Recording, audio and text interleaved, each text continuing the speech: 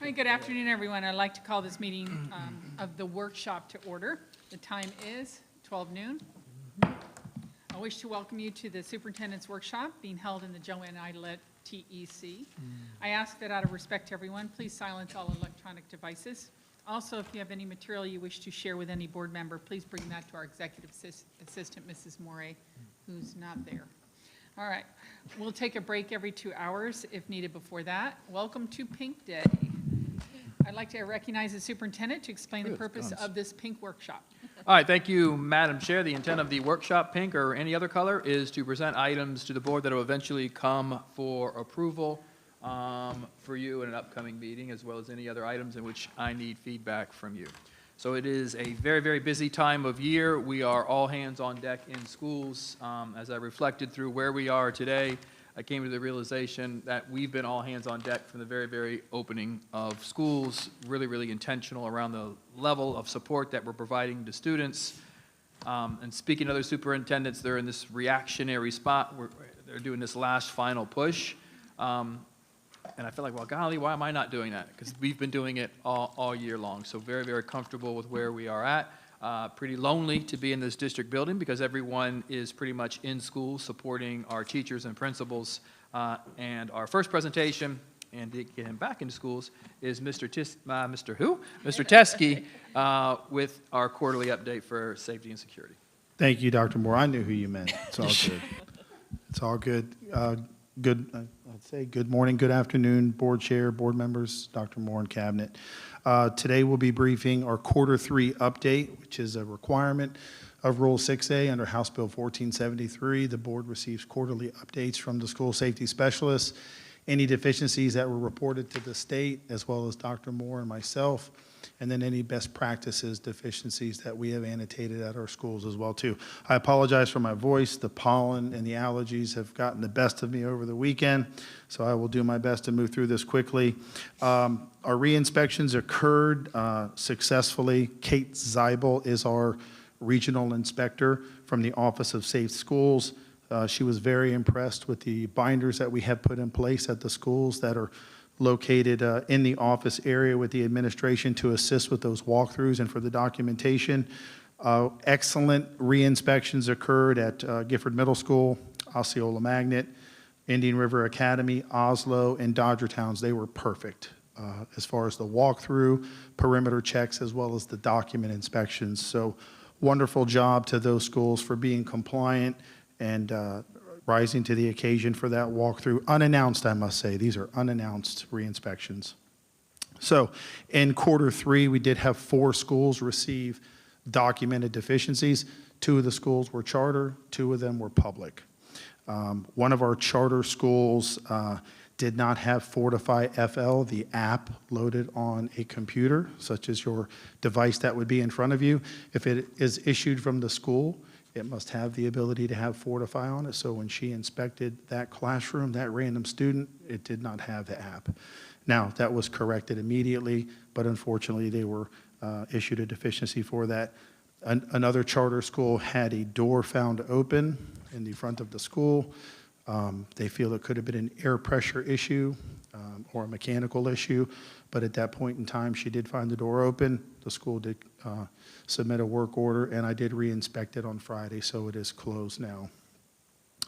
2 of our public schools, one of our custodians left a rear gate open, and so this is a human error component of checking what you open and close, listening for the slam, pulling on it to make sure it's locked, and a mechanical issue where the aperture of the arm, the pressure had to be adjusted because the weather here is just wreaking havoc on our fences, gates, and locks, whether it's being rusted or they're faulty. So these are going to require weekly inspections. But so this gate was left open that she did witness and see. So one of our schools was cited for that.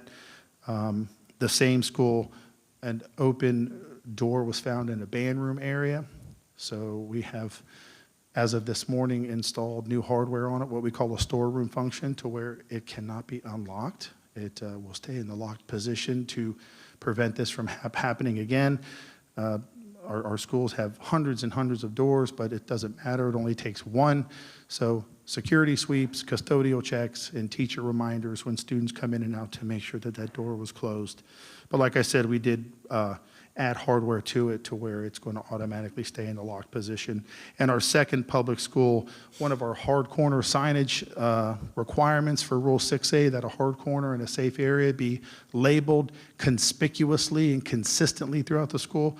One of the gym locker room areas did not have signage, so they were cited for that. That was corrected immediately that afternoon and then re-inspected by me. So once again, 4 schools received noted deficiencies, 2 charter and 2 public. We'll move on now to the best practices deficiencies. The best practice deficiencies are not reported as far formally to the state. The superintendent is not alerted to them, but they are annotated because they could lead to a deficiency if some type of resolution is not brought upon the school to correct them. So that is my job as I visit the schools to let them know that this would be a best practice deficiency. And some of those were hard corner safe area signage not being consistent in schools. For example, if we choose an eagle here and then we move into finance and they chose a lightning bolt, that's an inconsistent type of signage where our schools will use their mascots. So as I visit every room, I say, well, that's inconsistent. It must be the same. The hard corner safe area signage needs deeper labeling. So if we direct people into this boardroom, we still need to push them into one of these closets or one of these hardened areas. So we need deeper signage. So we say follow the breadcrumbs into deeper signage. So as I visit each area, we work very hard to add more deeper signage. Some of the hard corners and areas in our schools had furniture in them, had clutter, teacher materials. So we work to move them. We walk in and inspect and ask the teachers and the principal and AP, the deputy, the officer, hey, we need to move these out of that hard corner area. You could be cited for a best practice deficiency where students couldn't get into that area if there was an emergency. Outdated maps, color-coded charts, the flip charts that you might see in rooms that you go in, I'm finding some of them that are dated back to 17, 18, and 19. Those need to be updated. They need to be reprinted. The schools have to put in orders with the print shop. We need to know how many they want. Then they need to re-inspect those on their own, which covers fire code and compliance as well as emergencies. So they do have something posted. It's just outdated and it needs to be updated. And our after-action reviews that occur after real-world events and emergencies and drills, they need plain language. You just can't list something as a code red or a code yellow anymore. You have to be very specific as to what it was so your stakeholders can react to it. So as I inspect those binders, we're making those corrections with those after-action review reports. Q3 improvements across the district. We're seeing increased Raptor alert usage for real emergencies, which ties into my second point, the code blue severe weather, code blue tornado drills. We had schools use their Raptor alerts successfully, letting everyone know that lightning or they couldn't dismiss students, and we had to alert transportation. So great improvement with Raptor alert on the phones, and then, of course, the protocol that follows afterwards. Each office has been required to create Raptor, Jessica Lunsford, sexual predator and offender protocol. They all do. They all have it in their binder, and some of our guardians or parents are registered, so they do have to check in like everyone, and they are registered through Raptor, and then the protocol has to be put in place for them to be escorted or held in the office or state their purpose as to what they're doing. So before I get the alerts, I call the front office to double check. They're already on top of it. They're already referencing what's in their binder with their law enforcement representative to do that correctly for those guests that come in that are registered. After action reviews, that involves the school safety team as well as the deputy or the officer. We didn't receive a deficiency in Q3 for not having them, so every single drill, even the ones this morning, there is paperwork backing it up that actually occurred by time, by location, and by school. Our physical plant department has done an outstanding job. Once again, I mentioned this last time, anything related to safety and security, it's usually done that day, if not the next morning. So it is fast and efficient. Thank you, Mr. Green. Your department's doing a great job. Anything with fences and gates and door locks are being addressed immediately that day to ensure security. House Bill 301 was the emergency response mapping grant that we participated in all last year. We worked with the vendor. It was successful. It's actually been used in some of our events that we've had where the digital blueprint comes to life in the real-time crime center at the Sheriff's Department, and that real-time tracking is occurring. So House Bill 301, very successful with law enforcement and us. And we've seen an increased number of home visits and welfare checks by law enforcement to our students' homes after hours. We want to thank all of our law enforcement agencies. We have given them access to high-risk alerts. So we're seeing an increase in people knocking on doors at nights and on the weekends, and that's a good thing because that's saving lives. So I just want to give a nice shout out to law enforcement for doing those welfare checks. That concludes my Q3 update. I'll stand by for questions. Board members? Anybody have a question? No? Okay, I do. I was on a charter school campus last week, and I was shocked at how easily I could access that campus from any direction because there was no fencing around the school. So could you go over why that's allowed? And when we're sitting here worrying about how high our fences are and that we have fencing everywhere, why is that allowed? So the state is aware of this one particular school. The state, the Office of Safe Schools Director made a personal visit back in 2018 to this school. House Bill 1473, Rule 6A states simply, if you have fences or gates, you must close them. If you have a gate, you must lock it. If you have an access door, you must close it. It doesn't state anywhere that you have to install, build, or purchase gates or fences. So since that school's been in existence for several years with that open campus mindset, they are not held to the standard of having to put fences and gates in. They do lock their exterior access doors and they do lock their classroom doors, which is part of my checks, but they are not required, nor any school, public or charter, to physically put in a fence or a gate. Wow. I mean, it was funny because we had to check in the front office, which, you know, required everything that we do, but you could have just walked around it. That is true. I have had several meetings there with the principal, with the Sheriff's Department, with the deputy. We have discussed what a best practice would be. Their mindset is different. They feel they have a open campus mindset, and they feel they are compliant with Rule 6A. We do feel that it rises to a higher level of safety and security there. But I will tell you that the state has been there 3 times and has inspected them. And, you know, who I report to at the state level says we cannot force them to put those in, but they're meeting the requirements for what is in statute. It's pretty scary. All right. I'd just like to say, commend Sebastian River High School for what happened last week. Was it last Friday? I can't remember. The Friday before? Yeah. Lots happened since then.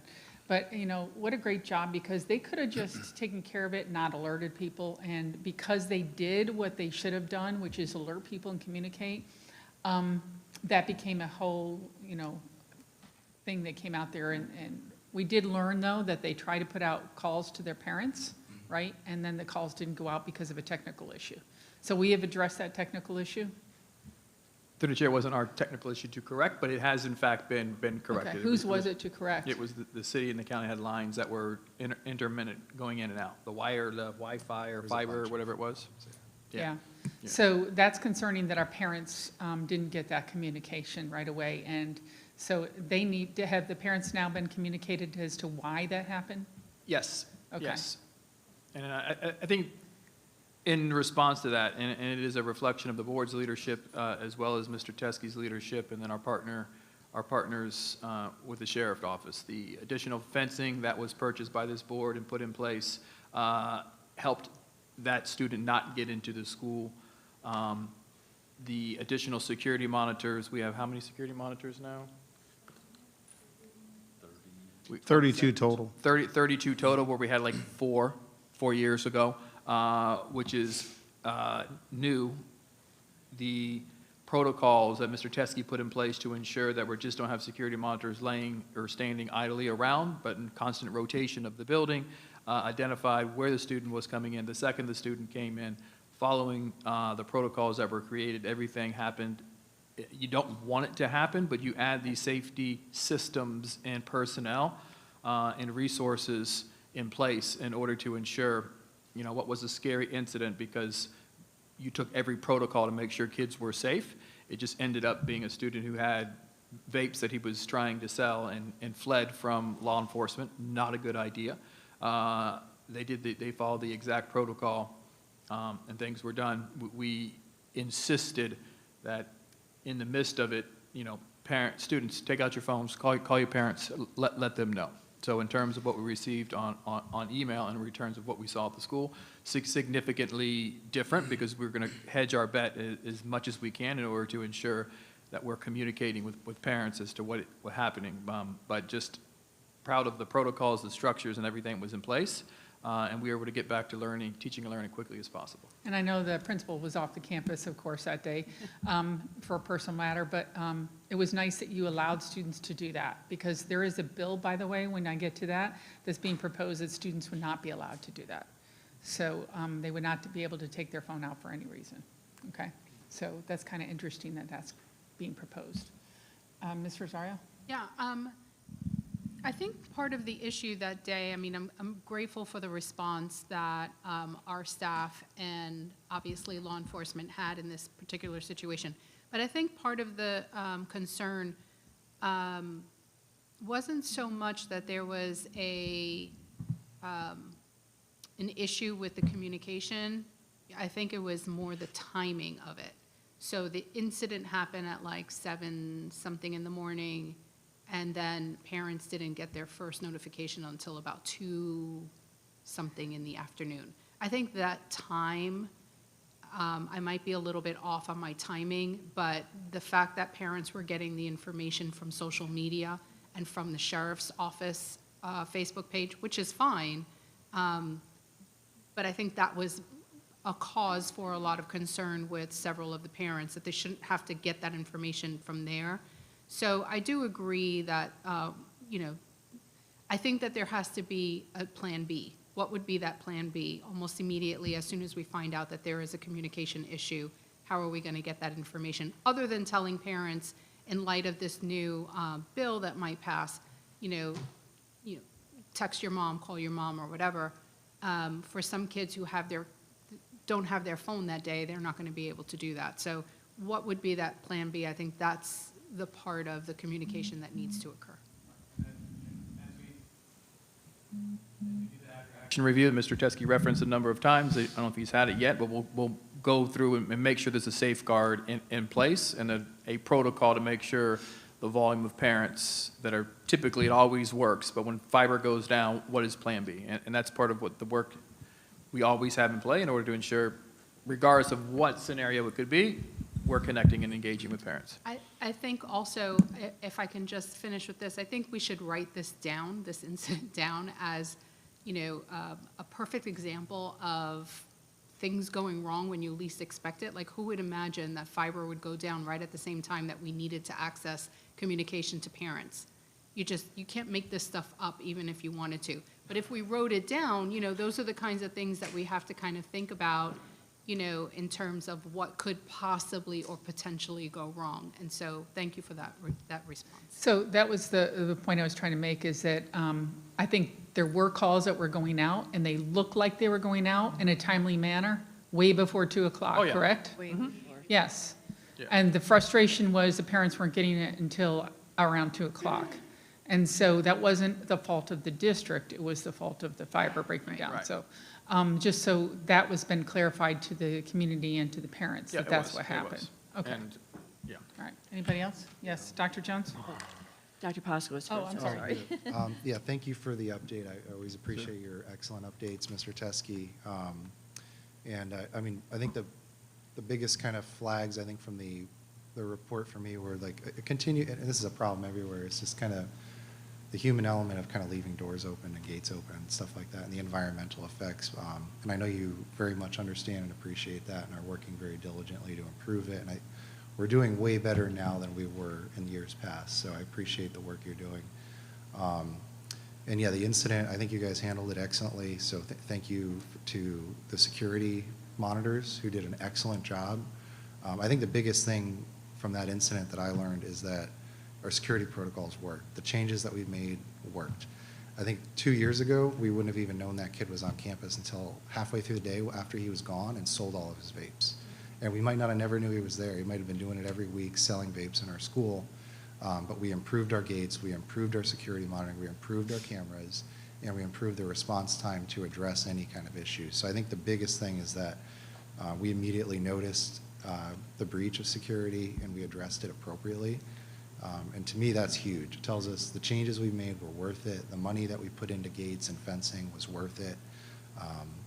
And it's concerning, piggybacking on what you said, Terry, that there is a charter school, I guess, just doesn't think it needs fences. And I think that's a mistake. It's a mistake in, the leadership there. That's my personal opinion. But I'm very impressed with how that incident was handled. And I know there's some concern about the communication. Obviously, there were logistical issues, but the issue of the security breach was handled perfectly. So I appreciate that, and thank you to everybody. And that's basically all I want to add to that. Hey, Dr. Jones? Thank you, Mr. Teskey, for this very detailed report. I was with Dr. Moore and Sheriff Flowers at the taxpayers when this happened, and Dr. Moore explained to the audience right away how this worked, how we had all of this. And, I go back to that information where the teacher reported a child doing this, so all the staff members are very aware, and I'm very glad for that. I hear about your after-action reviews, but I also have seen your table talks. What's the difference? Is that I know you do those at the beginning of the year. Dr. Jones, I apologize. I'm not familiar with what a When you senior. brought The tabletops. Yeah. Oh, yes, ma'am. Table talk. Table talk. Yeah, we do talk at the tabletop. So the tabletops are an annual requirement for the DARP training, and it takes us a year to work through every school because some could be 2 to 3 hours. So the most recent one at Sebastian River High School dealt with athletics, it dealt with the stadium, and it dealt with the driveways. So it immediately tied in because it was in the rear of the school. So our tabletop drill that we had with administration, the monitors, and law enforcement, it focused on that back area, not knowing it was really going to happen.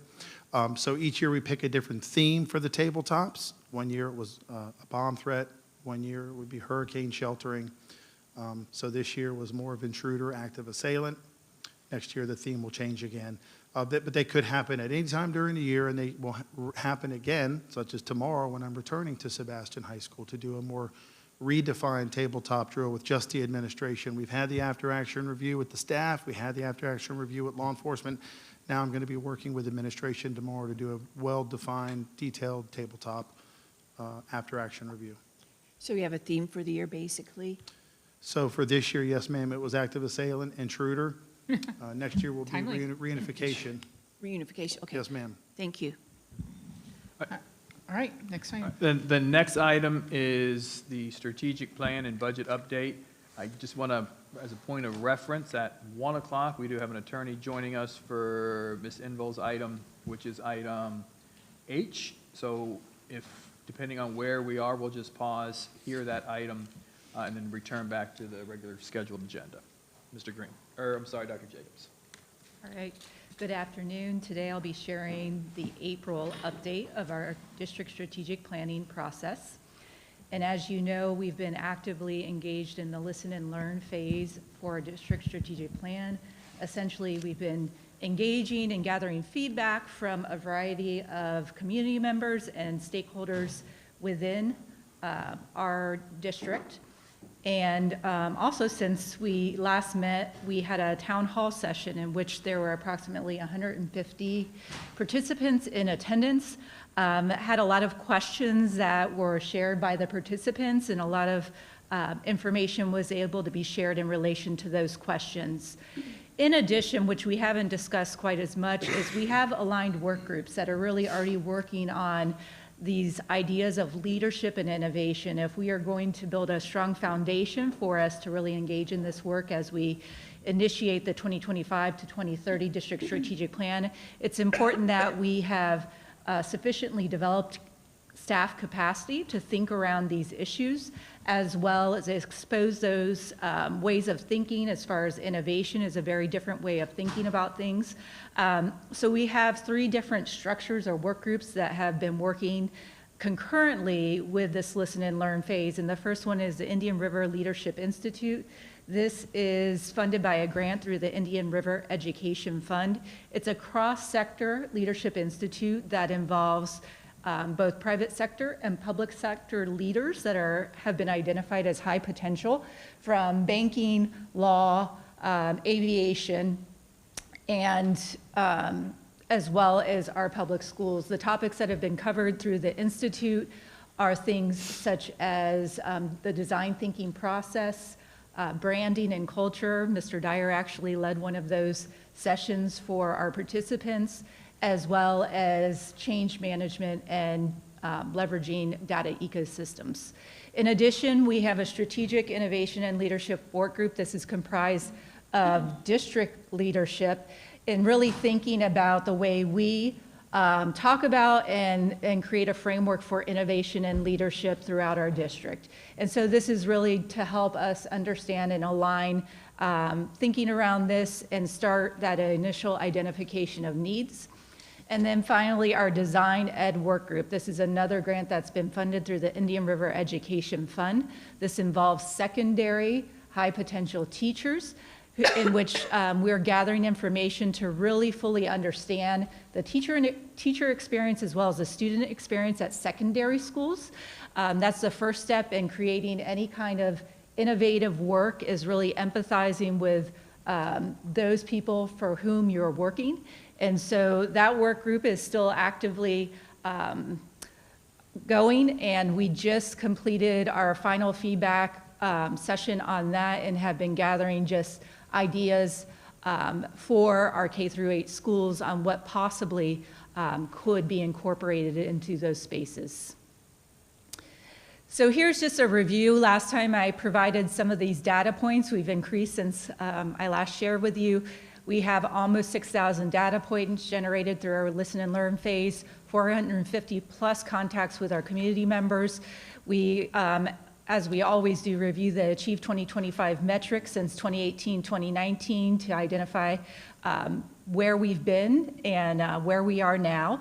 And then all the data was collected, was analyzed, coded, and summarized. So we're really looking at a qualitative analysis of this data in which we identified data trends and themes from the various focus groups and the town hall that was held.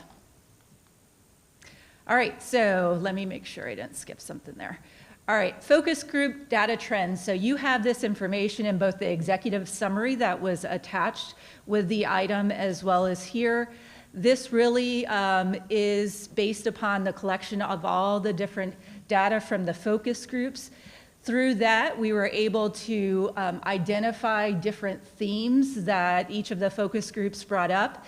And then you can see on this particular chart, it shows which focus group endorsed or brought forward that particular theme to identify kind of the priority data trends that were identified through the focus groups.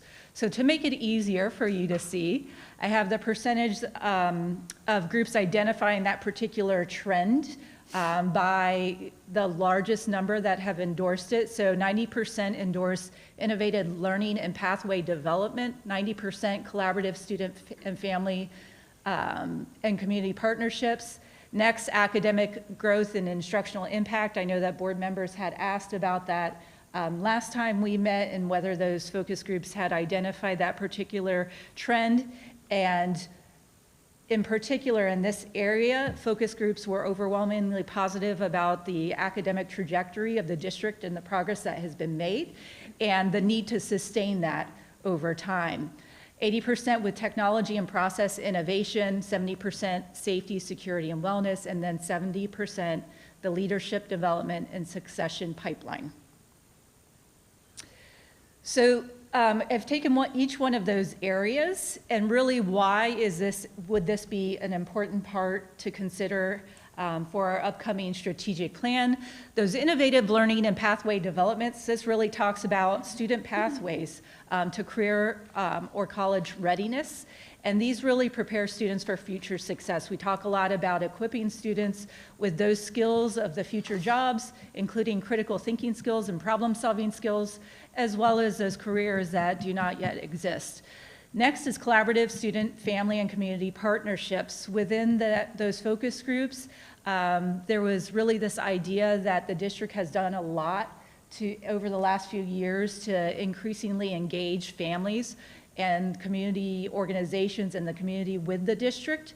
And this is really the idea that we need to have collective ownership for the education of students and the outcomes that we all collectively expect for our students. And then finally, academic growth and instructional impact. Really the focus moving forward, according to the feedback data, really needs to be in that area of sustained improvements in student achievement, but also making sure that the learning experiences that students get are meaningful and attached to their interest. The last three areas, technology, process, and innovation. Really the whole reason why this is important is to improve and streamline learning processes. It prepares students for a tech-centric workforce.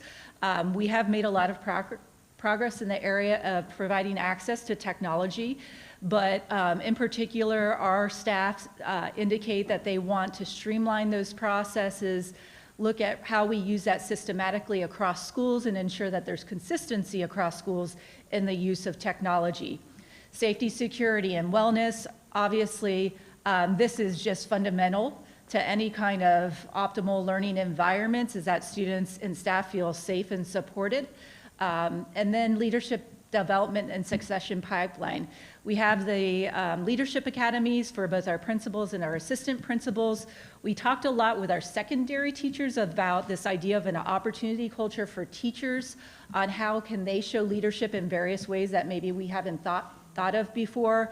And also there is an interest in developing a district leadership pipeline for those who may be interested in district leadership or executive leadership within the district. So with regard to the identified trends, and this is just a draft theory of action, that there really needs to be these four aspects in which we sustain the high quality instruction and responsiveness to student needs. We've done a great deal of work in that. Datacom is one of the, I think, pinnacle examples of responsiveness to student needs and ensuring that we're leveraging data to the maximum extent to get students exactly what they need. And not only sustaining that instruction, but innovating instruction. So creating a robust portfolio of school choice options that is broader than what we currently have so that students can engage in more personalized pathways for instruction. And then lead for safety and wellness and sustain continuous improvement in skills for the communities of tomorrow. And really the purpose of sustaining, innovating, and leading is to preserve the quality and the values of the Indian River way of life. And so many of us have selected to make this our home, and we want to ensure that we are providing an education that continues on the traditions of Indian River County. So when we look at proposed focus area structure, right now in the district strategic plan, we have 5 focus areas: academic success, safety, culture, and climate, communication and engagement, talent development and support, and then organizational and fiscal responsibility. This is just one example. So as you can see, academic success is the first of our 5 focus areas. And we had talked about really embedding innovation and leadership into those focus areas. So the thought as we were looking through this data, and there was a small group of us that actually did additional processing of the data after identifying the themes. But really, number one, there's a pillar in which we need to sustain the current academic trajectory, then innovate, lead, and then finally the achievement for all. So our current strategic plan has essentially the core of our strategic plan, and also an infusion of the African American Achievement Plan. Really, we had thought about re-envisioning that as Achievement for All, which embeds also those strategies for the African American Achievement Plan, which ensures that the work that we are doing is in complete alignment and prioritized in a similar way.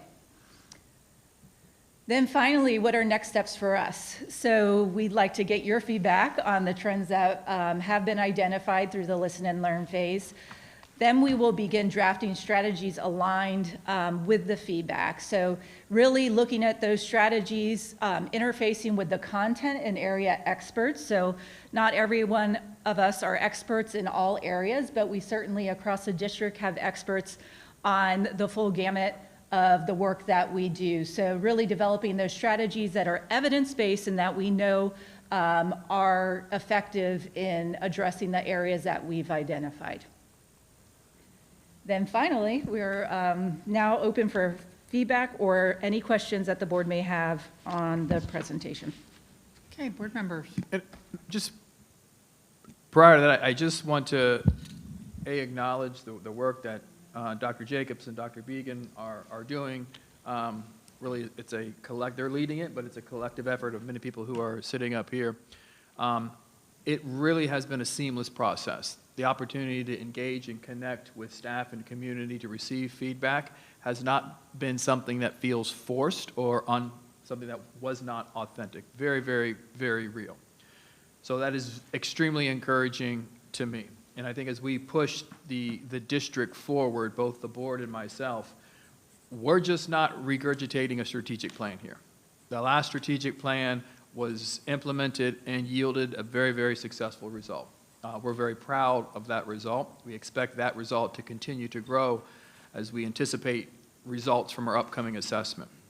But that work, as Dr. Jacobs was referencing, really was to sustain what good quality instruction looks like. But my desire is to reinvent what public education looks like.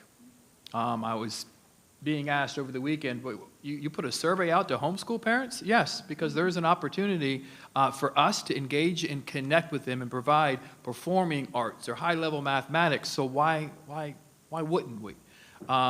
Looking at grade configurations, the length of time students spend in school. We want to be the answer. We want to establish the blueprint for all other public schools to look like, which means we're going to be recommending some things that do not yet exist, but it is in response to what we're learning from our community. The classical school would be another example. Took a lot of heat about why would you do that? Because the data says there's a segment of our community that would be interested in returning to our public schools. Being extremely strategic and focusing in on our pre-K parents. We had last weekend the weekends are blurring together. It feels like we work 9 days a week, even though there's only 7. But the Cruising into K event was just absolutely outstanding. But we still need to be more strategic in connecting with those parents where they currently are. And the days of us saying, hey, you come to us, that's got to end, man. We got to go to where parents are. If it is the pre-K that the parents are paying for, that's where we need to be. If it is in their church, that's where we need to be. We need to re-envision how we are selling what is a darn good product and just not sit back and say, oh, look, we're innovative, or we're offering this kind of shift of a model. We're going to recreate how we do this work to connect and engage with our community. I'm very, very excited about how we've been able to connect in this process, and also very excited about the push that our community is giving to us. So this is an exciting time. Thank you. Hey, board members. Mr. Dyer. Yeah, I'm just trying to understand a little bit. When you talk about the theory of action, the 4 areas, you're not trying, and then I look at the next one where you have the pillars. So these theories of action have now become pillars, but you're not trying to force this back into the 7 or 9 things that we had in the last one. This is innovation stands on its own, right? That's one of our key. So that's an excellent question. So our thought is, and we went back and forth as a team on how this structure would occur. So when you look at the feedback, the 5 focus areas that we currently have were abundantly clear in the feedback that participants wanted to still focus in on those areas. So that academic success, safety, culture, and climate, communication and engagement, organizational and fiscal responsibility, and talent development and support. We had discussed maybe eliminating one of those, talent development and support, because of leadership, but we felt like then we were still missing a big piece of what we need to do for talent development and support.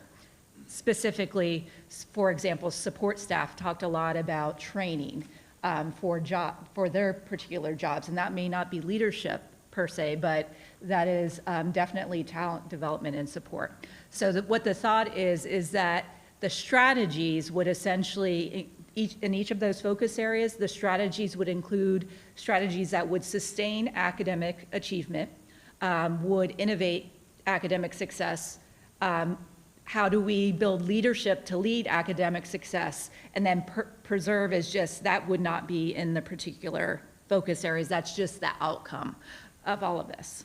That's kind of where I was going from. I thought in the last workshop, we talked about innovation, and I just heard what Dr. Moore just said, you know, when he says that we're reinventing public education. I don't think that the innovation part comes across as strong as it needs to when you bury it down under everything else. It's just a, you know, it's just another check mark. Innovation is not in itself, and I think that that is one of the key things that we have to do, is we have to compete, and we have to compete, we have to innovate. And it just doesn't seem to me that it's jumping out as clearly as I thought we discussed in the last workshop. So that was.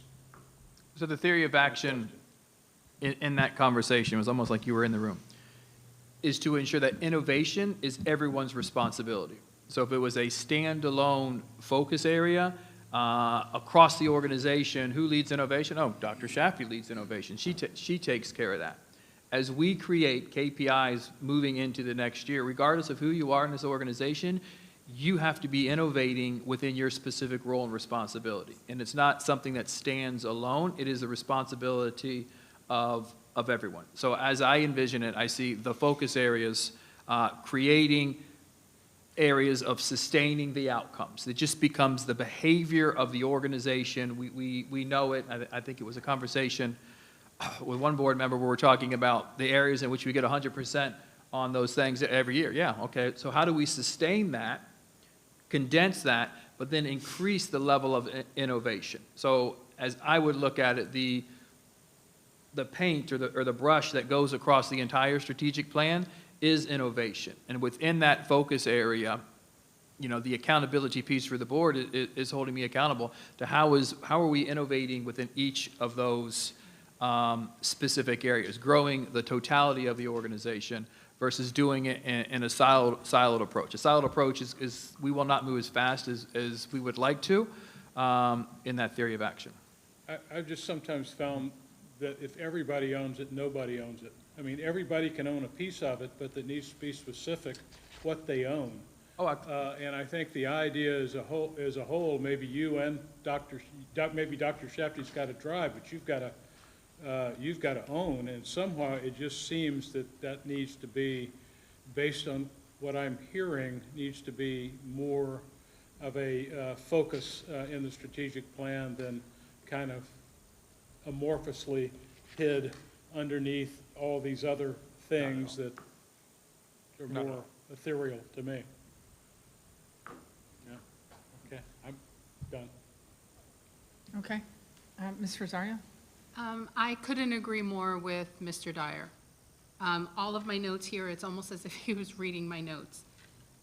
When I was preparing for today, when I was preparing for today, and I was, reading through all of the PowerPoint and the planning and all of that, I kind of compared our current strategic plan with what is now being proposed, and they look the same. There doesn't seem to be anything that looks different, or as Mr. Dyer pointed out, the innovation part doesn't show. It doesn't rise to the top of, okay, this is what our focus is.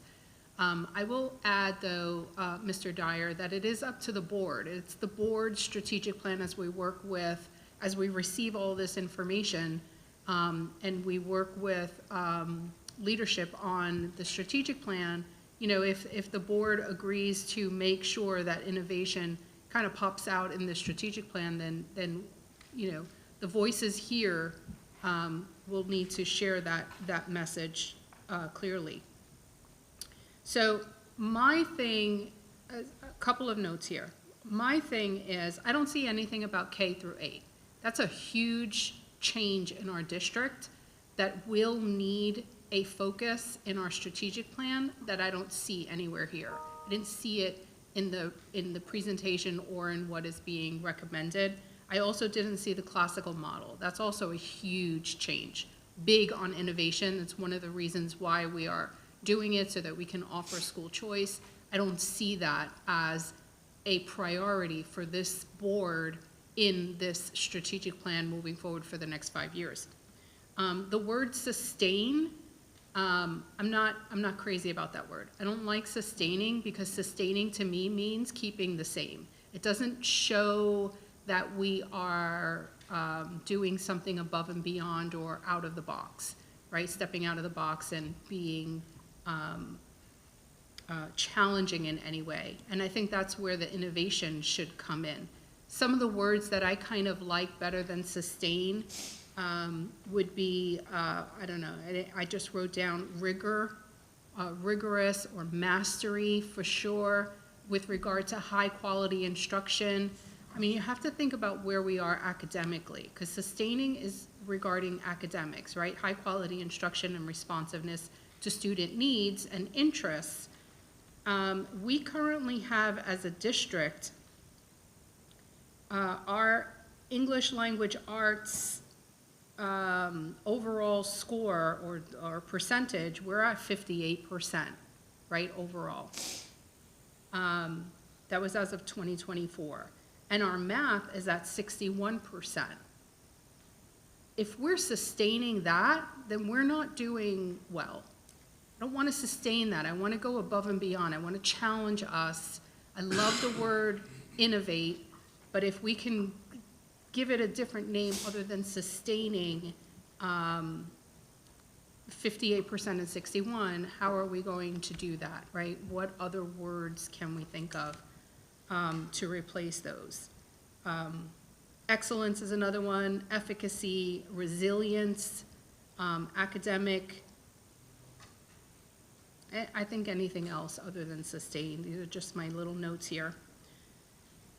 What is interesting that I found, there isn't in all of these, I'm looking at the focus chart, the data trend, if you want to go to that, screen. Yeah, thank you. As I was looking here, what was interesting is, and this is actually a compliment, let me just preface that.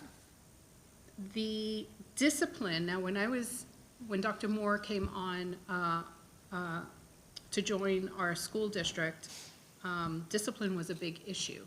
And if you look here, discipline, apparently, community members and everyone who has been a part of all of these focus groups have identified discipline as only being a 10% in terms of, you know, an interest area or something that needs to be focused on, which is great. So that's a compliment to the work that we've been doing. What I also don't see is a need for organization and financial responsibilities. Now, I heard you say we're going to keep that in there, but I don't see it here, so why would we do that? I actually think we don't need it in a strategic plan. Not that it's not our focus. In other words, not that it's not important to us, But we've already shown for the last 5 years that we have been, that it isn't a need for, there isn't an identified area or need for us to focus on in that particular area, because I think we are, we're excellent in all of our audits. We get, 90, 95, 100% on all of our audits. Our finances are in the green or whatever that the color is nowadays. We're not in the red. I just don't think that it's necessary to, add that in the strategic plan.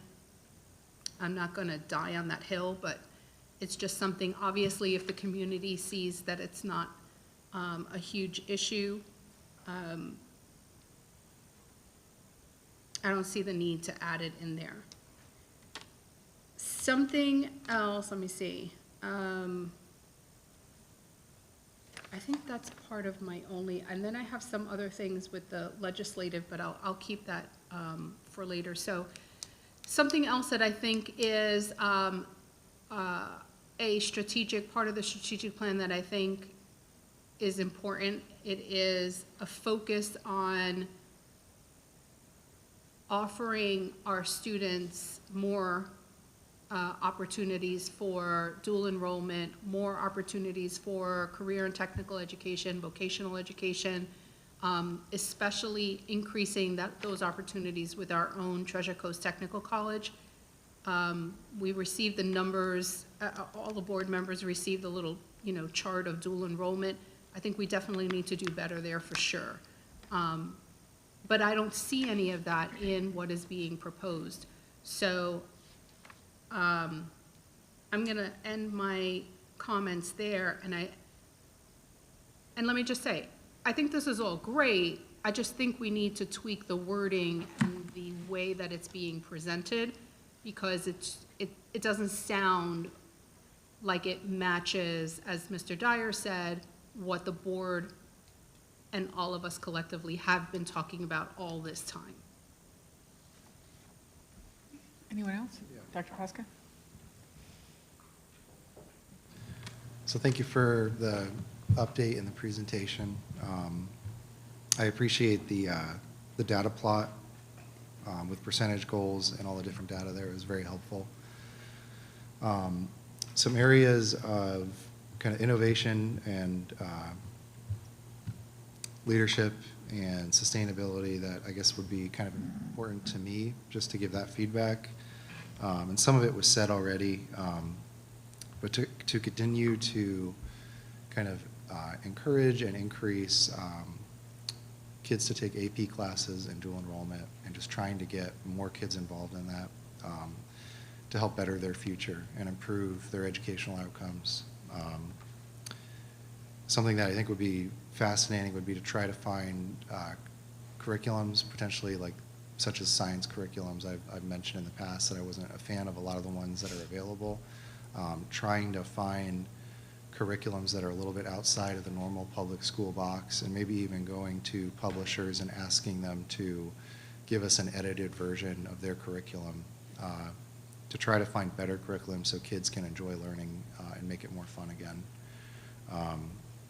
Continuing to improve safety and security. Obviously, I always bring that up.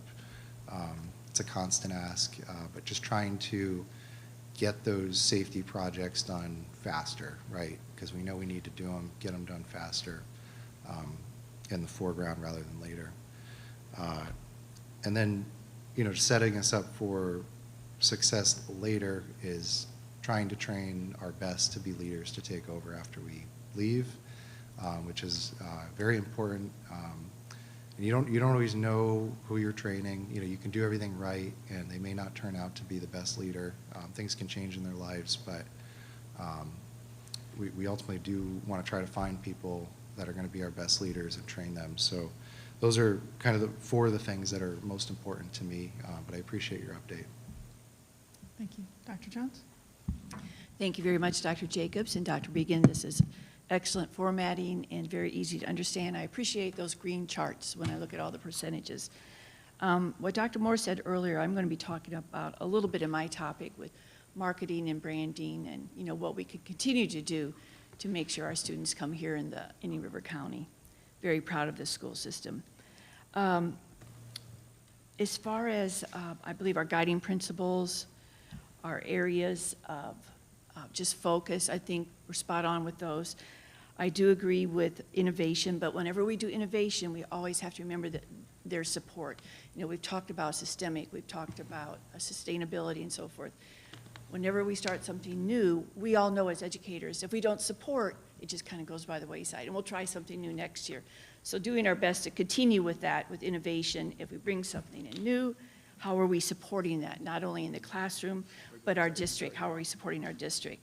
I happened to be here one day when you had one of the focus groups, faith-based, and it was absolutely wonderful. It's interesting because I think I wrote down here where we talked about what are our local needs? What is it that we're all looking for? I think that's the only one I really stopped in on, but talk about a group of concerned people in this community. So those, and I forget how many you had, how many? It was quite a few. I just, 25. okay, 25 meetings that you had. It's great to see what everybody is thinking and what is the priority, so I love those charts. You know, when we look at the future, we talk about innovation and leadership. Dr. Posca had a good point.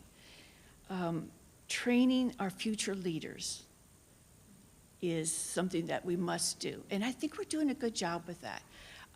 You know, assistant principals wanting to become principals, teachers wanting to become assistant principals, because as Dr. Moore said earlier, we need to invent things that aren't even there yet. We don't even know what we're inventing. What's going to be the next thing that we need to do for our students? So if we keep that open with innovation and leadership, I think those tie together, and supporting the people. Because I've been in the school system where, okay, we're going to do it this year, it didn't work, okay, let's try something else. No, we've got to keep working. So I appreciate that as far as we're just going to keep going with these. We don't need to write 10 new focus groups. We don't need to do this. Keep it on that academic achievement, which is our core, and then the supporting material. But anyway, that's a heck of a lot of work. Thank you. All right, my turn. So thank you for doing this for the district's strategic plan. It's not the board's strategic plan, it's the district's strategic plan. So I appreciate all the work that you guys went into it, because there should be feedback from everybody. Because everybody's going to have a part in it, and everybody has to kind of know what their part is. I agree with that part. You know, you can put innovation out there all the time, but unless people say, well, I don't know what I have to do or what my job is, it's kind of like giving your kids chores. And if you don't tell them what their chore is, they're not going to do it, right? So same thing. And I have about 7 points. Here we go. So I came to the session that was in the TEC that you had here. I was so impressed with the questions that were asked by the community. They were point blank, very knowledgeable, very about how it's going to affect their family and how it's going to help their children be innovators in their future. So I thought that was really impressive. Thank you for reaching out to all the different varied groups. And that one was open up to the public, so it was nice. That's why I went to that one. The second thing is returning scholarship students. So I've heard, you know, when we have family empowerment scholarships and people are going out there and they're getting the funding, right? I've heard that some of them are coming back to us, and I've asked that question. Bruce is going to get me some numbers. When they come back to us, though, are the dollars following them back to us, or are they coming back after the February count? Do you know? I think in the budget workshop, I'll give you Okay. an overview of that, because The reason I bring that up is because with these innovative programs, I actually heard a couple of comments from people that said, well, you can take the money and have innovation stuff and then come back and sign your kids up for some of these programs. So the question is, if you want your child to be in one of these programs, wouldn't you want them to be in it for the whole year? And if so, are they able to come and go into some of these programs or not? Because I wouldn't think you could get a certification in something if you weren't there the whole year, right? Okay. So I want that. I think people are not understanding that part, so they need to know that part. Third, Boutique High School was in here somewhere. I couldn't find it. I was just looking for it somewhere in there. And I know it would be nice if we looked at funding for that and appropriation bill going forward about funding for a boutique high school that into the future. If we're thinking about innovation or thinking about what it is our kids need, that's a way of looking at it. Boutique high schools are typically smaller schools, may not have football, may not have all those other programs, but yet focus on a need that's out there that our kids might need for their future. So that's exciting. PIE enrollment. So where are we with their kindergarten and their sixth grade enrollment? How are we doing? Because that was something we looked at for innovation. You mentioned classical schools. No, So how are they doing with that? Both grade levels are recruiting just as we anticipated based on the demand. So we're filled absolutely to the brim in in the kindergarten grade. With So few that seats, went up since last week? Okay, and then a few seats available still in sixth grade. But Okay. we anticipate them filling without issue. good. And then cruising in decay. Kudos to that team. Kudos to Brooke Flood and that whole team, whoever put that together. That was amazing. I came as a grandparent. Of course, the theme for cars and racing was right up my grandson's alley, and they absolutely loved it. He was so excited about kindergarten and getting to get on the bus and off the bus and learning the bus driver's rules. And she told him about, putting on a seatbelt, taking it off, and how we do all the rules on the bus. I thought that was really great. We didn't have that before when my kids were going to school. First time they got on a school bus, first day of school. So it's nice that we have those opportunities out there for kids, so we appreciate that. Pre-K centers. So my daughter got a flyer from a charter school through her pre-K. And she asked, she said, well, my son's going to go to a public school. Are you putting anything out about that? She said, we have not received anything from the school district. So it would be nice if we put a flyer out to all our pre-K centers in the area saying this is what is offered at all of our schools for kindergarten choice. Okay? That's just a suggestion. Oh, I like it. And then, so it's interesting, I agree with you all about the funding for dual enrollment and for all these wonderful programs that we have, but there is a bill, I'll talk about that when we get to legislation, that is going to cut all of those programs by 50%. And that is going through really rapidly. So we might not be able to do as much as we're hoping to do because of that. So it's interesting what's happening. And I think that's all I have.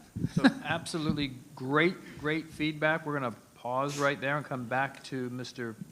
Green's presentation. And I'll turn it over to Amy Envol for item H, potential social media litigation, for an overview of that item. Yep, thank you.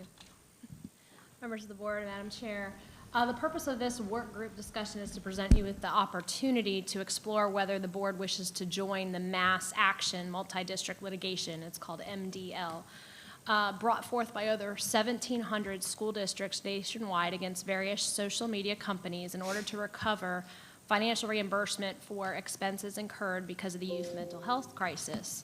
I believe there are around 45 school districts in Florida who have already joined us as plaintiffs in this lawsuit. As you know, there's a series of laws that have been passed in Florida restricting the use of smartphones and social media, and I imagine that this lawsuit may help and even accelerate those efforts. The more school districts that join, the argument is the more likely it is we're to obtain not only a successful settlement of verdict, but also require the social media companies to make permanent and lasting changes in their methodology. The goal of this litigation is to fundamentally change how social media companies operate.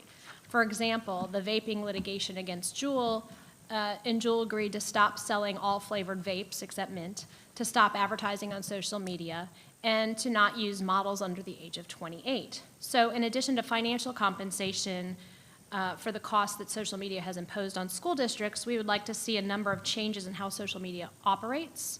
Some of the changes being suggested are banning the use of social media entirely until a child reaches a certain age, the ability to promptly restrict the use of social media, remove content that promotes fighting and bullying, and give parents and children the ability to control their algorithm and block harmful content such as self-harm and eating disorders.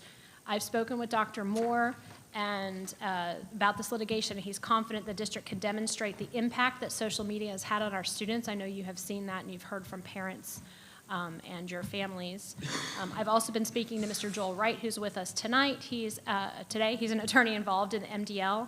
A couple of weeks ago, I forwarded his email to you along with 3 attachments, including the social media school district litigation and FAQs, which is attached to this agenda item, an October 24th, 2024 article containing a summary of the litigation, and a copy of the complaint that was filed on behalf of the school board of Polk County, which would be similar to what we would file in Indian River should you decide to move forward as a plaintiff in the litigation. The FAQ's explanation is that the lawsuit would come at no cost to the district. I think that's a really important part that you share with our community, so it doesn't look like we're spending district resources to sue social media, because that's simply not the case. What that means is that all the attorneys will front all expenses associated with pursuing the claim, and if compensation is recovered, and only if it's recovered on behalf of the district, the attorneys will be reimbursed for their expenses out of that recovery. If the case is not successful, the district will not owe any legal fees or expenses, and this eliminates the public perception that the district is expending those taxpayer resources. Because I want to make sure the board is aware of this, and I recommend that you consider joining it sooner rather than later, and Mr. Wright can go into that, the methodology used for the recovery in the Jewel litigation. I wanted to make sure that he was here to answer any questions. Should the school board arrive at a consensus to move forward as a plaintiff, I will prepare an agenda item for a subsequent regular business meeting, and I have provided you with a copy of the agreement similar to the one that we look at for that Santa Rosa just recently entered into. In full disclosure and transparency, it's proposed that our firm, Sniffen and Spellman, serve as your local counsel so we can be involved in the progress and we can keep you updated. Most of this multi-litigation is not here in the state of Florida. So you need someone that's going to evaluate the settlement offers and things like that and keep you informed on what's going on. Under that agreement, any work that I would do would not be part of your retainer. I would be just keeping track of that in the event we recover. So that I just want to make sure that that's clear for you all. I do have experience with this litigation in another district. I actually prepared the plaintiff fact sheet, which I also attached to the agenda item. I know it's supposed to take 10 hours. I spent considerably a little bit more time on there because I wanted to make sure that it was clear. I will have to work with all of your various cabinet members to discover those pieces of the plaintiff fact sheet that has to be filled out. Mr. Wright could probably explain to you a little bit more, but it's almost like similar to a grant application at this point because we will not be chosen as a bellwether case that's already been taken care of. And I think I've discussed some of it with some of you individually, and I'd like to turn it over to Mr. Wright. He can give you a little bit more and he can answer your specific questions. Hello, can you all hear me? Yes. Excellent. I am so grateful to be here today. It looks to me like we are in closed session. Is that the case? No. No. Okay. Unless we're pending litigation that we're presently a party, so this is an open workshop, so the public is here. No problem. That we usually don't do it in closed session, but I didn't see anyone here. Apparently you're making all the voters in your district happy right now. Well done. I like this guy. I'm honored to be here. I think Amy has done a superb job. It's been a pleasure working with her. I've worked with her firm with several other districts and hold them in high regard. Amy also has a very strong understanding of the obligations that the district would undertake if they did join, the district with the completion of that plaintiff fact sheet. So I'll just maybe briefly state a few things, and then I would love to dive into your questions. I am not gentle in any way, and that's actually why I'm here, to get your toughest questions and have this discussion.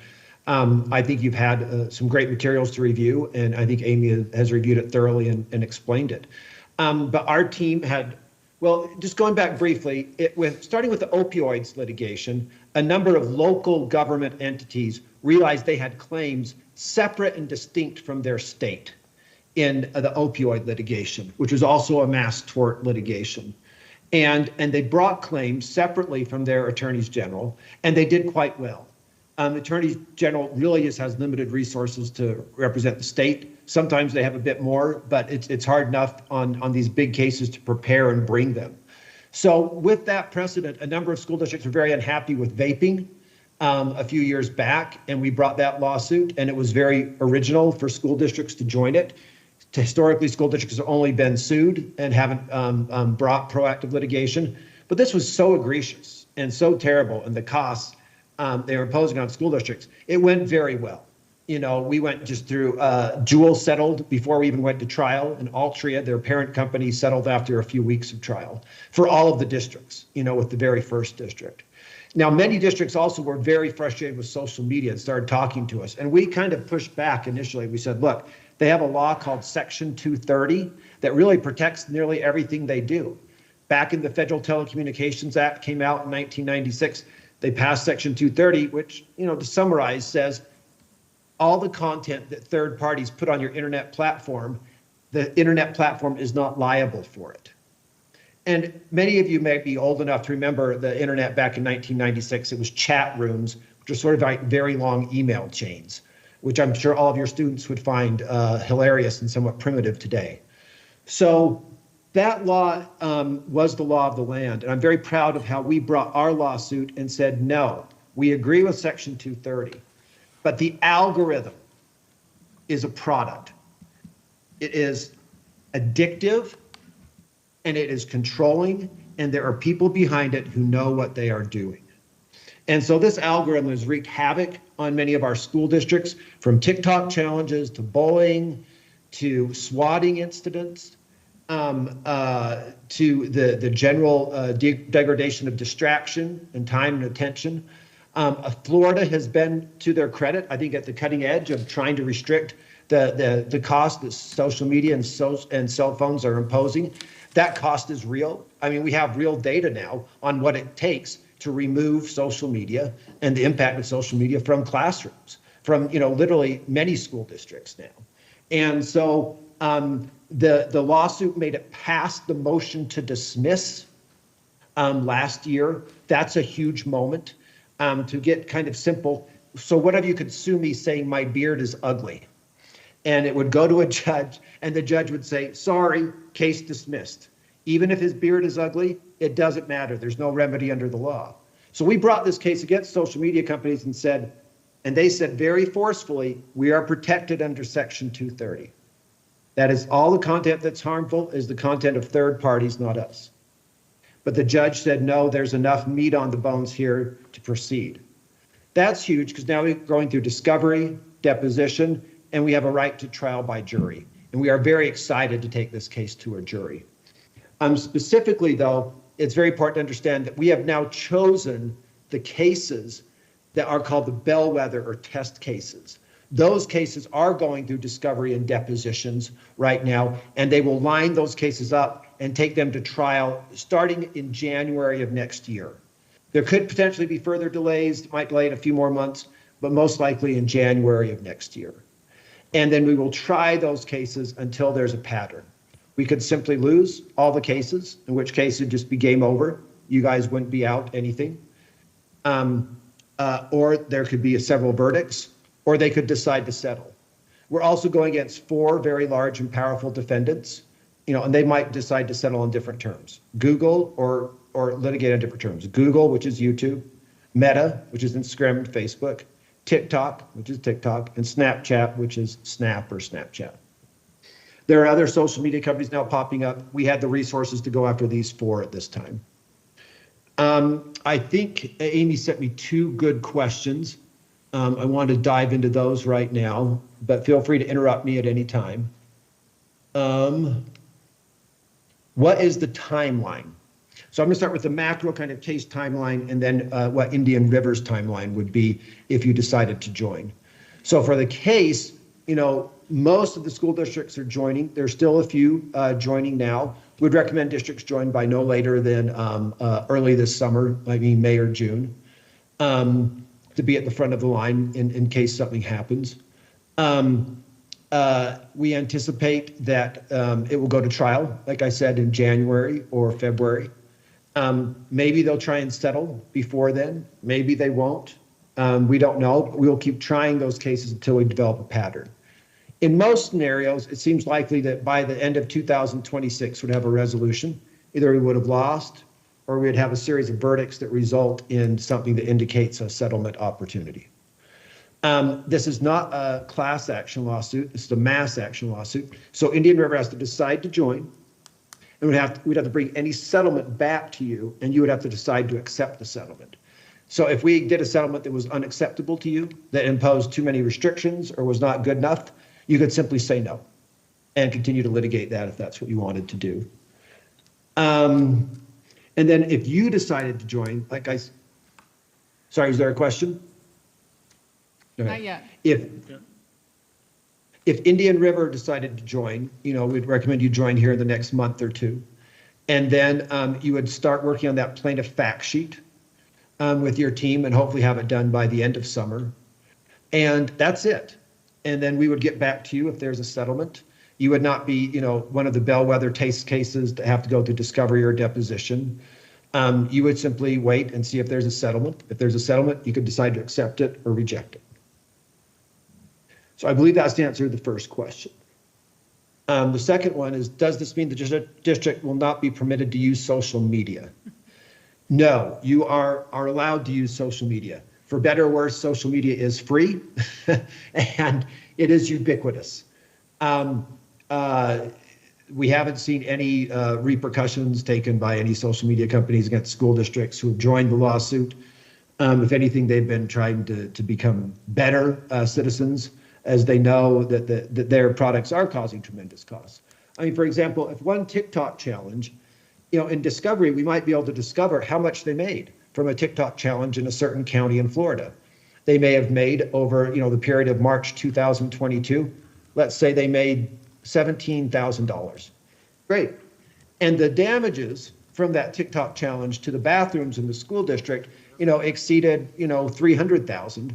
Plus, one school district in North Carolina, due to such challenges, had to shut down all their bathrooms, and the kids had to use porta potties, and the teachers for several months, causing tremendous disruption.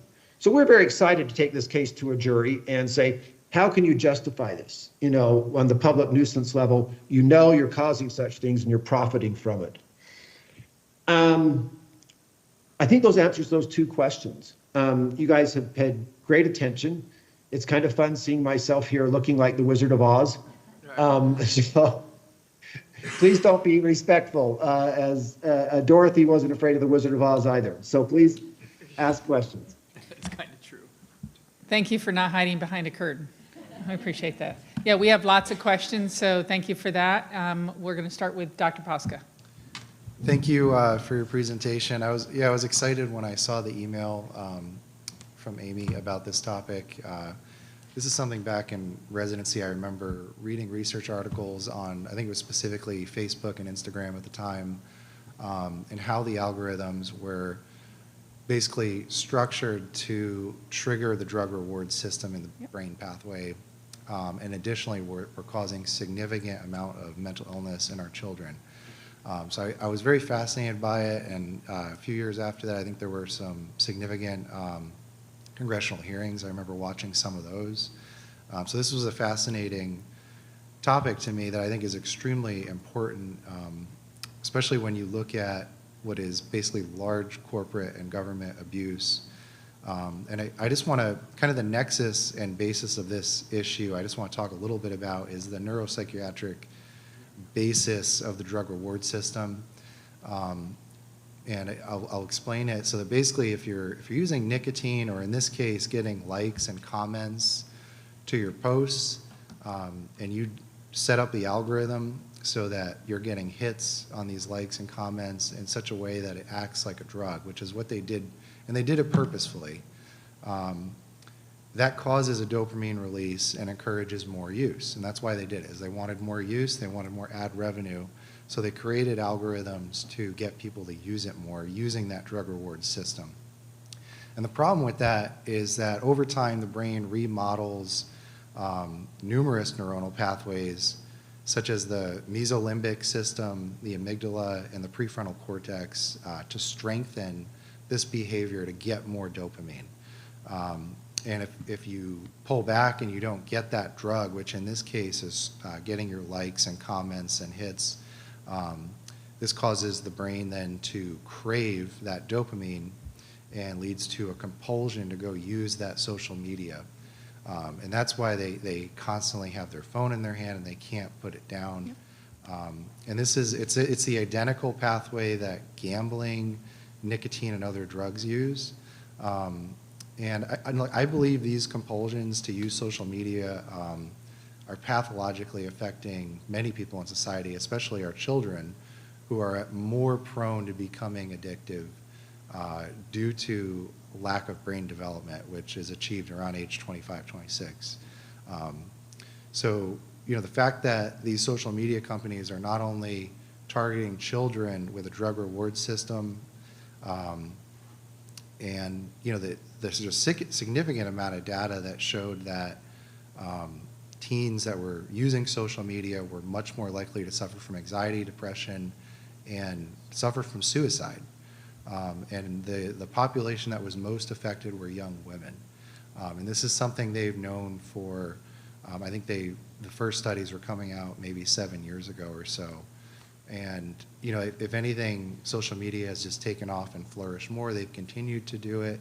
And I think that their defense, and I'm not obviously an attorney, but their defense that they're not a publisher and this is other people posting stuff really falls apart really, really quick when they're sitting there manipulating everything you can see with an algorithm and downvoting and upvoting content that generates them revenue or hurts their revenue. So I think that I fully support being involved in this lawsuit. Personally, I think there's a lot of kids whose lives have been ruined and adults whose lives have been ruined from it. And I don't think financial restitution is really sufficient. I think that there should be criminal charges ultimately and limitations placed on social media companies before this continues. Ms. Rosario? Be careful, he might call you to be a material witness. I'm not available that day. And just in case you weren't clear, Dr. Posca is a legitimate doctor. So that's where his expertise comes from. Hi, I'm Jacqueline Rosario, and I have a few questions, obviously. I'm going to start with the question about something you mentioned regarding the mass action lawsuit. You said even, and I may have missed what you said, so I'm actually asking for clarity. You said even if we decide to join, we can choose not to be a part of the settlement. Did I hear that correctly? Correct. You have to decide to join, and then if there is a settlement, we would bring the settlement to you, and your board would need to approve that. And if it follows the precedent of the Jewel lawsuit, I appreciate that Florida has some of the strongest sunshine laws in the country. Then if it follows that precedent, then that settlement would even be public. And you guys would decide whether to formally accept or reject that settlement. Okay. Let me see. So what is the ultimate goal here? Is the ultimate goal to because based on everything that I read, it seems like the ask is to prevent social media access for children under the age of 16. Is that part of the ask? No, I would go at a higher macro level. The primary goal is to reduce the negative impacts of social media to the greatest extent possible on our school districts. I mean, as you appreciate with gambling, some states have banned it entirely, and had good reason to do so. We tried banning alcohol entirely for 10 years in our country. And we developed a series of regulations and other things that most people find reasonably acceptable. But I'll tell you, the country of Australia, which isn't too different from us, recently looked at this issue very seriously and had overwhelmingly bipartisan consensus. They banned social media entirely for everyone under the age of 16. The social media companies offered a number of parental controls, restrictions, other things. They said, no, it's all a Trojan horse. No, you have to be at least 16. before we're going to do it. I mean, the Surgeon General of the United States recently compared social media to giving children the keys to a car and telling them there's no speed limit, and no traffic rules. And they're supposed to figure out how to drive wherever they want, however they want. So there are a number of good steps that we can take. Absolutely financial penalties change how these companies behave. They're very responsive, to their stock price and their profit.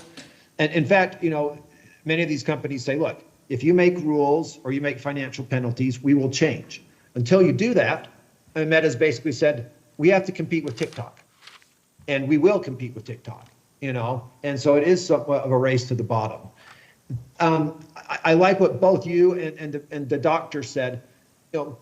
Most people understand alcohol and nicotine and gambling and opioids. And we're starting to now understand the algorithm in social media and the motives behind it. And I think that public understanding is a huge step in the right direction to holding them accountable. Jonathan Haidt wrote, the Anxious Generation a year ago, and that book is still a year later, number 4 on the Amazon bestseller. Interesting. I mean, it's an extremely nerdy, kind of academic book, look at social media. And I'm ecstatic to see how interested people are in how social media works. If you haven't had a chance, I'd really recommend listening or reading to that book. And if you work with kids at any level, the book will be very helpful. So the attorneys general of your state and over 45 of the states in the United States are also in this same lawsuit. They're all in the same court trying to get a kind of a macro settlement on how to change how social media operates. So there are individuals, there are school districts, and there are states.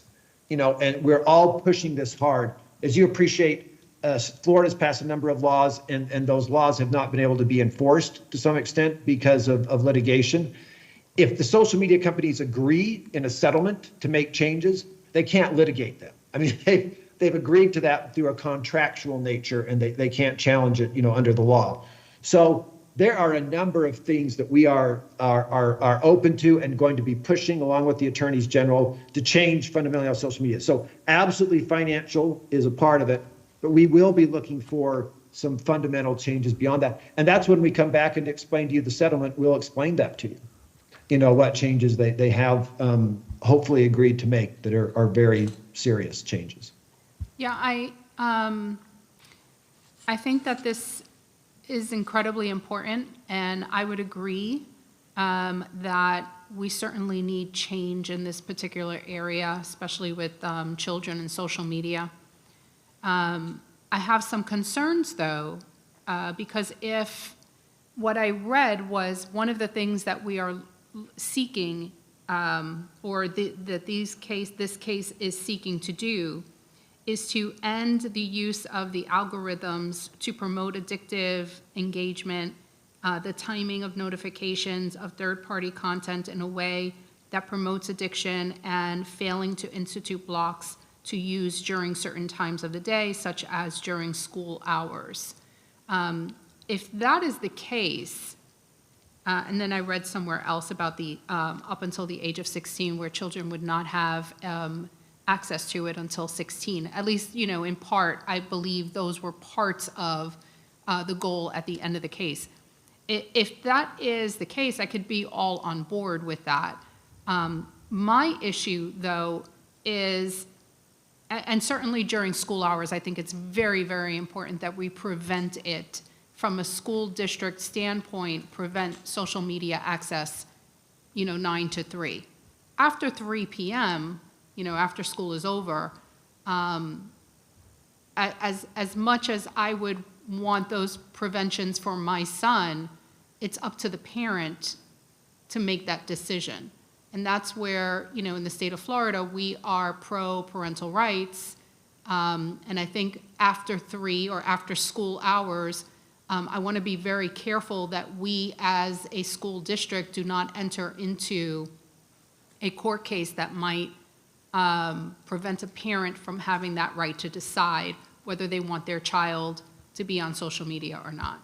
And whether, however I agree with that is off the table. My opinion after 3 p.m. shouldn't matter. to a parent's right to decide that, but between, school start time and school end time, official school start and school end, then yes, as long as, I think all social media platforms, not just the ones that are listed in this case, the major ones anyway, I think we should all have that ban during school time. We shouldn't have any distractions from the focus of academics. And certainly we don't want, to expose children to bullying or to any of the other things, certainly as Dr. Posca put it. But again, that's my concern, is it doesn't seem, it says, based on what I'm looking here in one of the handouts that Ms. Enville gave us, it says to institute failing, and we're accusing the other side of failing to institute blocks during certain times of the day, such as during school hours, but it doesn't necessarily seem to limit to just those hours. It seems like there could possibly be some other hours, and that's where I don't want to get involved. I don't want to get involved in a court suit that's going to end up having unintended consequences against parental rights. And that's my concern. So I have some other questions, but if you want to chime in there, I wouldn't mind. I share your concern for parental rights. I do think that the parents are the first step in decision-making, and government only assists the parents to the extent the parents want or agree to such assistance. And I appreciate you recognizing that's where things start. This is a very much a fluid negotiation. In lawsuits, you ask for the sun, moon, and the stars. And if you get, to make the case as strong as possible, if we are able to ban it simply during school hours, it would be quite an accomplishment, to say the least. Given, right now, Facebook and Google have more lobbyists than there are members of Congress. The chances of it getting banned 100%, even like they have in Australia, I think are distant, to say the least. And if that's what happened, you could, certainly reject it when it came back. I think it's sort of like alcohol. We tried banning alcohol for about 10 years in our country and it didn't work. But there are some reasonable restrictions that most people are very comfortable with. And with the rapid advent of artificial intelligence, it does make sense to put some restrictions on it for children. And maybe that's the default. There are restrictions and then parents can opt out of those restrictions. That's what we've seen in some places with some things. So you're right, and I respect that, and but it would be quite something if we were able to do to that extent. So thank you for that that response. Right now, this case is against Meta, ByteDance, TikTok, Snap or Snapchat, Google, and YouTube, from what I understand. And something that you mentioned was, you said for now. So if this is a social media case against social media platforms, clearly these are the biggest ones that we know, there are other social media apps and platforms that are just as prevalent, but some of them are actually pretty good for kids. There's, one called Franktown Rocks. I know one that is used by school districts, quite a lot of school districts, is Edmodo. Edmodo is one that's used by school districts as a social learning platform, and it allows students to communicate within our school district structure and the platforms that school districts have. There's another one called Zigazoo, and I see Twitter is not even on, or X, I don't even know what their name is anymore. They're not on here as part of the lawsuit, but if they're not on there, does that mean that students would have access to those other social media platforms, and are we just looking to restrict or limit as much as possible for only the ones that are in the case? We have to draw the line somewhere. Okay. And our team has limited resources. We're probably, getting outspent 10 to 20 times in this lawsuit by the other side. And so we had to choose, specific companies. I would hope that this would set a precedent, that would allow for further legislation and other things that would create, a fair and equal playing field. With that said, there are a number of different laws and restrictions that apply to you based on your volume and size of different things. So I don't know. One thing, I mean, the social media landscape has changed so quickly just since we brought this lawsuit that I guarantee you that, I mean, as soon as we get a handle on social media, artificial intelligence may have already taken over. I mean, it was fascinating. I mean, TikTok, was kind of the last defendant added, in some ways to this lawsuit because it seemed kind of small, and now it is probably the most significant platform that teenagers use in the United States right now. And how quickly it's moved from a more text-based on Facebook to a more video-based content on TikTok. So the world, I mean, I'm 52. The world is changing so quickly. You raise a number of good questions that I think will require a constant readjustment. I mean, what's fascinating is smoking was pretty much the same thing for almost my entire lifetime. And then a company named Juul created these very clever little devices and added flavors to them and started advertising them on social media.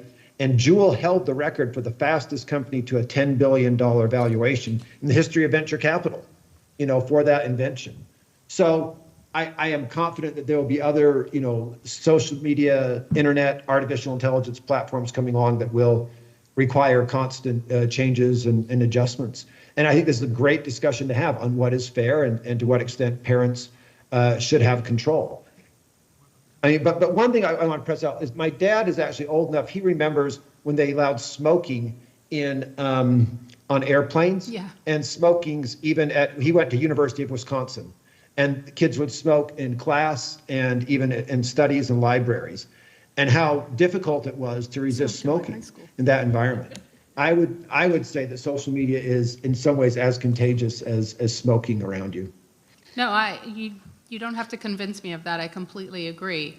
In my role as a school board member, I'm not just limited to the work that comes before us here, and I certainly would not want to enter into this lawsuit for just the financial reasons.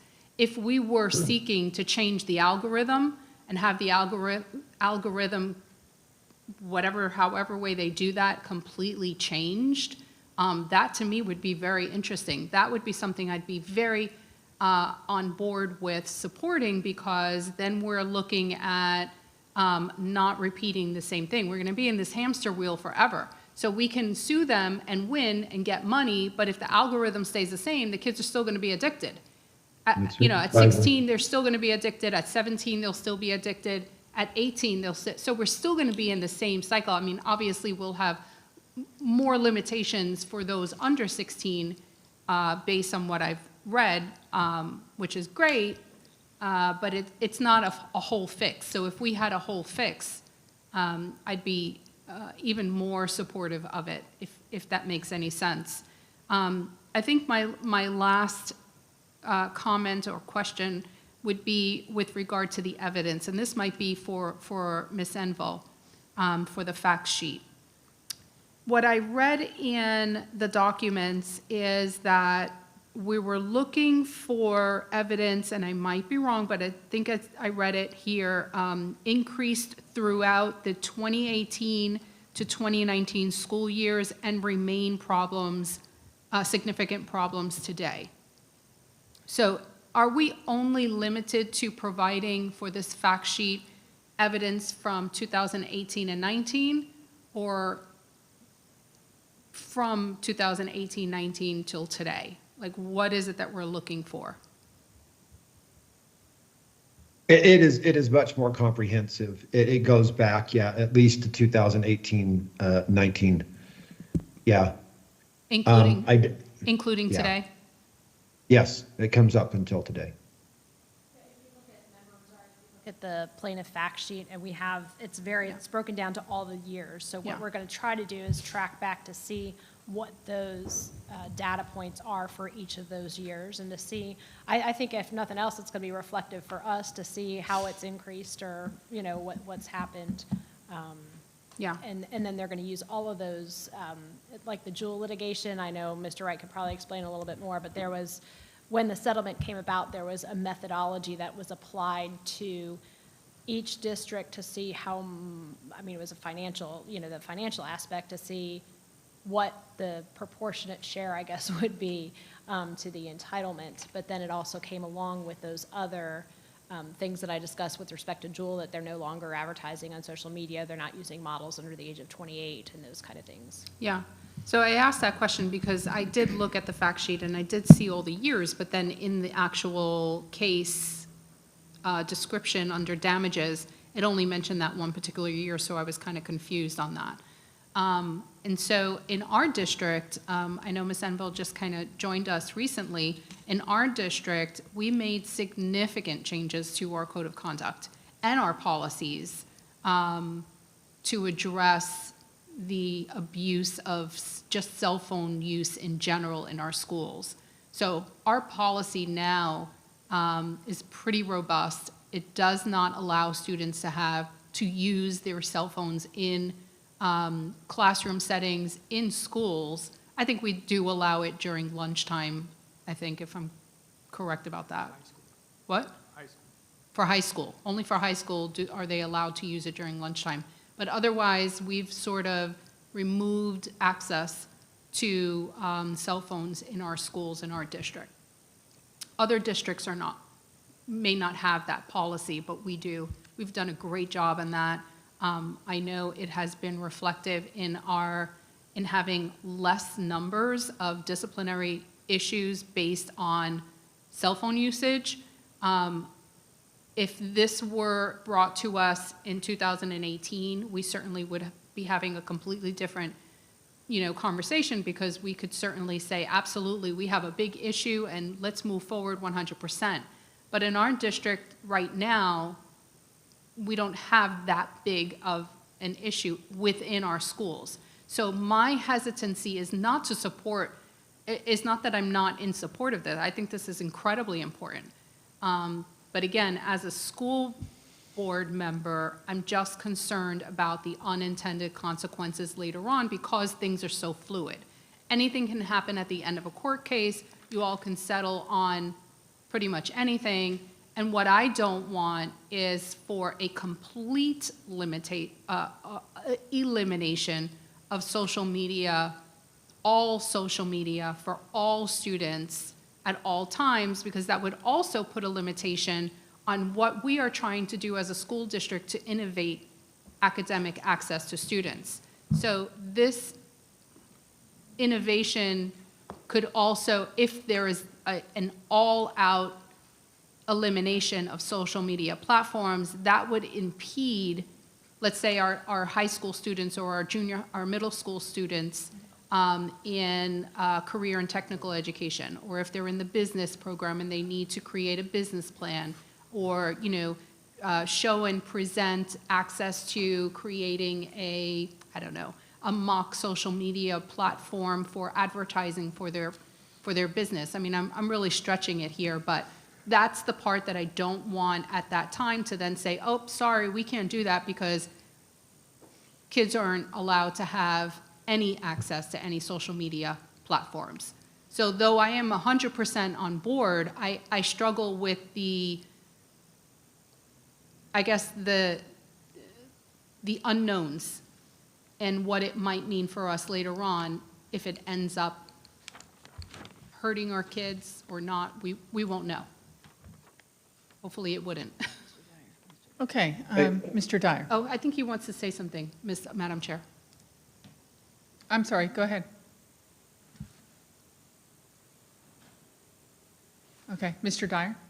Yeah, I just, am very supportive of trying to limit the effect of social media's addictive effect on children. I think that's terrible where we are, but just to understand where we are with this case, we're just joining it in support. We are not going to influence the litigation. The strategy is already set. You're out there running the strategy now. There's probably very limited financial or monies that are going to come our way from the suit. This is a typical class mass contingency lawsuit, 33% fee plus expenses.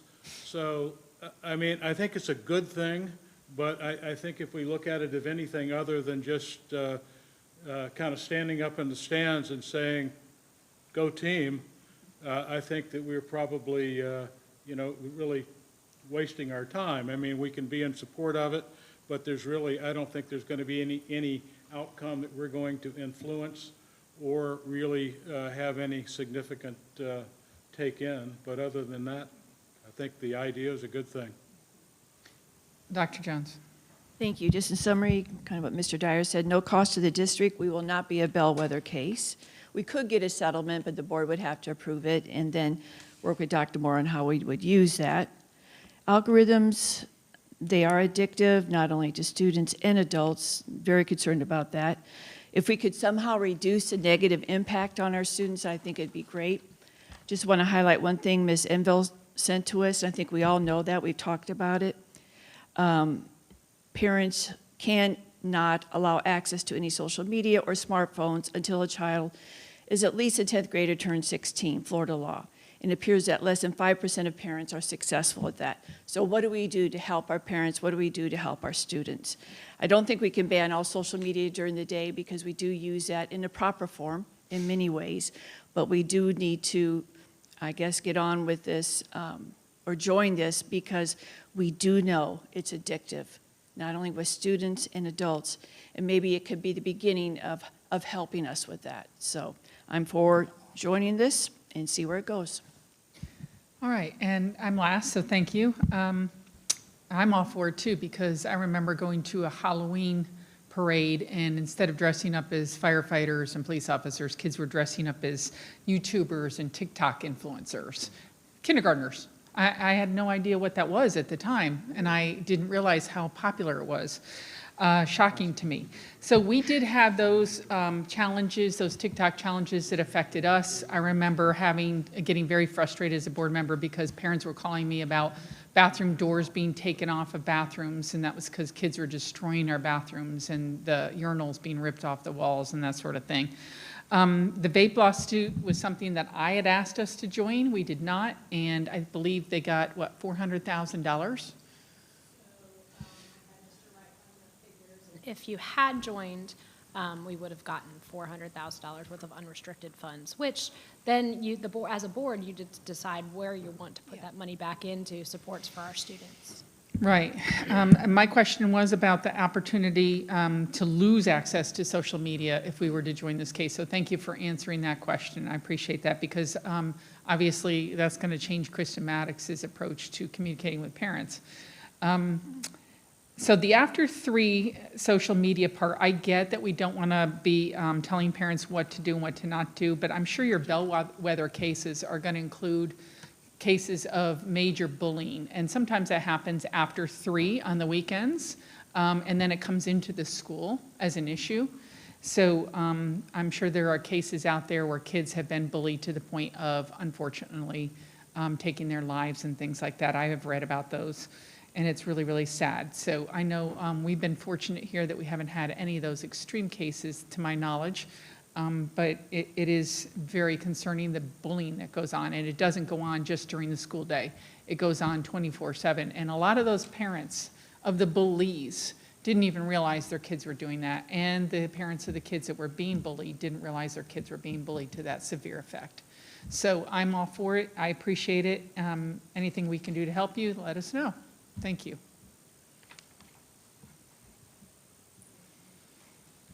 I'll bring that back as an agenda item I'll see. I don't know if I can bring it by the 28th, but I can try. Okay, I have a thank you. Because we don't have to make a decision on whether or not we accept it or not until after it's brought back to us for a decision to accept. Right, so I would Okay. bring the agreement with you so that we can start, so we can sign up, and we can start as a plaintiff. We'll have to fill out the plaintiff fact sheet. So there's a lot of little things that we're gonna have to do, and it's gonna, there are some resources that staff is gonna have to expend to capture all of that documentation for the plaintiff fact sheet, but, beyond that, we haven't been chosen as a bellwether, so that amount of staff time that we're there is not gonna be, you're gonna have to take that in consideration. And is it usually like 33% percentage? Yes, so the agreement that I attached there, you'll see the fee arrangement, and it's broken down. I don't have it in front of me. I don't. It's 33% broken down to Right. different firms for a Right. percentage share of the Okay. pie. Right, so. And then I think it's plus expenses too. It is that right? is, Yeah, it is. right. And then, so there's a very, I know in the Jewel litigation, when Orange was getting its, each settlement check, it was broken down to the penny, so you could see exactly where everything went. Okay, thank you. Ms. Rosario? Yeah, I have a follow-up. I mean, as important as this outcome could potentially be for children, for parents and children, for families in our community, I think it would be wise for us to be able to ask them, reach out to them. I don't know if a town hall or a quick survey, you know, hey, we've been asked to do this, you know, are you interested in this school board, you know, joining this case? You know, something to yes or no. I mean, I don't think it needs to be complicated. I just think for us to be able to make the right decision, certainly we're going to have a lot of people not know that there is no financial burden that we are going to have to put up. And we're not communicating that yet, but how would we communicate? I think, you know, in a one-up kind of, you know, reaching out, we might be able to say that, you know, hey, you know, give a little summary. This will not affect us. It's not going to be hurt, you know, taxpayers in our community in any way, shape, or form. Would you support your school board in entering this, you know, yes or no? Something to that effect. At least that would give us, as a board, you know, a better indication that our community would support us in moving forward in this. So board members, there's a board member that's suggesting that as one person. What is the consensus of that? And, or would you rather wait to get that input after we see some sort of settlement? What would you like to do? Well, you can't do it after, because then you're already in it. No, before we vote on whether or not to accept a settlement. That's what I'm talking about, after they go through all the proceedings. I personally think as a board member, we can make that decision to move forward. And then if we accept the money, we can, that would be obviously in a meeting and how it is spent. I think there's a consensus that it's important and it's not costing us anything. And we maybe could get a settlement because in the long run, this, no matter what has happened, what happens during this, I think it will help us in some aspect. Dr. Bosca? Yeah, I would just say that certainly we'll have media communications if we choose to join or not join, and let them know what it looks like that we're actually doing and what it means for the district. But I don't think we need to get involved in it. Okay, so you're saying we can wait on that. And then Mr. Dyer? I'd say we could probably wait on that too. I think as a board, we could make that decision one way or another, Yeah, I agree with y'all. but I get it. All right. Okay, thank you. Thank you for bringing this up for us. Thank you. Thank you. Okay. You're going to say thank you to him. Oh, thank you so much. I appreciate you for bringing this up for us. Thank you, Mr. Wright. Thank you, Mr. Wright. Yeah. And we'll resume with Mr. Green. Thank you, Dr. Moore. Through the chair, if you recall last year, June 10th, we started our budget workshop updates. This year, we started on March 10th, and so now we are doing budget workshop update number 2. So I'd just like to catch you up on a few things where we are, where we're at with legislation, and what we, some initial thoughts about what we might be dealing with for next year. So I'm gonna get the PowerPoint up, and perfect. So as always, we're going to go over the agenda quickly. We're gonna go over some acronyms, look at the budget process and timeline, review the FEFP, the Florida Educational Finance Program, compare third calc to second calc, which we did last time, just review that. Look at some projections for the family empowerment, look at some projections for charter and traditional public as well for next year as far as student enrollment and FTE.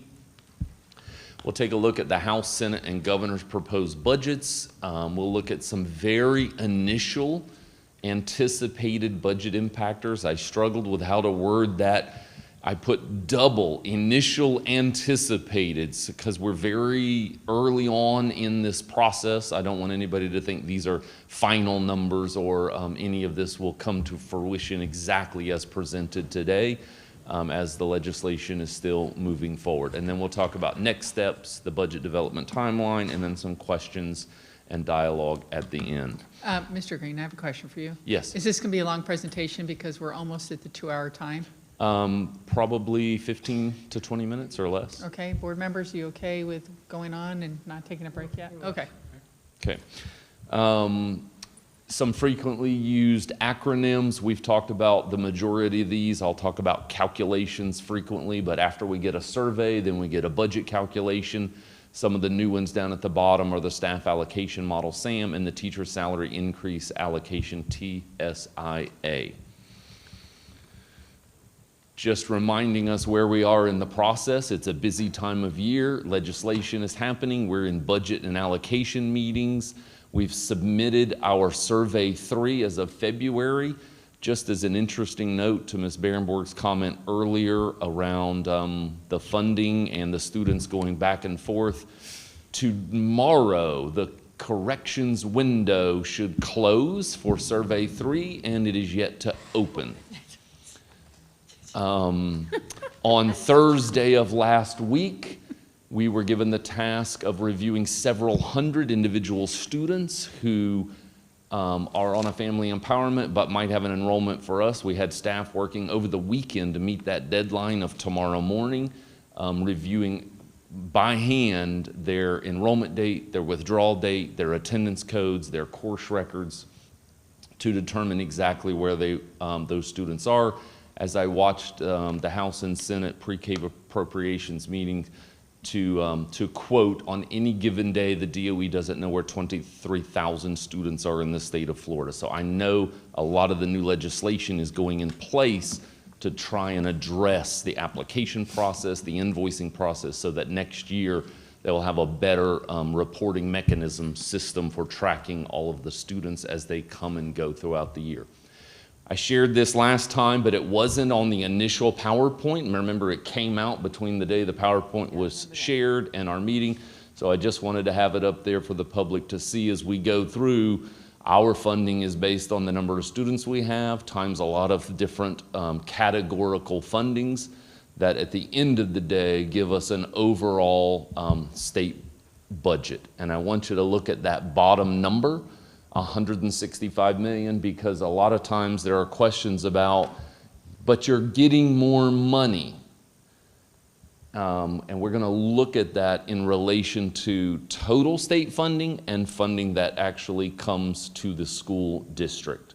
And for anybody who does math, if you take the gross state FEFP of 123 million minus the 94 million for required local effort, it actually doesn't equal 28 million on the net FEFP, because there is what's called proration to appropriations. When they appropriate the budget that's set for the year, but then as more and more students select family empowerment, they have to prorate the budget for the rest of the year. So that number should be $29,000, but they had to do a proration to appropriation in the budget to make up for those differences.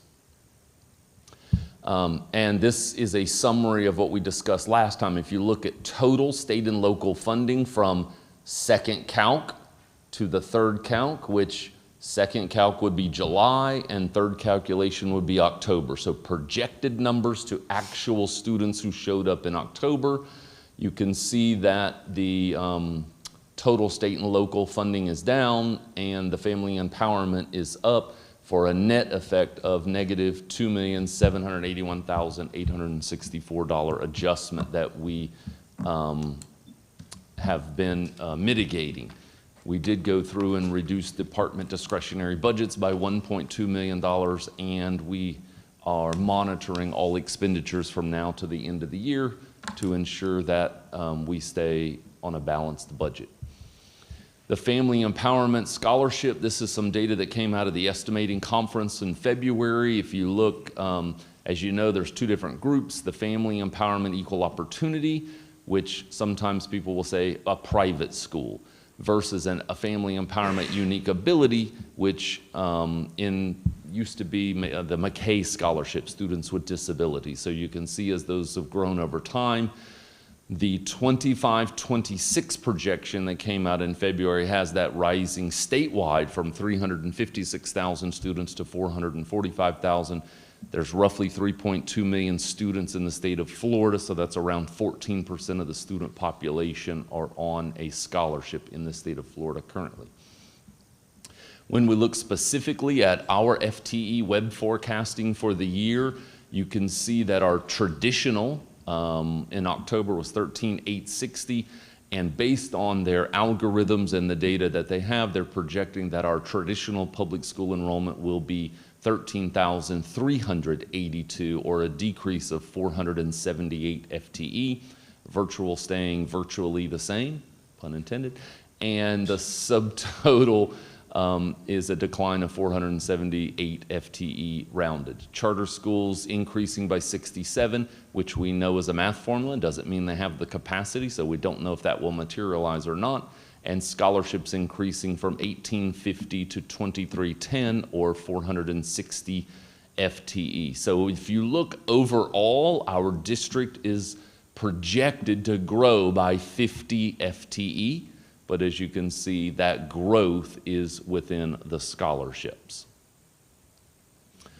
So just taking a look at the just the base student allocations, when the governor's budget first came out, it was touted to have a $95 increase in the base student allocation. And if you look at that budget, we were anticipated to increase in dollars overall for traditional public. However, the governor's budget, I pretty much will not discuss it for the rest of this PowerPoint, because that budget was based on the Family Empowerment Scholarship prediction for our district, for example, increasing from 1850 to 1890, or 40 students, 40 FTE. The Senate and the House have both come to an agreement after they've done their data cleaning across the state, and they paused. It took a while for the third calc to come out, and both of them have settled on that number being 2310. So much, much higher. The governor's budget would not be able to realize those dollars coming with that amount of family empowerment. So we'll look at the Senate and House, and that's what we'll compare. In the Senate, you have a $67 increase in the base student allocation, and in the House, roughly a $50 increase. There are quite a few differences between the House and the Senate. Mainly, the Senate removes the Family Empowerment Scholarship completely from the FEFP.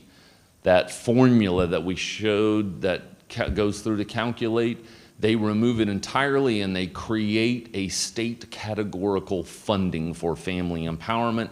So instead of seeing $165 million, you would see $148 million. You would see our dollars, not our dollars plus family empowerment. The House keeps that in the formula. The House continues commingling the family empowerment with the district funds where the state removes it. One eliminates the educational stabilization fund, one keeps it. The conversation at the House and Senate level is they are hoping that the new legislation put in place will appropriately account for every student, and if they do that, they believe they do not need to account for stabilization. But stabilization is when, in the middle of the year, we have a $2.7 million hit because more students than they projected chose one way or another. One keeps the state-funded discretionary supplement, one reduces it. Both of them project a reduction in the add-on FTE, and we're going to talk about that a little bit more in depth. The House keeps the industry certification at full funding and all others at 50%, and the Senate reduces all areas by 50%. And at the bottom, you'll see one increases the teacher salary increase allocation by about $600,000, but reduces total funds by 1.4. The other one increases the teacher salary by 1.3 and reduces total funds by a lesser amount of $600,000. So you'll see at the end of the day, they're going to come out pretty much close to a wash. Now, when you take family empowerment out of the equation and you look at dollars coming to us adjusted for prior year adjustments, adjusted for family empowerment, the proposed Senate appropriation, Senate Bill 2500, would be a negative $637,000. The House's proposed bill would be a reduction of $1.4 million in funds coming to traditional public schools.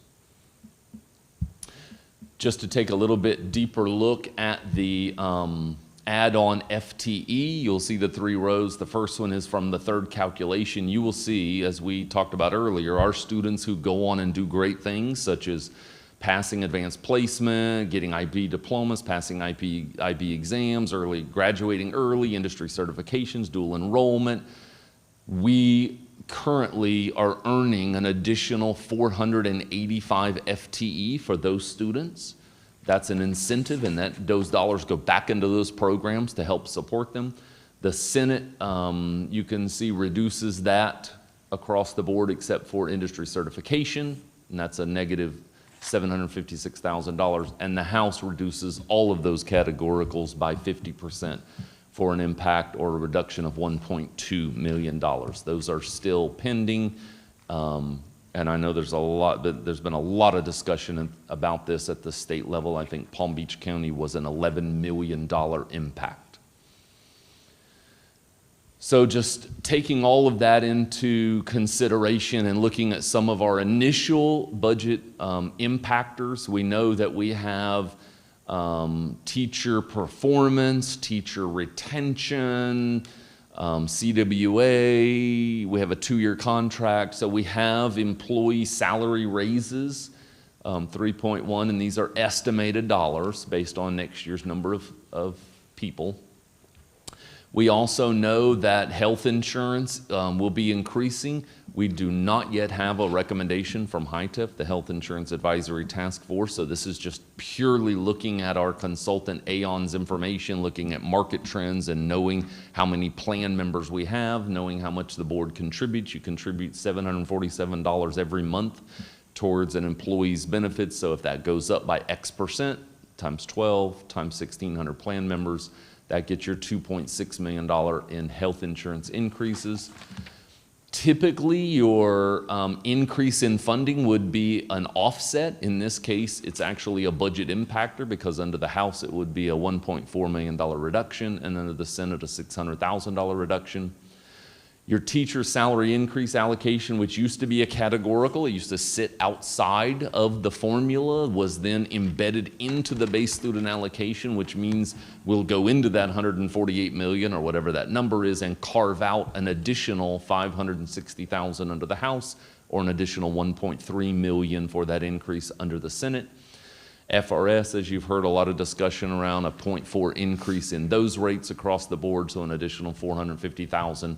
Propane, we piggyback Hillsborough or Pinellas, I believe, and the Hattiesburg rack price right now is up for an estimated impact of $200,000. I will tell you that we are looking at some strategies to be able to recoup additional rebates around that propane. So I have more information to share with you as we continue our budget workshops over the next couple months and hopefully be able to give some positive news there on rebates. And then you have House Bill 301, your sovereign immunity, which increases the tort caps to the $1 million, $3 million, and that is Scrimp's estimate of Indian River County's portion of the premium increases if that were to happen. So currently we're looking at about $8.5 million, either way you look at it, of budget impactors that we will need to account for and start to mitigate. And we have started that process. Again, we're early on. But our initial implementation of the staff allocation model, as you know, we have a model that allocates staff to schools based on the number of students that are enrolled. So more students, more staff, less students, less staff. It's a formula that staffs the schools appropriately to make sure that the staff we have are funded by the students who show up and bring those dollars. So that's an initial run of the staff allocation model. We are still working on that as we are making sure that we are appropriately accounting for a declining enrollment to prepare.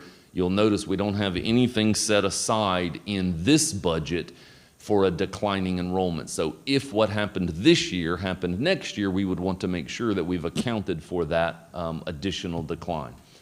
And then going through each district department's budget, Ms. Copeman and I have sat with every single senior leader, every single director, and gone through every single line of $13 million of discretionary budget and reduced it to the absolute bare minimum. We have to cut the grass, we have to pay the electric bill, so that's a reduction of $1.6 million in the discretionary budgets. So that's $4.4 million worth of offsets. When you compare that to the budget impactors of 8.5, so we're around $4.1 million that we are working towards, and that's what we will be working towards over the next few months as we continue to update the board and share that information. We will continue workshops through April, through May, June, moving into the actual formal process over the summer in July and August, and then a final adoption of the budget in September. And with that, we'll open it up for questions. Okay, Dr. Jones. Mr. Green, would you say what you said at the very beginning about the third calc, open, closed, the very first statement? So what happens is when we have surveys, so surveys and calculations, surveys are what I call the musical chairs. The kids are moving around, stop in October and count them. Right. Then calculations happen to determine how much money we get from the students who sat down in the chair. October survey 2 happened. The third calculation we adjusted. Survey 3 then opened in February. We sent all of our student data, and we get a period to correct the data. That period should be ending tomorrow. We would submit of all of our corrections. Yes, this student was really here. No, they were in St. Lucie County. We call counties and we mitigate. No, so I mean, down to the student, we are validating that data. That unless it changed as we are sitting here, I spoke with Kelly Nagro this morning, and that correction window has yet to open, which should close tomorrow.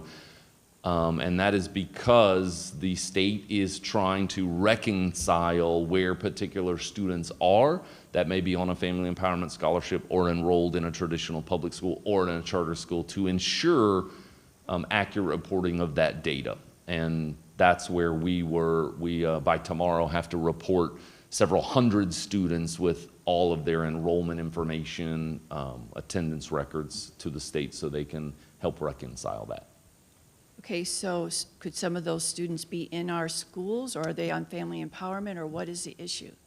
Yes to both of those. Those students are absolutely in our schools. That's why they're asking us to do that data, and I can only assume the reason they're asking to do that is they have received some sort of family empowerment scholarship. I don't know another reason they would ask us to validate those students. So if a student starts with family empowerment and decides to come maybe second semester, do we then get half of that money, or how does that operate? Well, we get funded based on who's in the survey. So if we report them in February, in theory, we should get the FTE for February. However, as you saw, there was on the one slide, it wasn't 28 million, it was really 29 million because there was a proration to appropriation. So when more students show up on a scholarship than anticipated, they don't change the state's budget, it's already appropriated. Instead, they prorate districts. So at the end of the day, there's a net loss to that, even though we might get the FTE. They're spreading the dollars over more students across the state.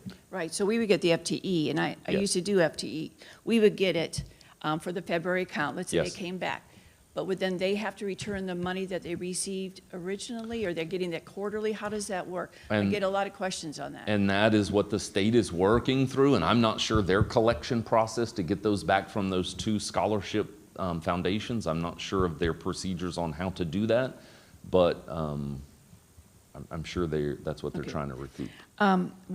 When you talked about the family empowerment now being categorical, does that make it easier on us so it doesn't look like we have those kids? How do you feel about that? It would be more transparent as long as we could see the other budget. It would be more transparent. There's one version that has it in and one version that has it out. If it's not in the FEFP, then we would actually see the dollars coming to us.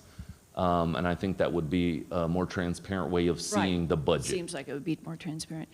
And just one more statement. As a principal, I used to run an IB school, and Vero's very successful in AP. We both have dual enrollment. I just hope parents are aware of that 50% cut. What would that do to us, Mr. Green? How would we operate then? Because I know it's very expensive to operate IB. The 50% cut would be across, if it was across the board in all categories, is about a $1.2 million hit. So those go to pay for extra teacher salaries, it goes to pay for supplies and materials, but on the higher level, the one that takes the 50% across the board and doesn't, and including industry certifications, is about a $1.2 million reduction in that 485 FTE. So 242 FTE would be lost at 5330, and that base is going up. So Okay, one last question. What would that look like in our schools? Let's say Vero and Sebastian River High School. What would that look like as far as AP teacher, IB teachers paying for these tests? They're very, very expensive. funds would come out of our traditional general fund budget to be able to meet any obligations that we would have to meet under statute, or it would come out, and that's what I keep saying, the 148 million, and I'm using that as a round number instead of the 165, that's what we have to work with. The 165 shows going up, but at the end of the day, what's coming to us will be going down. Thank you. Mr. Rosario? Can we go to slide 6? Let's see.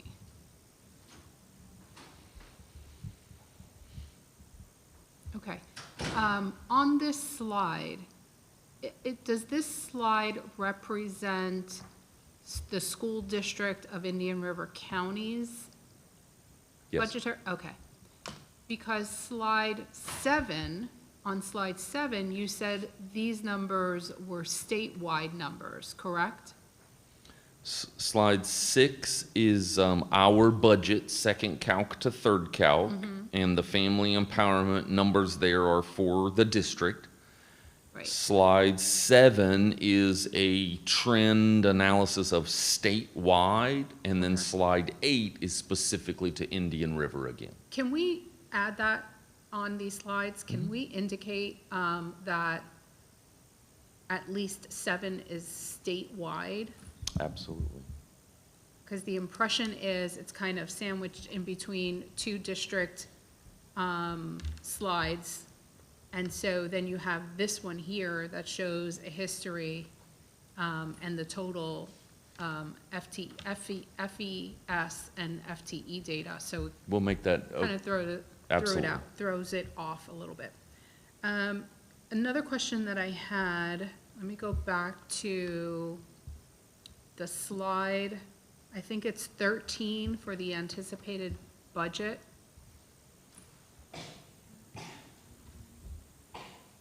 No, I'm sorry, 15.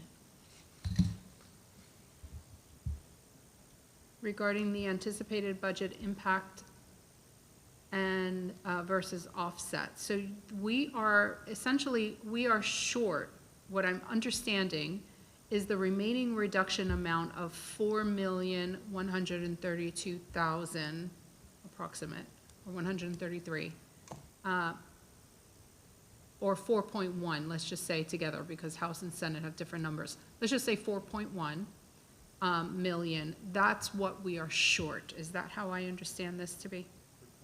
For 25, 26, and again, we're. Anticipated. Right, and the legislatures are going to come together, House and Senate, they'll have to come up with the conforming bill, and then that will be our budget.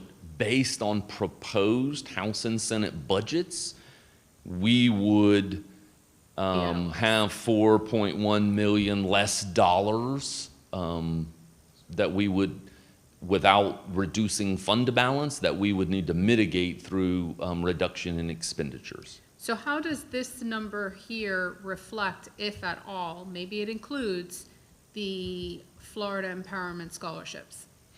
So Does the this, Florida, is the 2.7 million of Florida Empowerment Scholarships included within the 4.1? Or would it be so extra? this is so this is already taken into account. If you go back to slide 11. I'm sorry. No, that's okay. Dr. Moore is making these Ah. faces.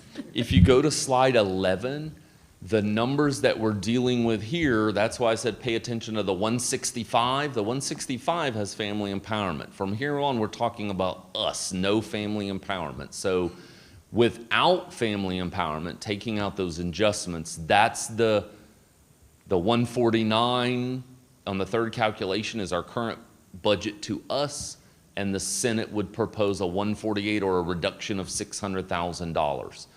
So as we go through all of these things that will impact us, it is out of the amount of money that comes to us after family empowerment. Okay, so we would be proposed approximately short 4.1, not including family empowerment.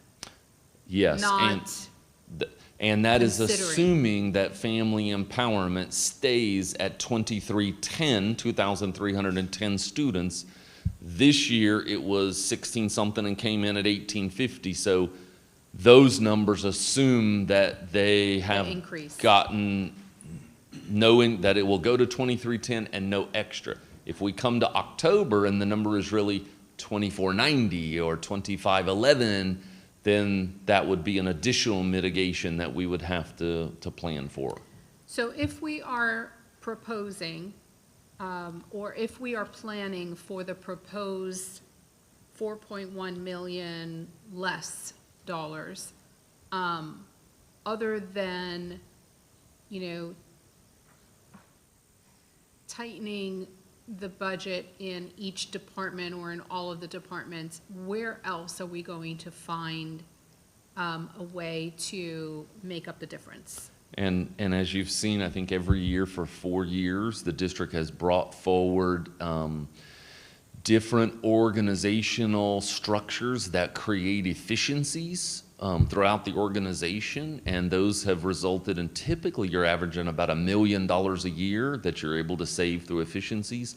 We are having frequent meetings. I think we have 2 to 3 per week on the budget through cabinet and through leadership. And we are looking at every one of those opportunities to ensure that we provide a balanced budget to the board by the time we get to the summer.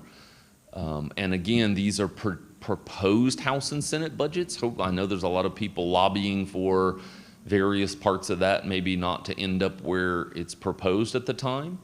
But we are working through every single option that we can work through to ensure that we will, by the time we get to June and July and you're in the formal process, that we are bringing you a balanced budget. And that's what we'll be showing you at each budget workshop moving forward. So if potentially we have less students in school A and we want to potentially move the alternative school, right, IR prep, into a particular building, or, that whatever that building is, if there's space, would that with the cost of running the portables as it is now, would that help? I think, well, I'll answer that globally. I mean, any reduction in expenditures, we can't, and I think Mr. Dyer said this most eloquently a few times ago, we have no control over, very limited control over revenue other than, grants. So the only way we balance budgets when it's less is through reducing expenditures. So anytime we can reduce expenditures across the system, whatever that might be, that helps us align to revenue. So that would be a yes. And then for those people, practically speaking, if you are retiring or leaving, potentially that position would not be refilled. To see about, unless it's needed, but to see about as we have every year, we would mitigate any type of loss in staffing through the staff allocation model, through retirements and through vacancies, and instead of having to basically hire people back, we're able to fill those holes as we move forward. Okay, and I have one last question. This time last year, where were we in terms of our predictions? Can you remind us? You may not have that offhand, but at about this time last year, did we predict that we might be at a loss as we are predicting now? And if so, what was that prediction? I can go back and get it. We didn't do that until June 10th at our first workshop, so we are doing it early, and I keep putting a caveat because we are early in. There was a reduction, if you remember, there was a reduction of about $12 million of budget impactors. However, we did have $5.4 million in ESSER funds that we still were able to leverage. There were some mechanisms, and at the end of the day, and through the staff allocation model and through other department reductions in budgets, we were able to provide a balanced budget. As those areas tighten, as you said, we will look to all areas to ensure that we're as efficient as possible to bring you a balanced budget. Okay, so it's possible. Because last year, I think if that was the case, 12 million versus now 4.1 million. Yeah. It's not all doom and gloom. No, it's not. Unfortunately, every year that I've been here, the district has shrunk, and we've become very efficient at creating the efficiencies ultimately to fund the system aligned to the number of students. And the philosophy that we all have had to adopt, because that's what I said so, is that we start at the top and we work our way down. And we make decisions as far away from kids as possible in terms of how we are going to staff this school system. The unfortunate thing is the easy moves, the easy things. We no longer, we did that 3 years ago. We did that 2 years ago. So when you look at, what's the easiest thing to do, people, just take the low-hanging fruit. There is no low-hanging fruit. So as we're looking at allocation models and we're looking at,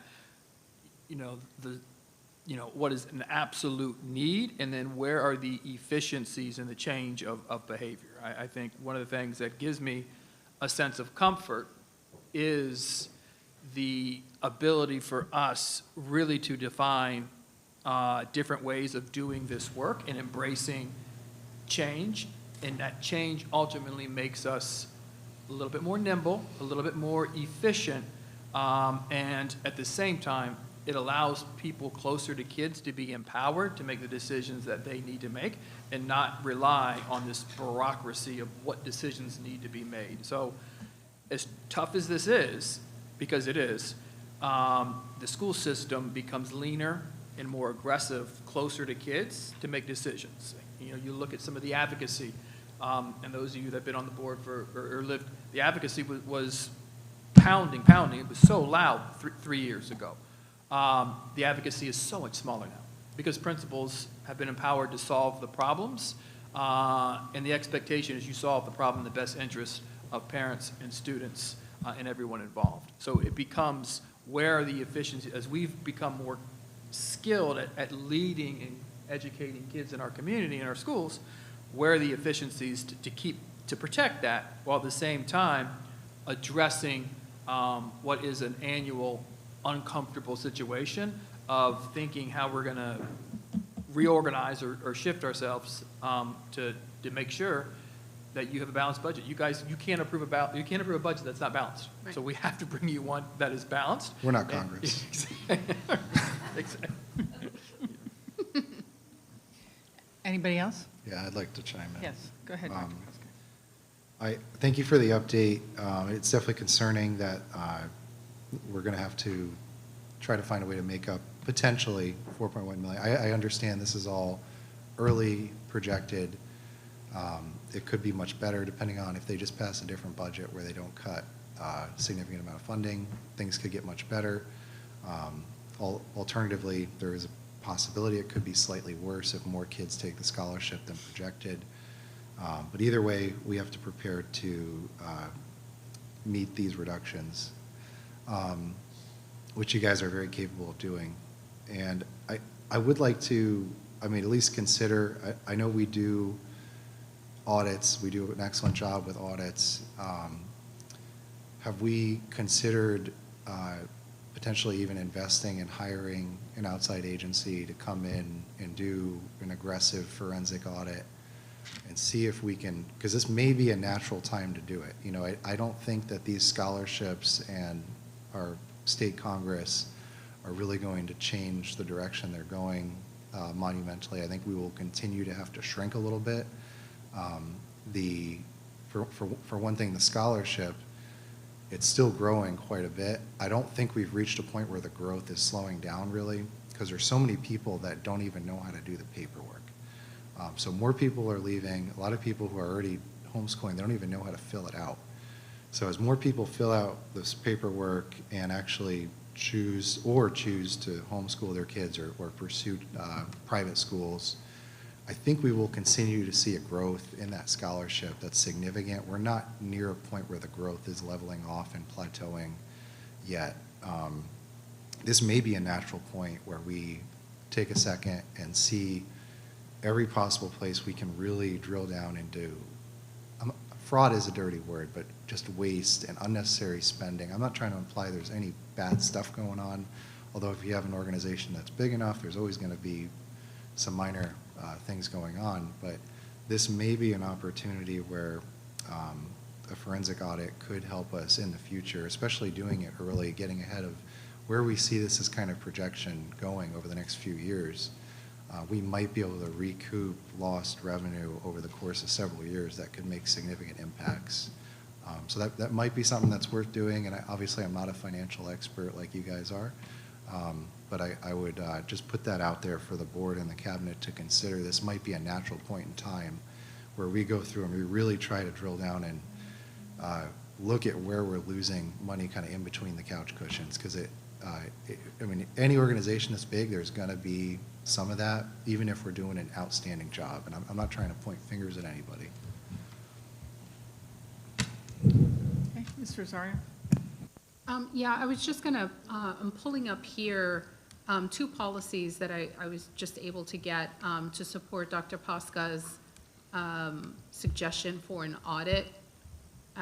One is policy 6830 regarding audits, and then the other one is an audit committee. The school board may create an audit committee that reports to the board through the superintendent and shall direct and monitor the internal audit function. The committee shall be governed by rules and procedures set forth herein. And of course, there's a description of the purpose, the responsibility, and the organization of such a committee. The committee will be composed of 5 community appointees. I think before I was a board member, there was an audit committee, and there were a few financial advisors that were on there, I think. So it's not like you're getting someone who doesn't understand how to do audits. The highest level district administrator, other than the superintendent responsible for business and finances. And of course, there's so much more there that will give Ms. Enfield time to kind of read through them, because I see that she's looking through it. But I certainly, with a budget as big as we have, it certainly wouldn't hurt. There might be some things that I think an audit committee or an auditor might be able to provide or suggest, considering the climate that we're in today, that maybe our fantastic team may not have seen. I certainly don't see any harm in it. I think certainly it would help, if anything. It's a smart thing for us to do, to be fiscally responsible at a time when we know that we're completely unsure about what the future will hold for public schools. And certainly, I could support that. I could support, an audit of some kind, certainly, yeah. Mr. Dyer? Yeah, I'm not sure an audit is exactly what we're doing. What we're really describing is with the schools are really under siege from a lot of people in Tallahassee. I mean, it's the kabuki theater that they do every year where they say they're going to give you something, and yet they take funded programs and then put them into the base allocation, so by the time you're finished, you're worse off after they're finished than you were when you started. But I think that what you're talking about more is really like traditionally in a company, you would use somebody like a Bain or a McKinsey or a private consulting firm. And honestly, we are at a very good period that I agree with right now, because we're looking at the strategic plan. And I think that, we talk about what is nice and what is necessary. I agree with Dr. Posca in that, it's probably not going to get any better.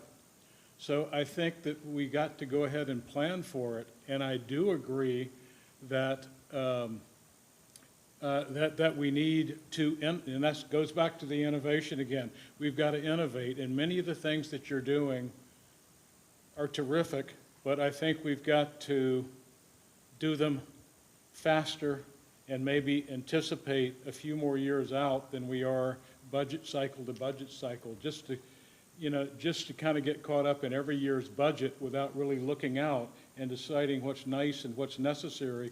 What do we want to be? Where do we want to go? How are we going to grow? How are we going to get from here to there? How do we anticipate what's coming out over the next 3 years and maybe take some corrective actions now rather than waiting? And I think that is both an internal discussion. I mean, outside consultants to help you do what if you really go after it, you could do yourself, are very expensive. A forensic audit, it really is looking for fraud. I don't see that here. I think that the excesses that I thought I would find, the state's done a good job of taking them away. There may have been some there, but they have now cut to muscle, a little bit, unfortunately. And as I'm seeing it, I was hopeful that we were going to find, $10 or $12 million to go out to help teachers' salary and administrative and all the good people in operations. I mean, we look at our bus drivers, they are underpaid by about $3 from what you can get in the marketplace. I mean, we've got all throughout the school system, we've got people that are not being paid probably what the market would bear.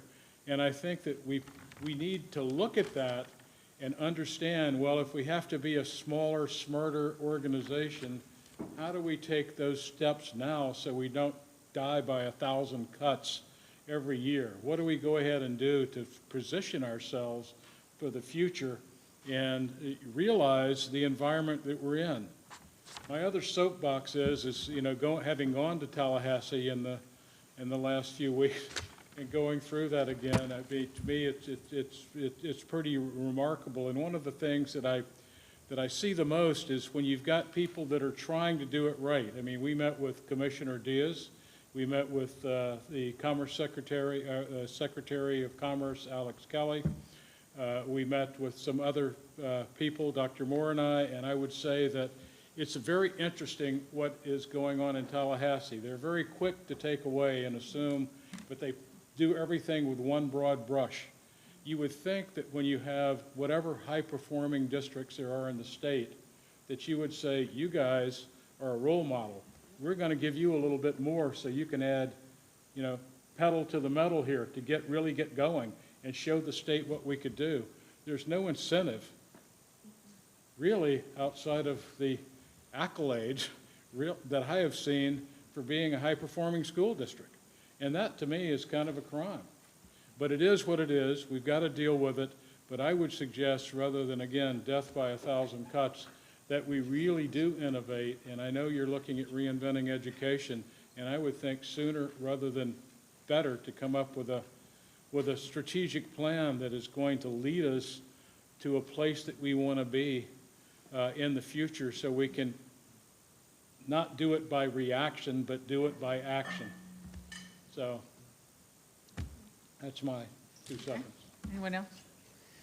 All right, Mr. Rosario? Yeah, I don't know, Mr. Dyer, if Dr. Posca was suggesting a forensic audit. I don't think that's what That's what he said. Is that what, one of the things you talked about? Because the audit committee would be different. The audit committee would be volunteers, and that wouldn't cost us anything. And so you'd still kind of get some of the things that you were suggesting in terms of, you know, some guidance for, you know, how to plan for 3 years in advance or 5 years in advance, which is what our strategic plan is supposed to be for 5 years. But we might still be able to create an audit committee because there are two different things, right? We can have either, I see Ms. Enville shaking her head, we can have either a forensic audit or an audit committee based on what our policies indicate. And you still kind of get the best of both worlds, but the audit committee would not be a cost because we would recruit, you know, volunteers. Yeah, the audit function really looks at policy and procedure. Yeah, they would. It's not looking at anything other than that.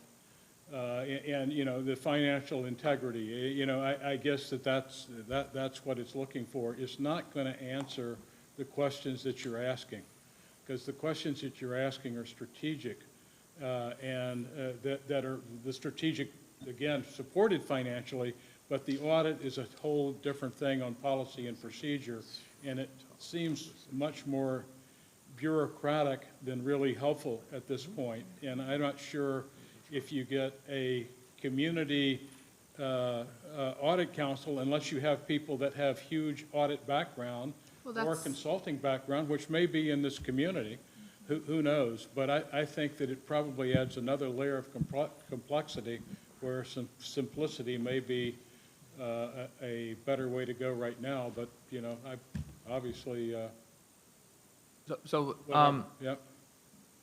Interesting conversations in my office is very similar to the conversation you all are having now. And then creating within our strategic plan around the finances, not being the compliance-driven 100% on XXX. I mean, we have auditors who basically live here all year round, but creating a 3 to 5 year strategy that is transparent and that does offset what we know will continue to be decreases. And I think the good news is the projected decrease will become more accurate than it currently is, which allows us to create a plan that goes out 3 and 5 years. But I agree, we need to have a strategy that says, as we continue to shrink, what are the defined efficiencies and how are we going to reduce? Because ultimately, at the end of the day, it's just not about balancing the books.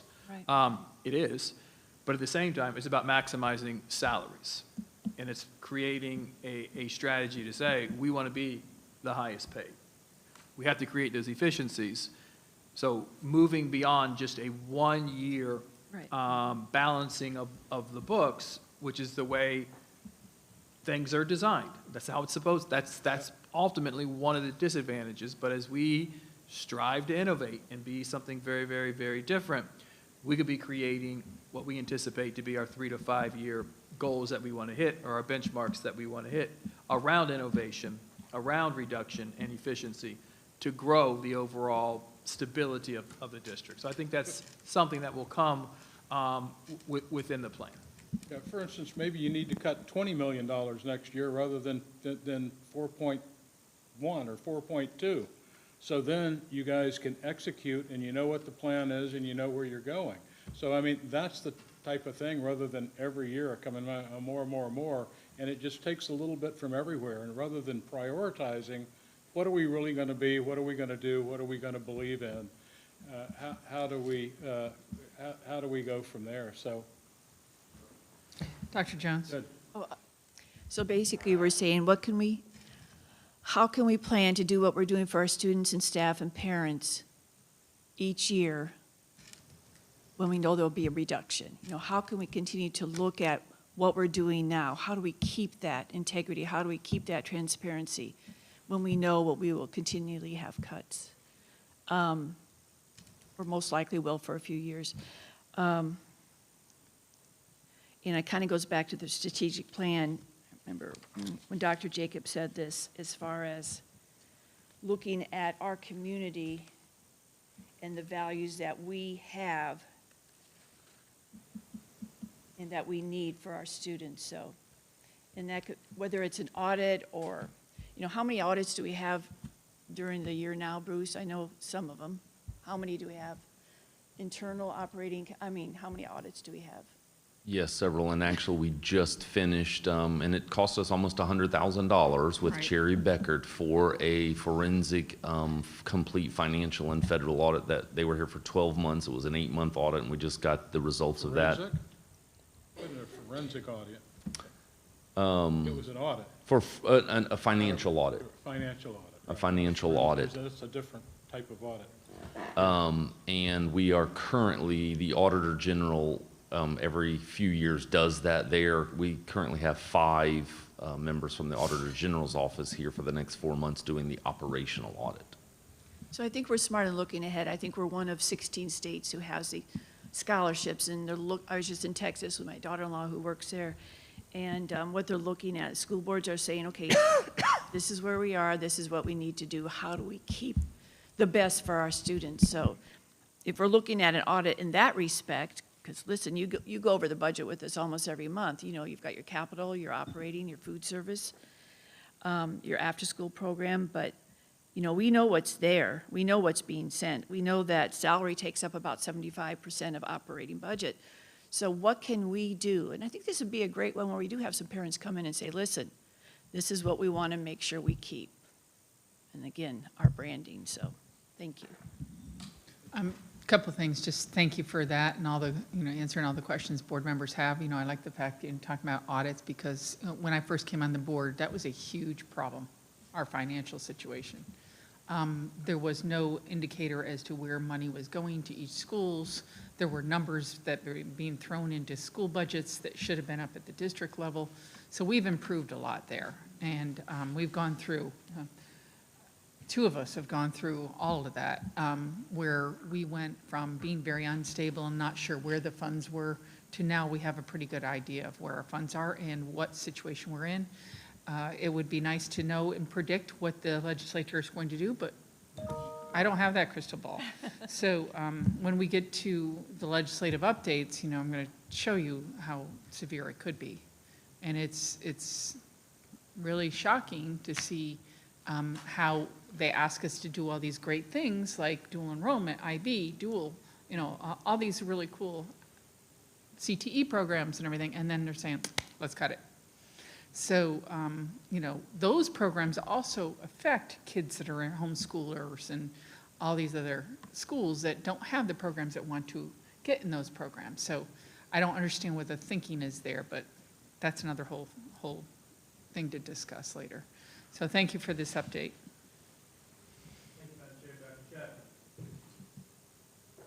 That's all right, that's all right.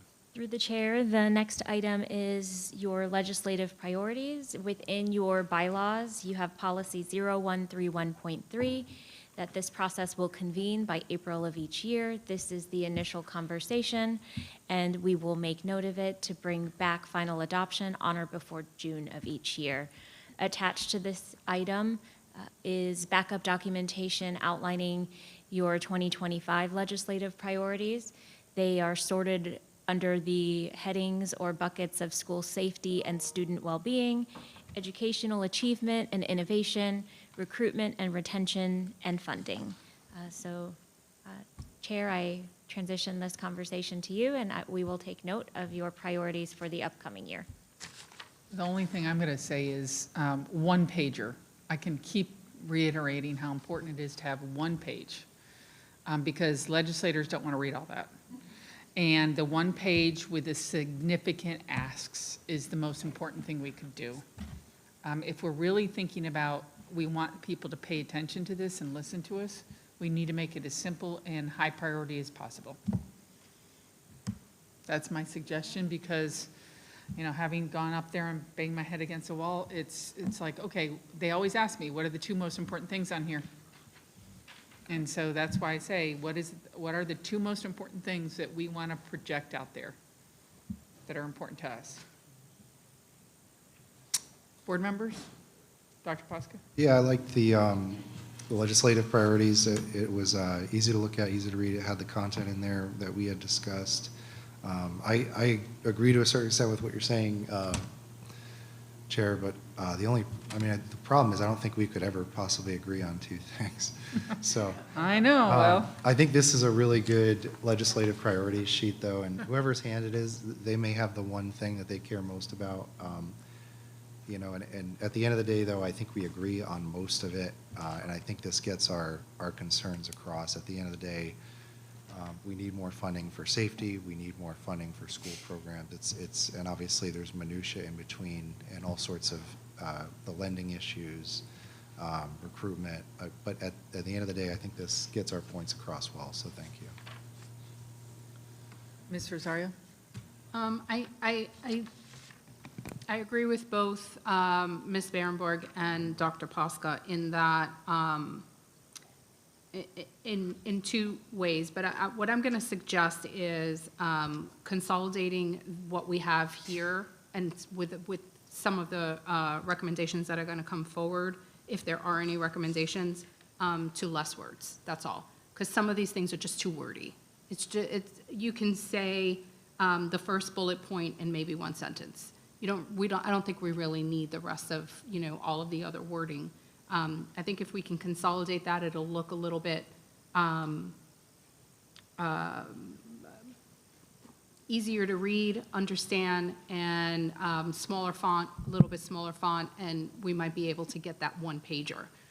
The entire top part, with the pictures, if we can make those pictures a little smaller, you save up space on that one page, kind of consolidate as much as possible, if that is at all possible. I will say that with safety, I'm kind of looking at applicability. A lot of these things we have had for the last 2 or 3, maybe even 4 legislative sessions. I'm not so sure it's even done anything or made a dent.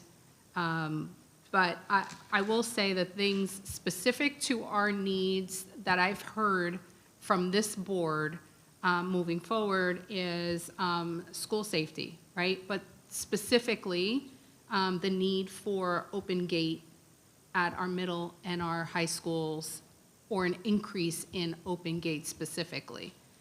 Having funding or some kind of avenue that we would be able to purchase more open gate, metal detectors at our schools, I think that would help. But that's something that I have heard. I would say if you look at that last in safety, the last bullet point that says continue to increase mental health funding to support expanded mental health, I might just reduce that to just say continue to increase funding to support expanded resiliency, because there's this push now for resiliency in the Department of Education. I see Ms. Christofoli is shaking her head, and I think that might tip the scales, when legislators are looking at it, and it kind of might say, yeah, we want to support resiliency rather than something else. But we know that it's all part of the same, right? I might also add funding for school bus cameras, funding for external school bus camera or video. If we could get funding for that, then we don't have to worry about that extra expense. Maybe state legislators might rally up their constituencies and see if that is an issue, and if maybe there is support for that. Uh-oh. The external cameras? Yes. Yeah, we're working through a contract to bring that to the board. I know, but what I'm saying is maybe the legislature can include funding for that specific item. It's a no cost, right? That's what I meant. Did I miss that? It's a no cost. It's no cost. Oh, it's a no cost. Yeah. Well, the person who breaks the law and has to pay a ticket is going to pay for it, but that's how we're going to fund it. Wait, what? When the camera would catch, when the arms go out and you stop, it would be able to Right. capture someone who did not stop or pass the bus. It's a partnership with the sheriff's department. They would, in fact, issue a citation, And that citation covers the cost for the program as well Oh, as yes, provides yes, yes. additional Now I revenue remem- for yes. the food, not food service, bus program itself. Okay, disregard. Disregard, perfect. Okay, let's go to educational achievement and innovation. I mean, all of these things are pretty important, but what I don't see is to provide funding specifically for classical curriculum, professional development, and the opening of classical schools. I know we put the opening of, let me see, where is it? Having the flexibility, I think we wrote that here, of startup funds, but we're not being specific with what that means. So we might not get the support if we're being general, but if we're being specific with what it is that we need, we might garner that support better. Does that make sense? So instead of just, blanket startup funds to build and develop, let's just say exactly what it is. And K-8, I would throw K-8, because clearly those are our priorities moving forward. K-8, classical, or anything else that, career, technical, education.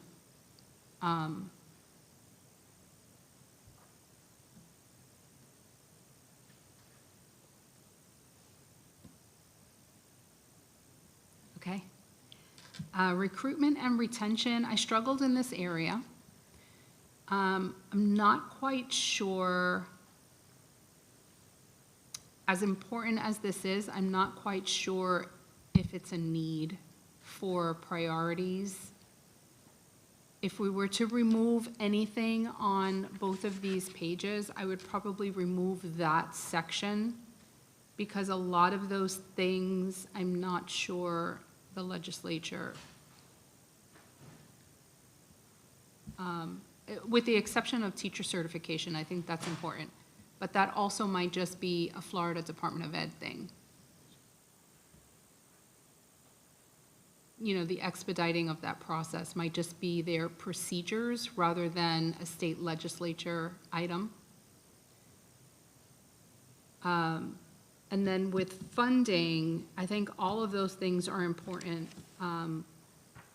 Again, I just would reduce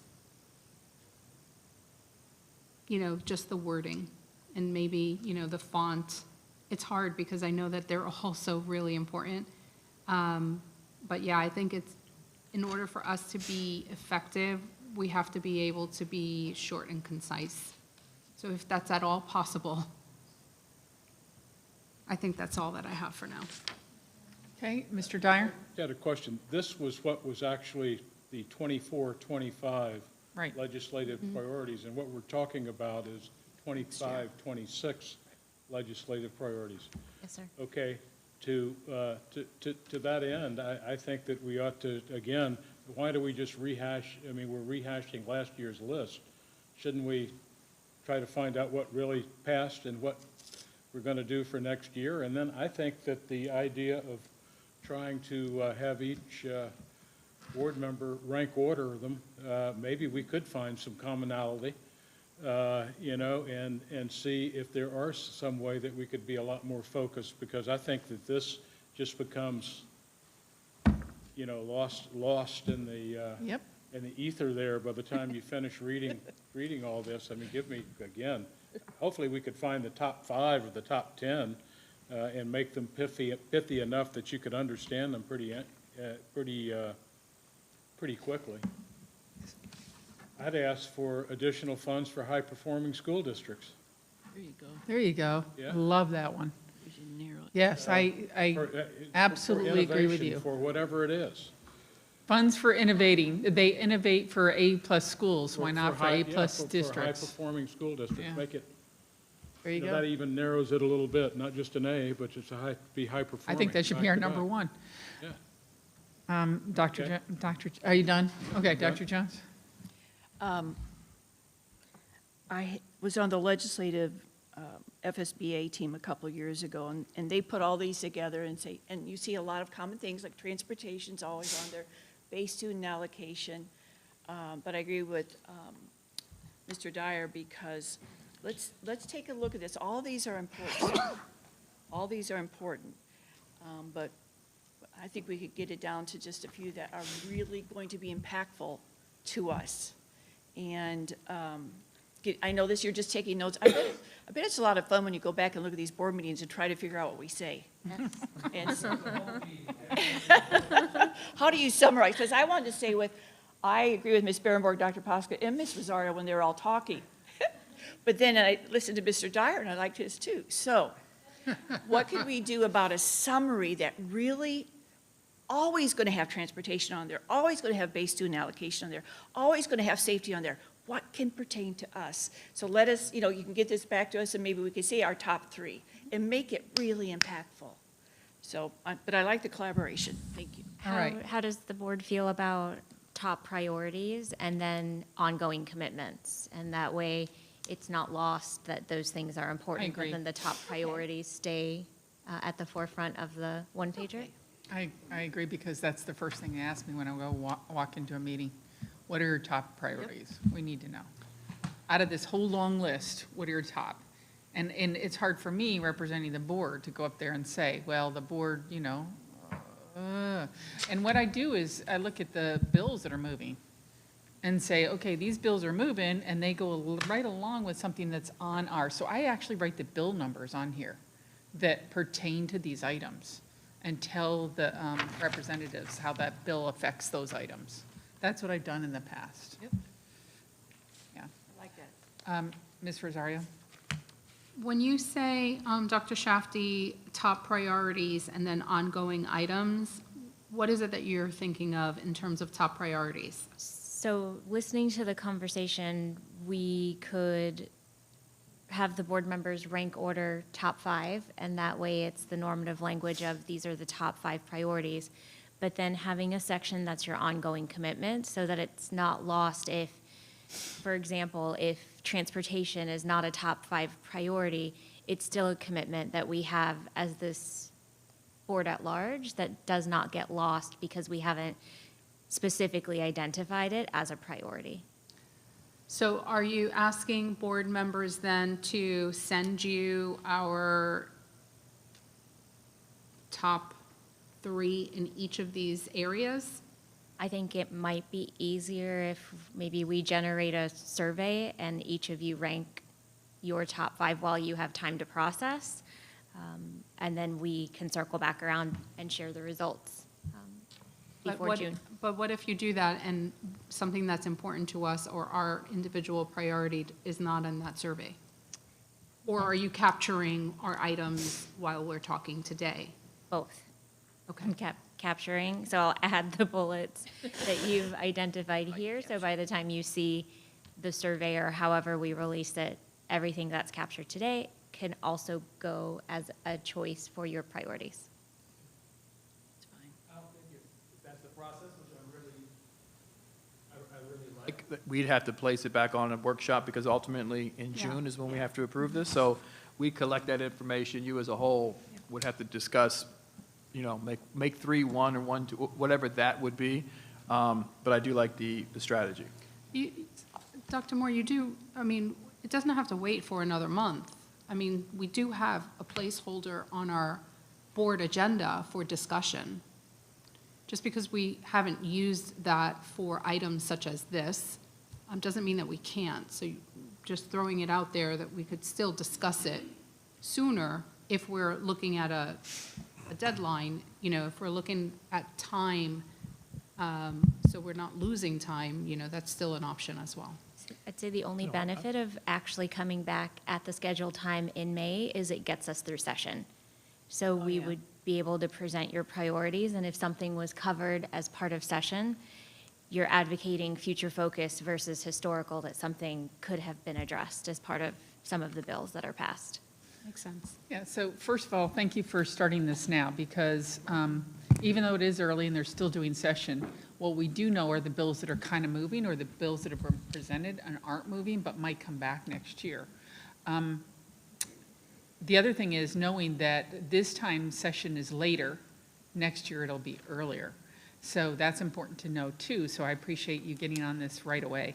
There were a couple items that were on our list this year that really weren't important anymore because of the bills that were presented. Let me give you an example. The first one under recruitment and retention, where it says reemploy personnel after 1 month of retirement. Well, that's great. It sounds awesome, but I was told over and over again, that's not doable because of insurance or something with the retirement FRS. So FRS is what kind of got in the way of that.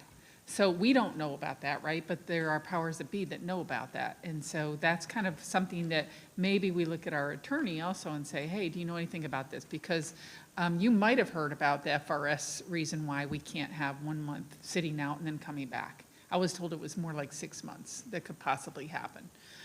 The other one was transportation. So every year we say transportation's only funded by 35%. The answer we get back, and I've heard this from lots of lobbyists that say, well, I can go in there and tell them they need to provide transportation funds, but what they're going to say is there's only so much money in the budget, so it's going to come out of somewhere else in your budget. And then we're going to earmark it to say it's transportation, you can't touch it. So that's one of the pushbacks we get when you're up there asking for funding. The funding pushback is, well, if we earmark that, then you're not going to have the flexibility in those dollars to move them somewhere else. So that's the reason why I always say, oh, transportation's a problem, but then they give me that one. So I use it as an example. You only fund us 35% of the transportation costs, but it's not the reason for the ask. Does that make sense? That's- Okay, and it's an ask. That's what we're going up there. We're asking, could you consider this? Actually, that ask needs to be way before we go up there. So it needs to be, that's why I'm happy that we're starting it so early, because these are conversations we should be having with our legislators before they start writing bills or presenting or proposing the bills they want to present. These are things that we can say, this is your community, this is affecting your stakeholders. We would like you to consider these things when you're going to do proposed budget bills, especially appropriations bills. That's why I brought up the appropriation bill for a projected boutique high school. Because when you're looking at things like that, you have to start way early in the process to be able to do this. Anyone else? All right. All right. See you in 2 weeks, Dr. Shafty. The next item will be presented actually by Ms. Basura. I'm in District 5 now. Can we take, Madam Chair, can we take a quick break? Is there anyone else that needs a break? Or do you want to just take it on your Madam, own? she needs one. Do you need a break? Okay. Keep rolling, because we got a long agenda. If you want to take a break, feel free. Okay. Through the chair. Good afternoon. I'll go very quickly because we do have a packed agenda. I am excited that I get to bring a celebratory, happy item to the board for consideration. We are requesting approval for an out-of-state field trip. We have a student who won the International Science Fair bid to represent our county. And so this year, the International Science Fair is held in Columbus, Ohio. Anytime a student travels outside of the state lines, we do bring to you a request for approval, and I'd like to present that to you. So I have a couple questions on that, seeing Yes. that I've done this and gone to it, I don't know, 2-3 times now. Do they have a chaperone from the district going with them? The parent will be chaperoning during this trip. Okay, what's the funding cost then for us if a parent is taking the child? It is covered, and it is covered by the Indian River Ed Fund. Are they paying for the parent to go? Yes, Chaperone. Yeah, Okay. chaperone. Okay, yes, all right. But the chaperone, the parent is representing the school district? correct. And we have all of the paperwork filled out. Okay. It's interesting that this district does that. I guess they could stay together in the same room, so it Yes. cuts costs, which is good. It'd be nice in the future if we could fund a teacher going. I know it's always usually at a time where there's testing, so the teachers don't want to leave their classroom, which I understand. And It's this particular unfortunate. year, it's May 11th through the 16th. Oh. So yes, I would like to And keep all see of our that- teachers in the classrooms The during that sadness week. of that is, I wish they would get that to the International Fair, because the sadness of that is, having gone to the International Fair a couple of times, the amount of information that the adult gets. I was the district's science coordinator for St. Lucie County, so going there and doing that, I was able to get a lot of resources and a lot of connections, a lot of information back, so that my kids down there could get opportunities for other scholarships and things like that. And it opened a lot of doors, which was really nice, especially for learning how to apply for Honda scholarship, for the Toyota scholarships, and grants for the district. So it wasn't just a benefit for the student, it was also a benefit for the adult and the district coming back with the adult giving that information. So it was really important, I thought. Yes. Do you know what his topic was? What was his? I am Can excited you to say share it? with you the topic. Can you And then pronounce it? after I share, I'm going to ask Dr. Posca to interpret for me. No, I can do it. Go ahead, ask me. Quantifying caffeine as an anthropogenic biomarker for septic tank contamination in Queens Cove using HPLC and GIS integration. So there you go. I got there's coffee in the tanks. Holy, It's the impact of humans right, on the environment, on the environment, yes. and with caffeine. How long can a Pop-Tart? Interesting. Wow. So yes, we're very proud of our students. We did have a large contingency that also just represented us in the state science fair as award did they winners. do? 13 out of the 20 placed first, second, third, fourth, awesome. and honorable mentions. Good. So we were very well represented. That's great. So And that's also a fun thing to go to the state fair, and they allow other people to come. Parents are there, other people are there. It's always at the Lakeland Center, and it's really awesome experience to go to that too. Yes. So, all right. E and F, Ms. thank you. Christopoli. Presentation. So first, through the chair, first item is the review of the Code of Student Conduct, and we briefed in March on this topic with Ms. Holden. Summary of the changes.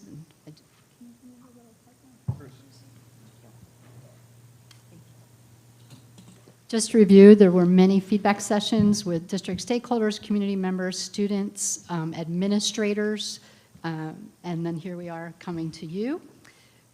We did the majority of the changes of splitting the consequences between elementary and secondary, which was needed and asked for. We added an entire section on school safety protocols, which we're very excited, which starts on page 31. We added specific guidelines and more clarity in the language for ID badges, the protocol for elementary and secondary. And let me go. And then for suspensions, which was also some feedback that we received, question and answers on what happens if you're suspended, what is the protocol. So we're happy to bring that. And then there's the elementary language for the ID badges and the dress code. And then in the safety protocol, there are a couple things to note. One is information about for students, we've never had this in the code of conduct, if you leave a door open or if you see a gate or if something you know is supposed to be in place, you have to report it, which was super helpful going in for next year. And then we addressed the Rule 6A, which addresses the 4 to 5 Florida disciplinary requirements for if you falsify a tip for 4 to 5. So those were the major changes. And then the next steps would be obviously to take, once it's approved, to update the training going into next year and the website and the overview for students, families, parents, et cetera.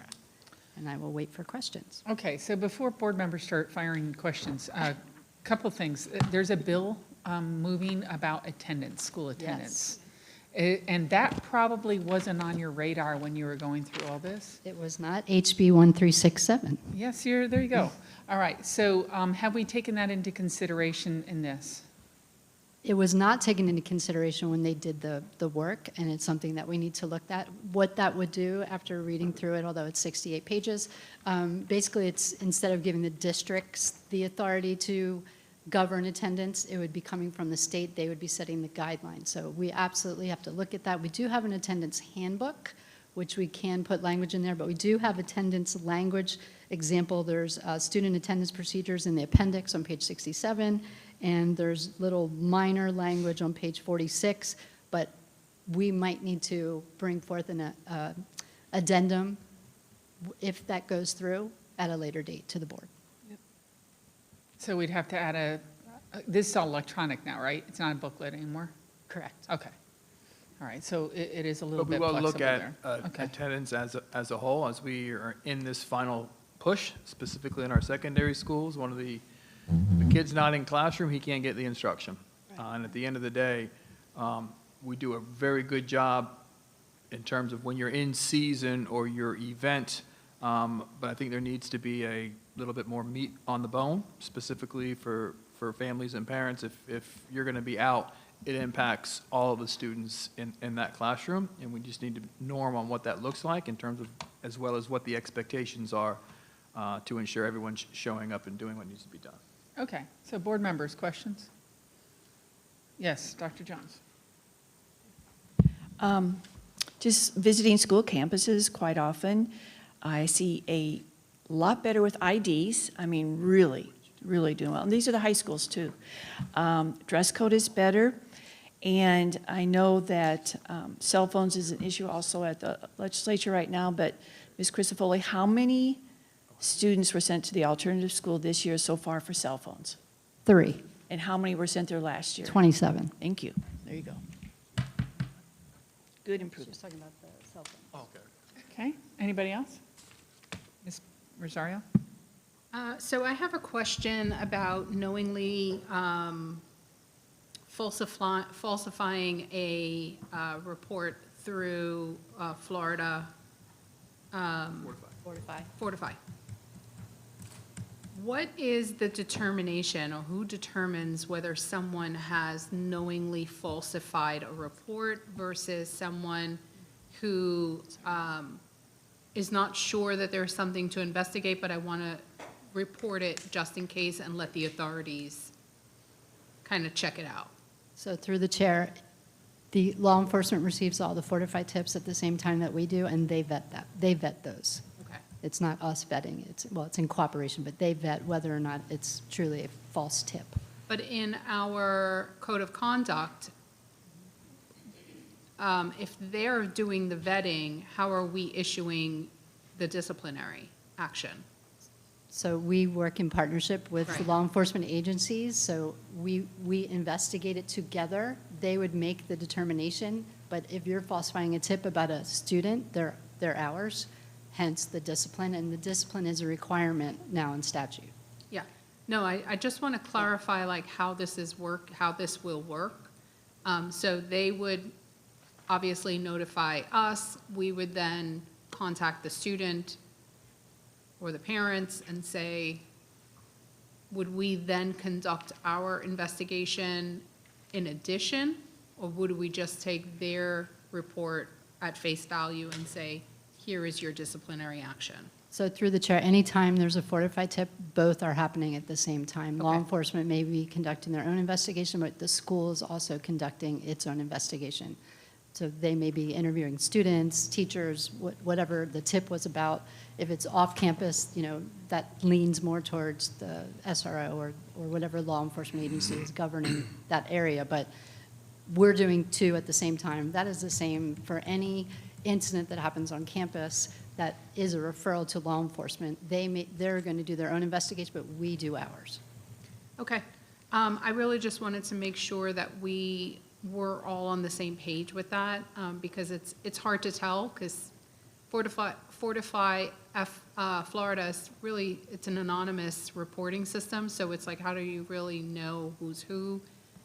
So clearly, law enforcement knows how to reach out to them anyway, which is a concern, because if it's supposed to be anonymous, how are they reaching out?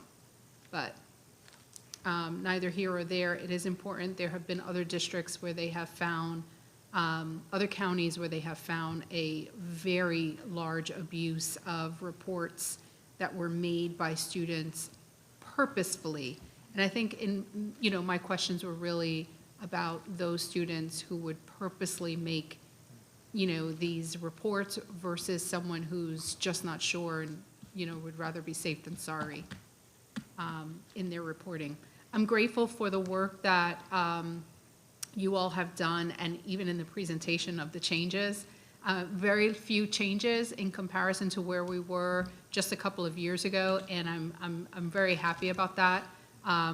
We have done really fantastic work in terms of discipline and follow-up and ensuring that there is going to be zero tolerance with bullying and zero tolerance with abuse with the cell phones and so on and so forth. So I think that, you know, even being able to sit back and say, well done,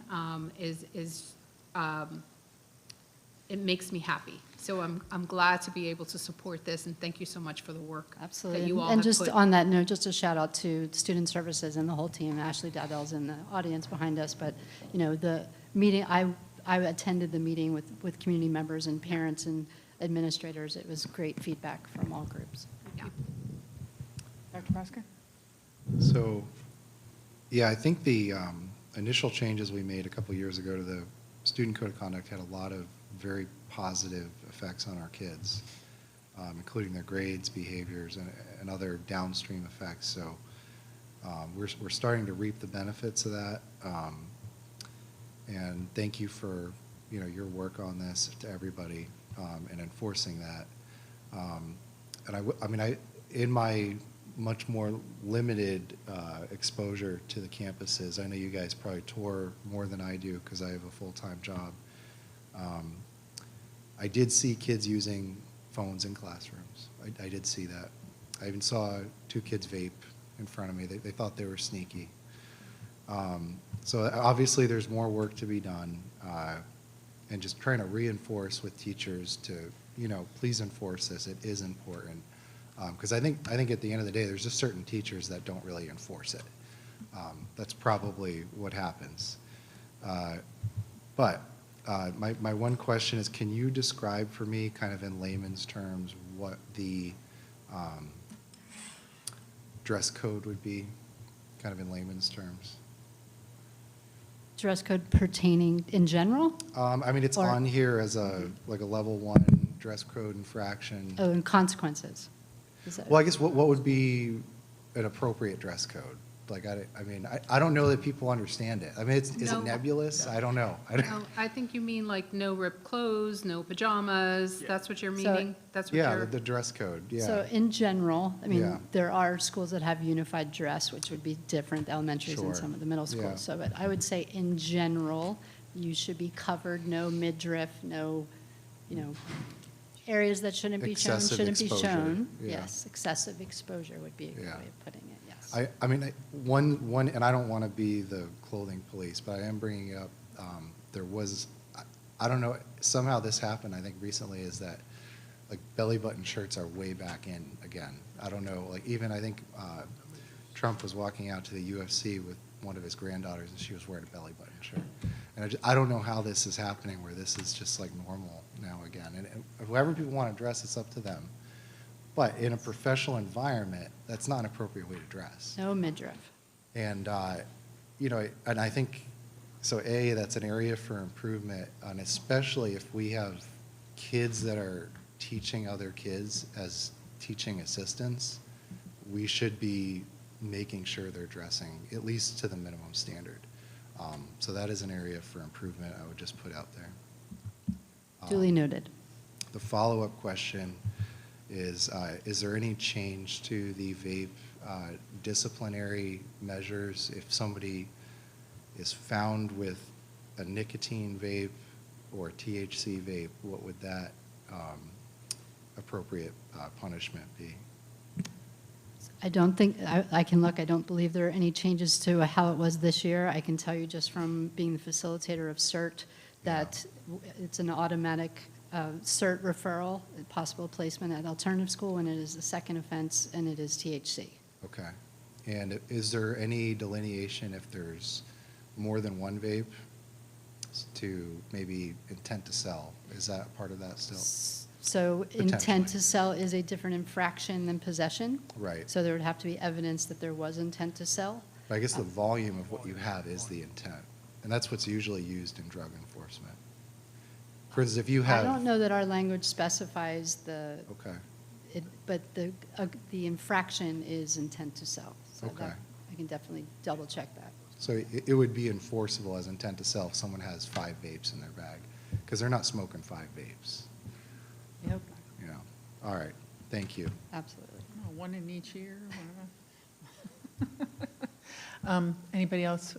Okay, Ms. Rosario? No, I, just a follow-up, I was going to ask, but that if there were an intent to sell, that would be an intent to sell, trying to think of the language because I just closed off, wouldn't that be an intent to sell, not paraphernalia, Restricted substance. yeah, substance, like, you know, like marijuana or something else, that would still be considered within the intent to sell, right? Drugs. Correct, and enforceable by law. Okay, perfect. Both, a school consequence and law enforcement consequence. Okay, thank you. Anyone else? All right, Dr. Pasca brought up a really good point. When I was a teacher and I would enforce the rules, I'm a rule follower, I'm a rule enforcer. But some teachers don't. They want to be the best friend. They want to be, you know, like some parents want to be their best friend instead of being a parent. That's a whole nother story. So it would get me very frustrated, and, you know, the expectation in my classroom would be different than the expectation in another classroom. I still hear that from teachers. I heard it on Saturday from a teacher. I follow through with the rules and the ID badges, and then the kids get mad at me because so-and-so teacher down the hall doesn't. I saw a midriff belly button recently, and was standing next to a principal and said something, and it was like, well, you know, we check on them twice a day, and then at this point in the day, it's kind of tough to follow through. What?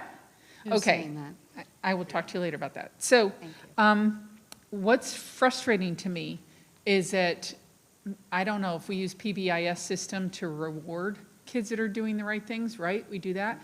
Could we do something for our adults that are following through with the school board policies and saying, you know, thank you for keeping a really strict policy on IDs. It's important because it's for school safety.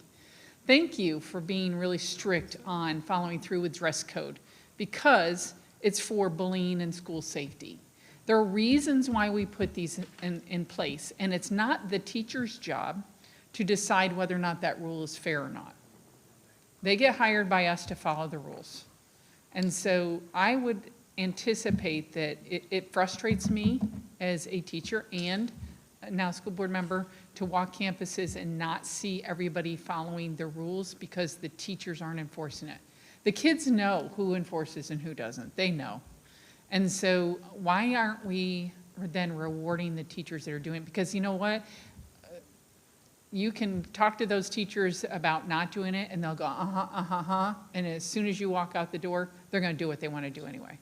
So why not reward the teachers that are doing the right thing? I'm just saying. Through the chair, we love that idea, and we are definitely going to bring that back. But on the other side of that, it is your professional responsibility to enforce the code of conduct. So if teachers out there, if they're not doing that, then they should be letting somebody, administration, know. It's very frustrating, though, to put these policies in place knowing that they're protecting children and then still see it not happening. That's a leader's responsibility, and I'm not going to give an award to somebody who's doing the right thing. No, that's not what I'm talking about. That's a principal's responsibility to make sure the teachers are following the rules. I understand that, and I've been a principal, and I get your frustration with that, and I agree. Because I said that to the teacher. I said, that's on your principal. But the teachers don't want to use the term narc each other out. And so those principals sometimes have other things going on and they don't have enough energy to put in. And that principal even said, well, I've already talked to that kid 15 times and you know, what am I supposed to do? 16th time, please. And then call the parent and have the parent come get them. You know, let's be leaders here of following through with the rules. I agree that they should do that, Peggy, but I'm telling you that that's not happening in all cases. And so making an exception, like in a faculty meeting, thanking a teacher in front of everybody is probably award enough sometimes. Yeah. It might be putting them on the spot, but it also is, hey, thank you so much for bringing it to our attention that kids are not following through with this rule. And then the other teachers are like, oh, well, they got praised for that in a meeting, and I didn't. And so it's the little things that count, believe it or not.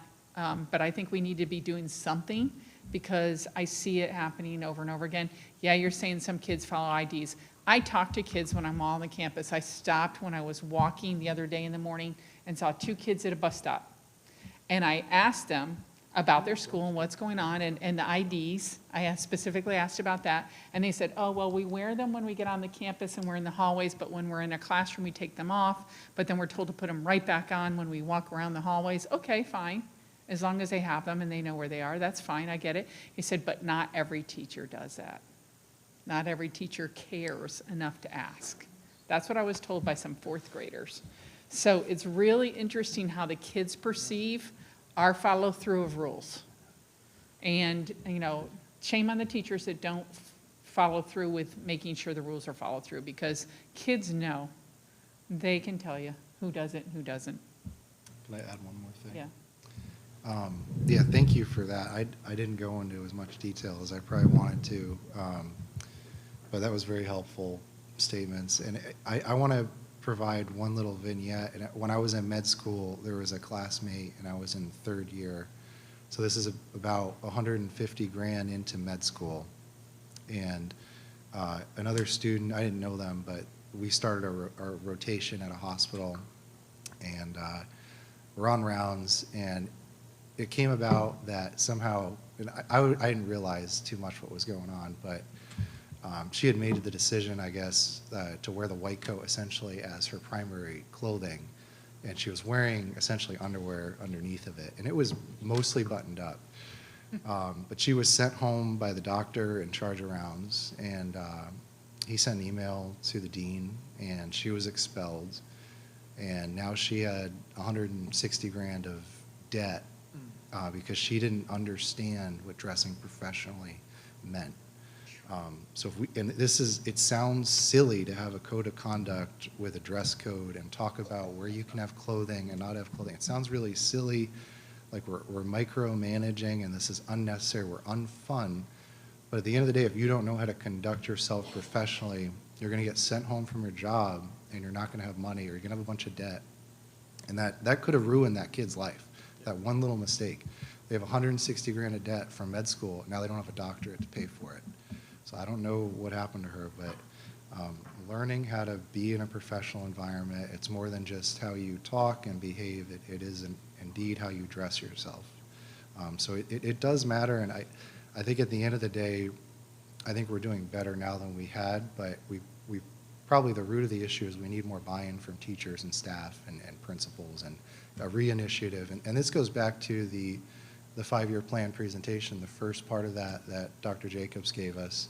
And it wasn't the word maintenance, but it comes down to maintaining what we have and making sure it's actually happening and drilling down and doing it. Because just having that policy, every year we still have to revisit it. We have to reinitiate and reinvigorate the actual act of doing these things, or it just kind of falls by the wayside and things become lax and people want to be popular. Sometimes leaders want to be popular, and that helps them get buy-in for other things that they want, and they overlook things that are unpopular and don't enforce them. But we need real leaders that stand up and do ultimately what is asked. Yeah, I'd just like to say thank you to those teachers and leaders that hold students accountable. Because if you don't do that, then they're going to think the rules never apply to them in the future. And so what are we teaching them? I'd just like to add, I think as leaders too, we always have to model what we expect. And from the very, very beginning of the year, be consistent. Because once you're like that as a principal or a teacher or any support staff, they're just being consistent with the students and making sure that we have that communication with parents about dress continually. You know, sometimes they'll dress this way for school and change before they get there. So the parents, they don't even realize it. So it's just that constant communication and modeling what we expect and being consistent and fair. That's why we need to check dress code after second period too, because that's Every what they do. period. Any other questions on the code of conduct? We could go on and on. I'm sure we could.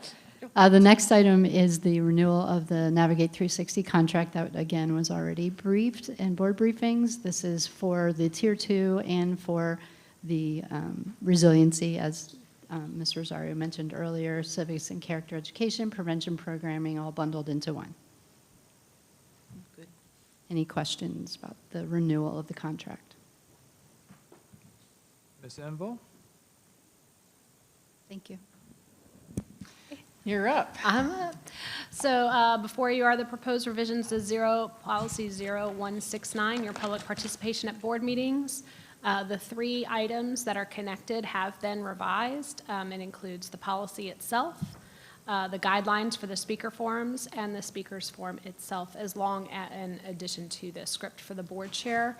I did remove the ability for, we talked about the individual who represents groups or factions, and so that's been removed. So it's across the board, up to 3 minutes for each speaker.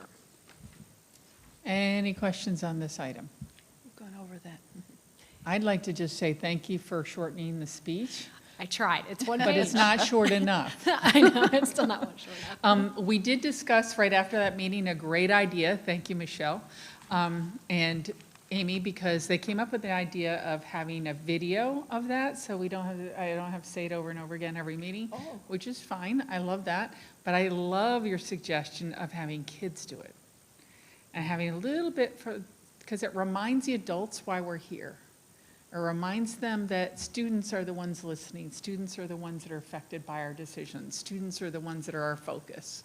So I really like that idea. I don't know where we are with that, because when you said it to me, I went, oh yeah, that sounds really great. So I don't know where we are with that, but I thought that was a really good suggestion. So thank you for that suggestion. It was good. Where are we with that idea? Until we approve it, there's ultimately, once we get it done, we Okay. can follow up. So board members, I thought it was a great idea. It is a good idea. It just kind of puts the focus It on is. what we need to be on, which is the kids. Ms. Rosario? Thank you so much for doing all of this. We've gone through many iterations of this policy, so I'm glad that we are where we are right now. I'm just looking at the connection, because one of the biggest things is that I have found is that we had these separate things that were all really related, but they weren't part of one policy, and I really wanted to make it one policy. So I can see where on the guidelines, it says, sorry, let me go to I've got several tabs open, not the guidelines, the citizen input form, the speaker form. At the top, it says School Board Policy 0169.1. Love that, very clear that it is connected to policy, which I think is important, because if we have to be able to, in the past, what has happened is we have changed the speaker form and not changed the policy, or changed, something else and not change, or vice versa. So I think having both of those together means that when we're going to review these in the future, we need to review both of them at the same time. And the same thing with the guidelines. So the guidelines are interesting, because the guidelines kind of just showed up one day, and they were never really discussed or presented or voted on by the board corporate. So I'm happy that this is here. But my thing is, it says public content, the full text of School Board Policy 0169.1, public participation at board meetings can be found using this link. There's no link there. There will be once the policy is approved. There will be one once upon, okay. And then the other thing is, when I pull up the actual policy itself, I don't see, I may have missed it, but what I don't see is that in the policy, it says, It's your last line. I think is it that's what my you're last looking line, for, right? Yes. Because Any ones changes before to was, policies or procedures regarding public participation, board meetings or workshops, speakers forums, or the board agenda must be presented to the board as a proposition and pass with majority vote. yeah, but the guidelines aren't there. I would say those are any changes to policies or procedures. Your guidelines are your procedures. Well, this is the issue, is that if it doesn't say guidelines, then that's not what we were discussing. And in the future, that will be the discussion. That's always been the discussion. Well, the policy or the procedure are not the guidelines. And so we used to have guidelines in here, and So it we was could red either lines. change the guidelines title to procedures, or you could change the word procedures in the policy to guidelines.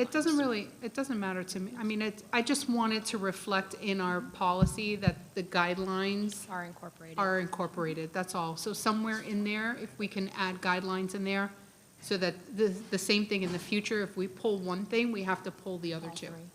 That's all if that's possible, maybe in that last line. However way you decide, I trust your judgment. Does the board have a preference with using the words guidelines or procedures, or, I mean, we're changing everything to public input, which I think is great, because that's really what it is. Right. I don't That's care what you semantics. call it, I just prefer that it be. Consistent. Yeah. I understand.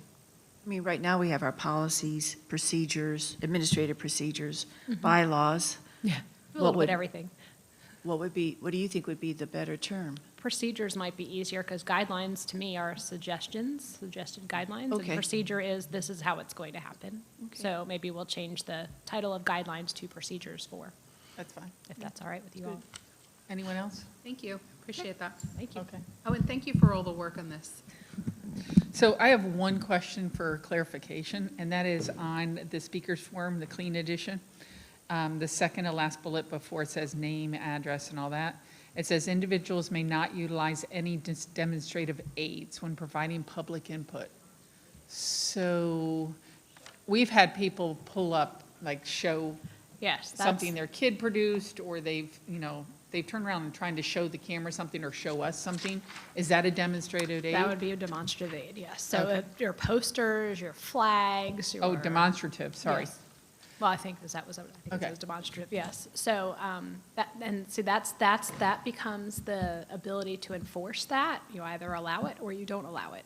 So if you they allow cannot it- show us anything on paper, turn it around, show it. I have That's to what it stop says it. right now, no demonstrative aids. So I think sometimes there's a request from the public, they want, oh, I want to present this PowerPoint to the board. That's not something that's They permitted. can email it to the board. Mm-hmm. Okay. And they can always, that's the other thing, they can always provide you with a handout, which that's specifically mentioned in your policy, and we tell them how many copies they should provide. But when it comes to, I want to show you this video, I want to show you, I mean, that's where you have. We've had that happen where somebody holds up their phone and shows us, Right. tries to. And that's where you have you may get a challenge, because if you allow someone to do it but not someone else. Right. And so it's easier, in my opinion, and you all can decide, to say no demonstrative aids at all. Okay. So when anything turns around and they try to show us, nope, Right. sorry, you can't. But Okay. they can send it to you if they want to. I mean, they always have that ability, and that's the good thing about stuck on social media. That's the good thing about being able to email you everything, is they can do that now. Okay. Ms. Rosario? So I thought I didn't pull it up fast enough for this conversation. I thought I remember reading in the Sunshine Law, where they could bring, and if I remember correctly, it's where they can bring cameras or tripods. And they could bring flyers or posters, but it just can't it can't Distraction. distract someone else or block someone else's view. And you might want to go, I mean, to me, I think sometimes you have, maybe they want to bring posters and they can leave them out there if they want, if that was their intent, is to show their posters, they can leave them outside. It depends on what you all want to do. You could have it so it doesn't block the aid, that anybody is allowed to record any of our meetings as long as it's not disruptive. Right. So that's what I thought in terms of something demonstrative, even if it's a flyer or a picture while they're talking, they can say, look, it's on this piece of paper. Is that considered demonstrative? That would be. But it's not blocking anyone else's view. No, those two are, I mean, to me, they're not related. I mean, they are related in a sense. I mean, you definitely don't want anything blocking anybody else's view, because you want everybody to see your, to be able to participate equally. But if you're doing no demonstrative aids, in my mind, I'm thinking most of the time that's a PowerPoint or a whatever. I mean, are you going to say, hey, you can't show that? I mean, that's something you all are going to have to decide, Please feel free to, I mean, I think the chair, as a chair, she could say, please feel free to email it to us. Or, send it to us, or if you don't have copies, or.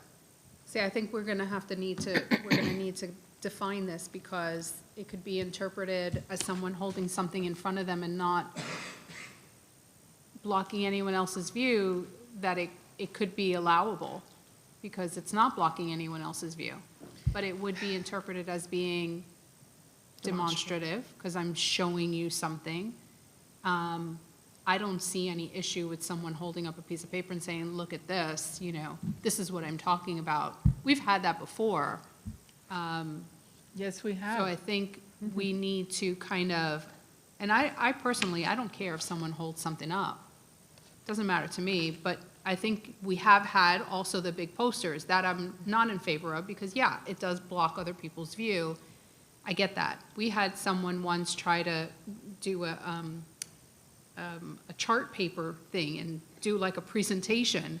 You know, that certainly is too big and too large that it would block someone else's view. But something small, you know, I really don't care about that, Madam Chair. Yes. Um, Dr. personally. Jones. I would personally rather, if they have something, they give it to us instead of holding it up. Because I think if we start the holding it up, it will become, well, that person could. In fact, I'd rather see it myself and have it in front of my face in case I have any questions. So I think we should be consistent on that. And by law, we can do that, right? Yes. Okay. Yes. I'm fine with that because, you know, we had people doing that all the time and showing all kinds of pictures. And then what did they do? They started purchasing T-shirts. Right.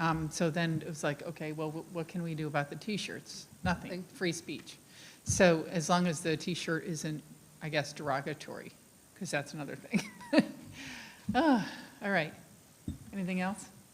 Thank you for working on this. Thank you. Mr. Green, I through N. Go, buddy. Thank you, Dr. Moore. Through the chair, item I is our typical review of surplus property. On this particular item, there's 26 items over 15 years old. Half of those are over 20 years old. Those are mainly old equipment from various schools. We do have, you will see some buses on there. As you remember, when we had approved the purchase of the 10 buses, these buses will be decommissioned as diesel and then turned in as a $25,000 rebate each towards that purchase of the propane bus that you already did as a rebate. The only other item on there is a Follett library system that was 20 years old. We now use Insignia, which is an online, but back then you had to buy the software, so it had a barcode with it. Those are the major items on the surplus list coming up at the next board meeting. Any questions? Questions, anybody? I have two. I always look at, okay, these big numbers, right? So Destiny, has that been replaced by Follett? Well, Destiny is Follett. That was the software that was our media center Right. purchased 20 years ago. That is gone. We now use a web-based called Insignia, I believe. Oh, Insignia, okay. And then, so we used it. It's not like we're throwing out 92. We used it for 20, it was Yeah, purchased okay. 20 years ago. We used it up until the district switched a few years ago. So we say we're getting rid of it, but we've used it to that point. We've used But we're it putting the number and on there that was the original cost?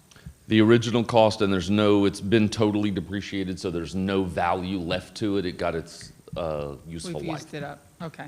And then all those cafeteria tables, are they like dilapidated, or are they things that we could sell and maybe use those funds? Those are ones that are unserviceable, and I walked through the warehouse and looked at that equipment, and so I've walked through just recently, and schools will come and take off the round part if it and reuse it, but the table itself is unserviceable. Okay, because I remember when I needed classroom furniture, they'd say, go down to the warehouse and look and see, and it was like, why are we keeping this stuff? Yeah, there was nothing really usable down there, so. And I'm concerned when I walk schools and see equipment that's not very friendly for kids to be in their classrooms, and yet we're using it, so, okay. Thank you. The next item, J, is the review of the English language learner plan. State Board Rule, Florida Administrative Code 6A6.095 requires that the district have a plan for English language learners. It's a 3-year plan. This is an update to the existing plan, which just expired, so this will be 25 through 28. And I can tell you there, as we briefed earlier, there are no substantial changes to it. These are mainly technical, so it's names of titles, names of departments. Instead of paper forms, it's online forms, online registrations, update to web links. And there's been a committee of people working on this, and it did go through a parent group that had to approve it, and that will be coming forward at the next board meeting for approval. Board members? Ms. Rosario? So I did a quick search through this, and I have a suggestion that I think we're missing one part from this plan, which I think is a great plan because Ms. Mallitz does a great job in this particular area. But I found I want to say, maybe a loophole or hole in servicing of ELLs that it's not quite captured in this, it's not captured at all in this plan. And it is the supports for English language learners when they are taking the PSAT, the SAT, the ACT, or the CLT for college entrance or for anything of the like. Turns out that all of those students there are accommodations for ELLs that should be allowed at the school level or wherever they're taking these tests if they are English language learners. And I don't think that we are servicing them appropriately and giving them the allotted time that they need. Now, whomever our coordinators are at the high schools should be knowledgeable on what that process is and how to get the students the accommodations. But I've come across a couple recently that did not have any idea that they were entitled to a translation dictionary or the directions for the tests in their native language, which I think is a disservice. And we need to, I think, if we can capture that, it's really not a lot between, this is coming to us at the next meeting, right? Yes. It's really not a lot, maybe one paragraph of what could be, I see Kelly's taking notes, of what could be allowable for them, what is or isn't. I have copies directly from the SAT suite, from the CLT, Classic Learning Test, and from the ACT on what is acceptable. And even once a student registers, they can actually download the directions themselves in their native language. And there is an approved list of translation dictionaries that's already on the SAT Suite website, where a student can purchase it directly from Amazon or from wherever else that they could get it, which is very interesting. And some of them are actually downloadable as a PDF. Many of them could get 50% extended testing time, possibly more than that. And I think this is a group of students that we may not have thought about in terms of the accommodations for these particular tests. And moving forward, this could benefit the students for sure, because the SAT, the ACT, and the CLT, not only would it get them into college, but it could also be an alternative to the PERT test to get them into dual enrollment. So if you have a 10th grader taking a PSAT, it might be beneficial. I mean, it's always going to be beneficial if they're in ELL to get the accommodations that are needed. So I don't know if anybody else has something to say there, but maybe we can just capture that. I can hand this over to you, Kelly, no big deal. Thank you. Mr. Bearborg? Yes, sorry. I agree, and now, I don't know how it is right now at the high schools or middle schools, but with the ACT, SAT, and so forth, the person assigned to that would have the names of those students so they could help. So if that's the same manner that we're using now, it works, but they really do need to have that. So, as Ms. Rosario said, as far as ACT, SAT, CLT, all this helping them with college is so important. Thank you. Thank you. Through the chair. Item K is an extension of an agreement with our landscaping company, Brightview. They had a 3-year contract with 2 one-year annual renewals. They have agreed, and we have extended an offer to engage in the first of those 1-year extensions.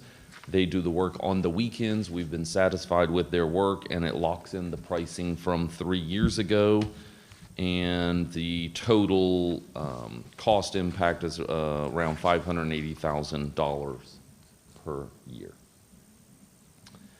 Item L is an extension of an agreement with Complete Electric and Jarrellcom. Complete Electric and Jarrellcom do electrical work. This is actually for high voltage, like 110 and 220, when we have small projects where we need to go in that our electricians might not be able to do, let's say rewiring a wing or something.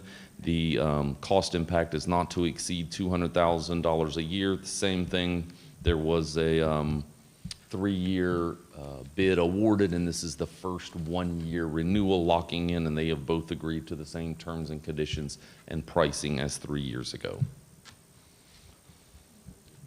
Item M is actually the award of a bid for a term contract, same thing. This will be a 3-year contract with 2 1-year renewals for tile and LVP, which is luxury vinyl planking or vinyl flooring, as we replace carpet throughout the district. This particular item, there were 20 contractors that was put out to, and Anthony's Flooring was recommended as the sole responsive bidder, and that is a $600,000 per year fiscal impact as we convert in the capital 5-year plan. You have that for converting to tile and vinyl to remove carpet. And the last item in, if you remember, I believe it was on January 13th, the board approved the instructional calendar, which tells us when students will be in session. The first day of students next year is August 11th, the last day on May 29th. After that approval, we go back and we create what are called the work and pay calendars. So for the various pay groups, we have 180-day employees, 186, 190, 196, 250, 244. We create calendars, and so those calendars have been reviewed by the prospective unions, CWA and IRCEA, and both have approved those. Those will be coming forward, and they'll just let the various work groups know which days they work out of those calendars to support that instructional calendar. Okay, question on that. When I open up the calendars, there are a bunch of zeros and ones underneath the dates. Those are whether they're paid or not. Okay, so that's not going to be what we publish out there for parents to see? No, this is on the back end. It is published, but our employees know to go to payroll site to look at their work schedule. So it will have the 0 and 1s, but these are for our employees. Okay, but that's really hard for a parent, like parents trying to figure out, okay, when can I take a vacation? So the parents see the instructional calendar that's already been approved. This is on the back end for our employees. Okay, so what I'm looking at right now is the draft instructional work calendar. That's not what parents are going to see. Right, you've already approved the instructional pretty calendar like this, which is a demonstrative aid that I probably shouldn't be holding up. No, you shouldn't. Sorry, sir, you're breaking policy. That beautiful calendar will be posted for parents, and it doesn't have those, and it has nice words that say when graduation. But on our payroll site for our employees specifically, they're very accustomed to going, what days is a paid holiday for me? Which ones are not paid holidays? If I'm a 180-day employee, which days do I work? When's my spring break? So this is the work/pay calendar for our employees. Okay, I just want to make sure we're not putting that out there. No. Okay, yeah, because when you look at it, it's like, what are all the zeros and ones? All right, got it. Thank you, ma'am. Madam Chair, next item is your legislative priorities. All right, so a couple things. Ooh, let's see. I started tracking 119 bills, but FSBA has been tracking over 300 bills that have anything to do with education. It's been unbelievable. So the Senate and House subcommittees have kind of wrapped, but the appropriations and fiscal committees are still meeting for budget work. So when you see bills moving, the bills are not going to move any more than they have unless a appropriations committee brings them up, okay? And that would be for balancing the budget or whatever else to do. The important bills right now are kind of out there are HB 123, and Senate Bill 140, and along with related bills, not companion bills, but related bills are HB 443, SB 822, which are the charter school conversion bills. Basically, part of the things they had in there was first right of refusal for charters. That has been removed from one of the versions, but not the other. So in other words, if we have a piece.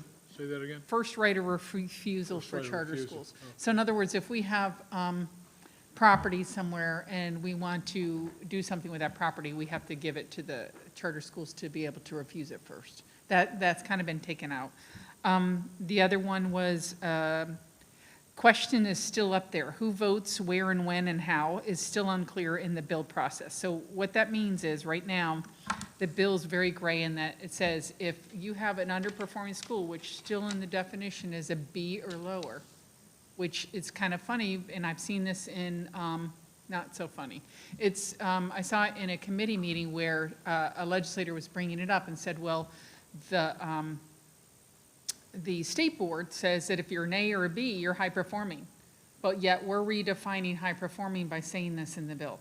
And so high performing is only an A in this bill, just so you know. So if the school is B or lower and it has not been an A in the last 5 years, it doesn't say how many, it just says parents at a meeting can vote, and 50% of that vote can be to overturn the school, make it a charter. So it's extremely gray still. There's still, I've heard there are pending amendments to that because of the grayness. So we'll see, we've been watching that bill to see exactly how that vote's supposed to happen, when it's supposed to happen, who gets to vote and who doesn't get to vote. Because that part's been very, very gray. So there are amendments that are being anticipated for that bill. HB 1221 and Senate Bill 1664 are local option tax bill. That looks like it's moving. It says that every 8 years, if we want to put like a millage on there, and then every 8 years, it must be a ballot initiative again. It can't keep going more than 8 years, which makes sense. HB 569, SB 1188 is a construction and facilities bill. It's similar to an impact bill, which would be 665 and 1188, which is, one of them says waiving impact fees if a construction company states that they are putting a charter school on their property. They would not have to pay any impact fees. The other one limits how much money can be raised in a certain amount of time on impact fees. So those two bills probably will be reworked somehow into one. So we're kind of watching those as well. Wireless communication schools. This is HB 949 and SB 1296. They're related but not companion bills. So whenever you get related bills like that, they're still being negotiated because they have to be companion, they have to match. One of them says, and I think that was the House version, no cell phones use on school grounds or activities off school grounds at all. So in other words, if what happened at Sebastian River, kids could not pull out their cell phones and call their parents, period.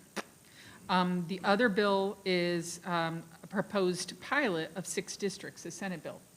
And that says that a restriction on required ban of use of cell phones during the school day.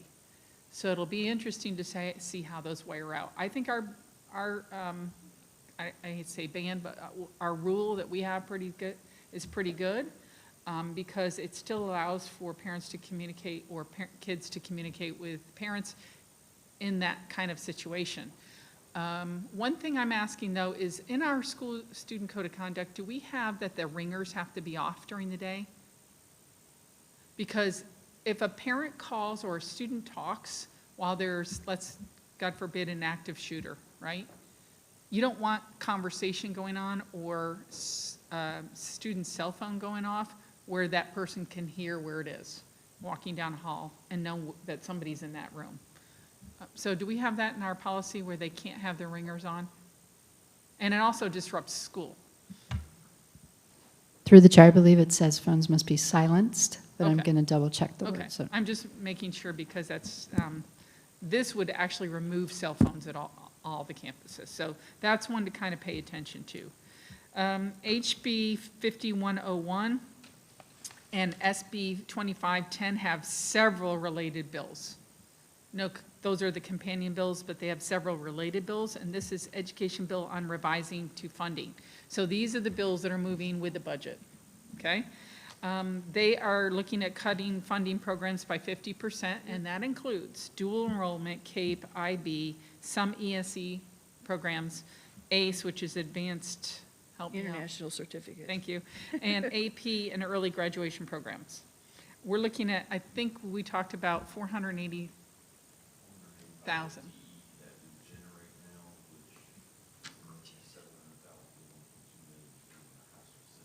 Yeah, so all of our plans to increase those programs would just go the other way. They would be decreased, or something would have to give in order for us to keep going with those programs. So those are ones to really pay attention to. And then an interesting one, I don't have the bill number because I couldn't remember it, is A-school money. There is a bill that says if a school gets A-school money or recognition funds, then those funds only go to teachers. They cannot go to any other staff members. Instructional personnel only, that's what it says. And that's a big one because we've had that issue with our schools and the improvements that they're going through and that vote that happens, and we've had issues with those votes. So that's going to be interesting if that bill passes, because that's going to take out all of our aides and anybody else, cafeteria, whoever, custodial, whoever else helps at school, they would not be included in those funds. And then, of course, HB 1367, I think, was the attendance guidelines one that we already talked about. Okay, so that's kind of the highlight. There are, of course, other bills to talk about. The Gulf of America, that bill has been adjusted, and the sponsor of the bill realized, oh yeah, that would cost us a lot of money because we just adopted those books not less than a year ago, I think, for social studies. So that has now been revised to a new purchase after July 1st. So any new purchase after July 1st must have the Gulf of America in there instead of the Gulf of Mexico. Other than that, we can keep those books because we just purchased those until we go to the next funding time, okay? That's all I have. I can't answer any other questions because I don't know what they're going to do. So the funding and the budget is now what they're doing, and we don't anticipate any action on that until after Easter. So in the next week, they're meeting, there's conversation, but there's not really going to be a lot of action until they come back after that, because then they have to go hard from there until May 2nd, which is sine die, which is the last day of session. And sine die means in Latin without day, which means that they close session with an undisclosed date that they're going to reopen and come back. So that's what that means. I've always been asked what sine die, and that's what it means. Okay? Well, thank you very much for the update. Sure. Thank you for the update. It wasn't very positive, but that's what it is. That's what's happening. The second thing I have is end-of-year graduations and ceremonies. So I'm going to pass these, this direction. These are, and those are for them over there. This is a list of all the graduation ceremony activities. As you can see, April and May are really, really busy. Thank you to, Dr. Jones and Mr. Dyer for attending Vero Beach High School Scholar Ceremony with me. It's nice when they see board presence, and I've actually had several people come up and thank us for being there, which is great. That was at night. Sebastian River High School, Dr. Jones, Mr. Dyer, Ms. Rosario, thank you for going there with me. It was a good representation from the board. I know that we all can't be at everything. I get it.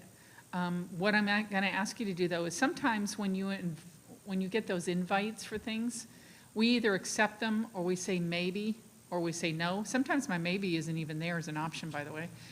So if we want it on our calendar, which I do want it on my calendar to know that it's happening in case something cancels and I can go, I usually put maybe, and then I try to the day before, if I can't make it, put no, because when you put no, it literally removes it from our agenda, so we can't see it.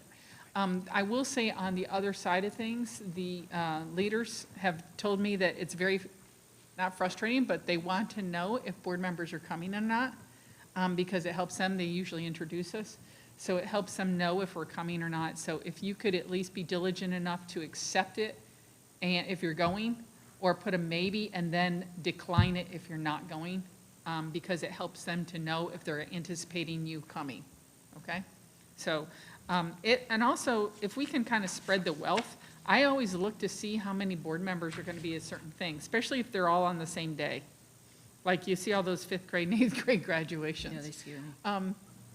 It's hard if you show up at one and not the others, but it's also, there's several at the same time.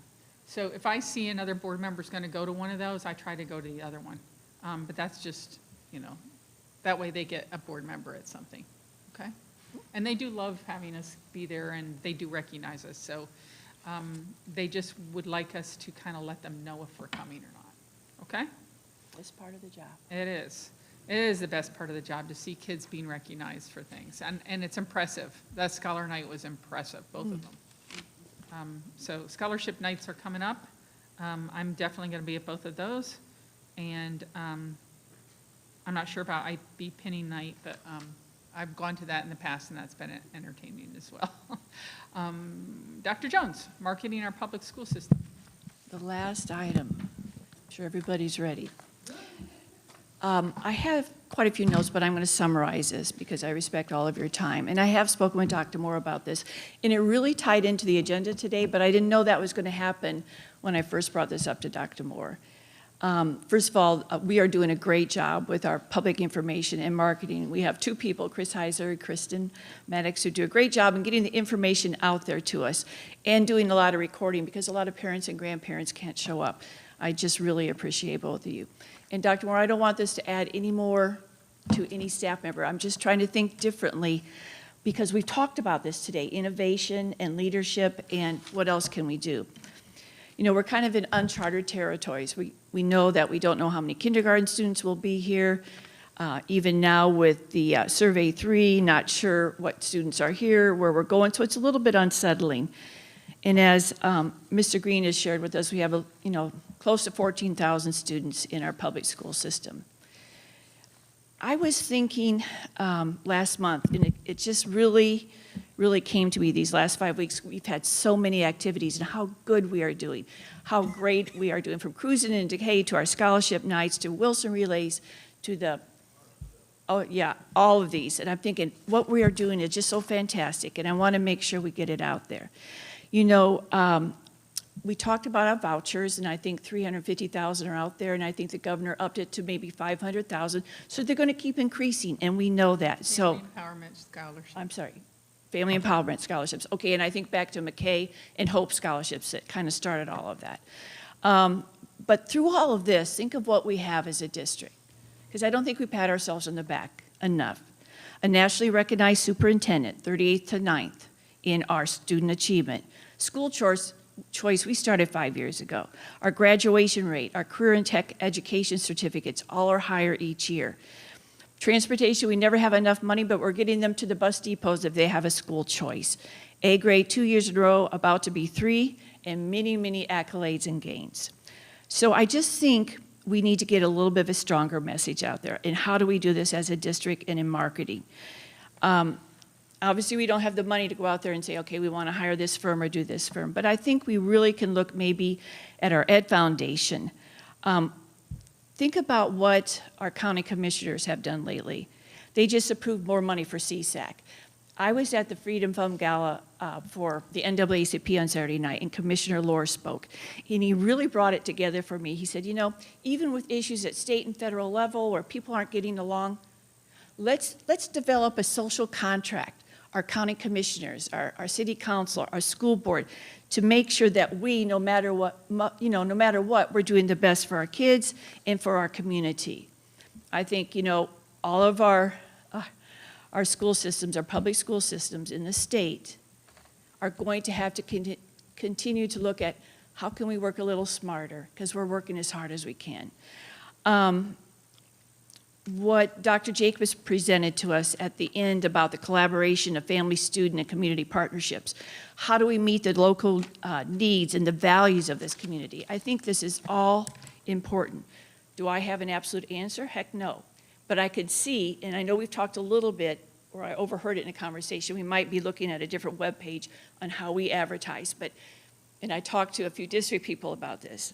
Get out there about our certification. Get out there about our state standards, our progress monitoring, our graduation requirements, following the state statutes, state tests and end-of-course exams, number of hours for high school credit, what we do. This board is committed to these students. This board is committed to these families, but we're up against some really big challenges right now, and more are probably coming. What Ms. Berenborg, Chair Berenborg just shared with us as far as what could happen in AP and IB. So what can we do to make sure that in this county, because I think we could just control here, better to get the message out and be proactive so we're not reacting. So I just wanted to put that out there.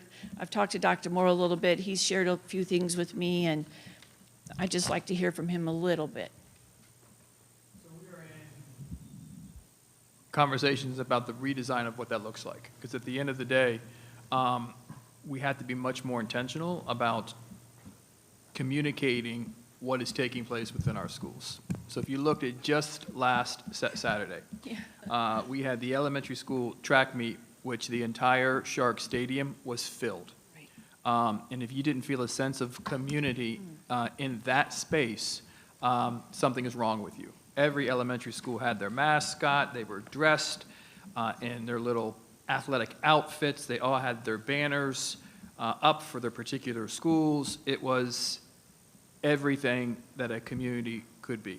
So we leave there, we go, me and Beth, we do an introduction of a drone competition, then we go over to play ball event. And once again, it just was community. You had the varsity and JV baseball team providing training or fundamentals in baseball for, another group of about 90 elementary kids. Just incredibly powerful. There was an art show going on over at the museum. Dr. Shafty was there, so we had everything covered. Sphero in the afternoon. Dr. Shafty was there as well. Wife's had a broken foot, had to go home.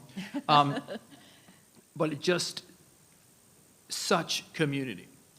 So we need to be able to market the great things that are in fact happening to those who are never making a choice regarding our schools. Right. I think we need to be extremely intentional when it comes into feeding into kindergarten.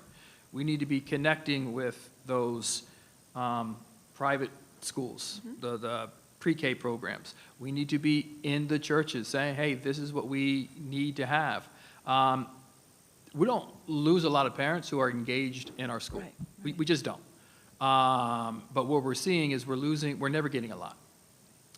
So we need to be extremely aggressive around a communication strategy. We need to help support our schools, which is in addition to communication plan and strategy. We need to sell community. And each school should be seen as the hub within that specific community that actually pulls the community together. So part of our work that we will roll out next year is to, you're right, not to put it on principals, but to align these community efforts that you see in our schools. You go to Rosewood. I was walking with Principal Faust, and there's like 12 parents, one of which was your employee. I hope you knew he was there, Chris. Okay. I was looking for him to look at me. Just sitting there having lunch with their kids. I'm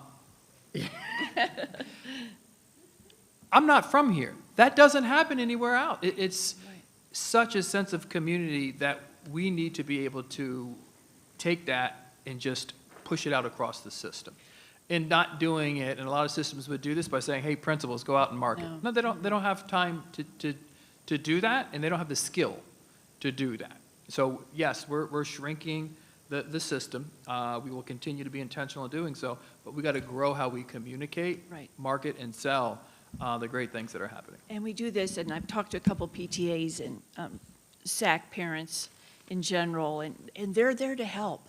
I mean, even I could see a day in the summer where we get these parents together saying, listen, we can do this, I can do this. They are there to help because those parents have ownership to those schools. And like you said, we've got to get them in kindergarten in the first place, and I think our VPK helps with that, and getting people there. So, I just think, again, working a little bit differently, we can't work any harder. And I think Mr. Dyer, everybody's talked about this, how do we put that out there so that we keep our students and continue to grow? Well, and I think another piece of that strategy, because you said it is parents, and you look, we have some parent organizations in our school that are models across the nation. What's going on at Beachland, what's going on at Rosewood, what's going on in Gifford. It's just. Citrus is good to me. Citrus is as well. Strong programs. Look at Fellsmere. Unbelievable. All kinds of different, so it's not one specific, it's just a magnet school that has that parental involvement? Nope, not at all. It's just being leveraged and organized, and that's an additional layer of support that we can help create that across the entire network of schools. And I just, as committed as this board is, we're here to help on that too, because these are, I think about this, this is our school district and this is our home, so it's got to be top notch. That's good stuff. Just some thoughts. Mr. Dyer? Yeah, Peggy, I think that's a great idea to consider using some Ed Foundation funds, if we could do that to market. And, I love the idea of community, and sometimes when we look at it, we try to talk about the district, but it doesn't mean anything. What really means something is you go out to the schools like the Evening of Enchantment at Fellsmere Elementary, or even Sebastian High School graduation. I really felt community at that, and a lot of love and respect at that Sebastian High School graduation. I think that there is a lot of things that we can do to market the community around the school. How about I love my school? From a parent's point of view, from a teacher point of view, from a principal point of view, from a student point of view even, about each individual school, because that's what you really see when you go out there. There is a sense of community, and I think that there's something that we could do to market each individual school, because each one has a personality that works for the community in that school.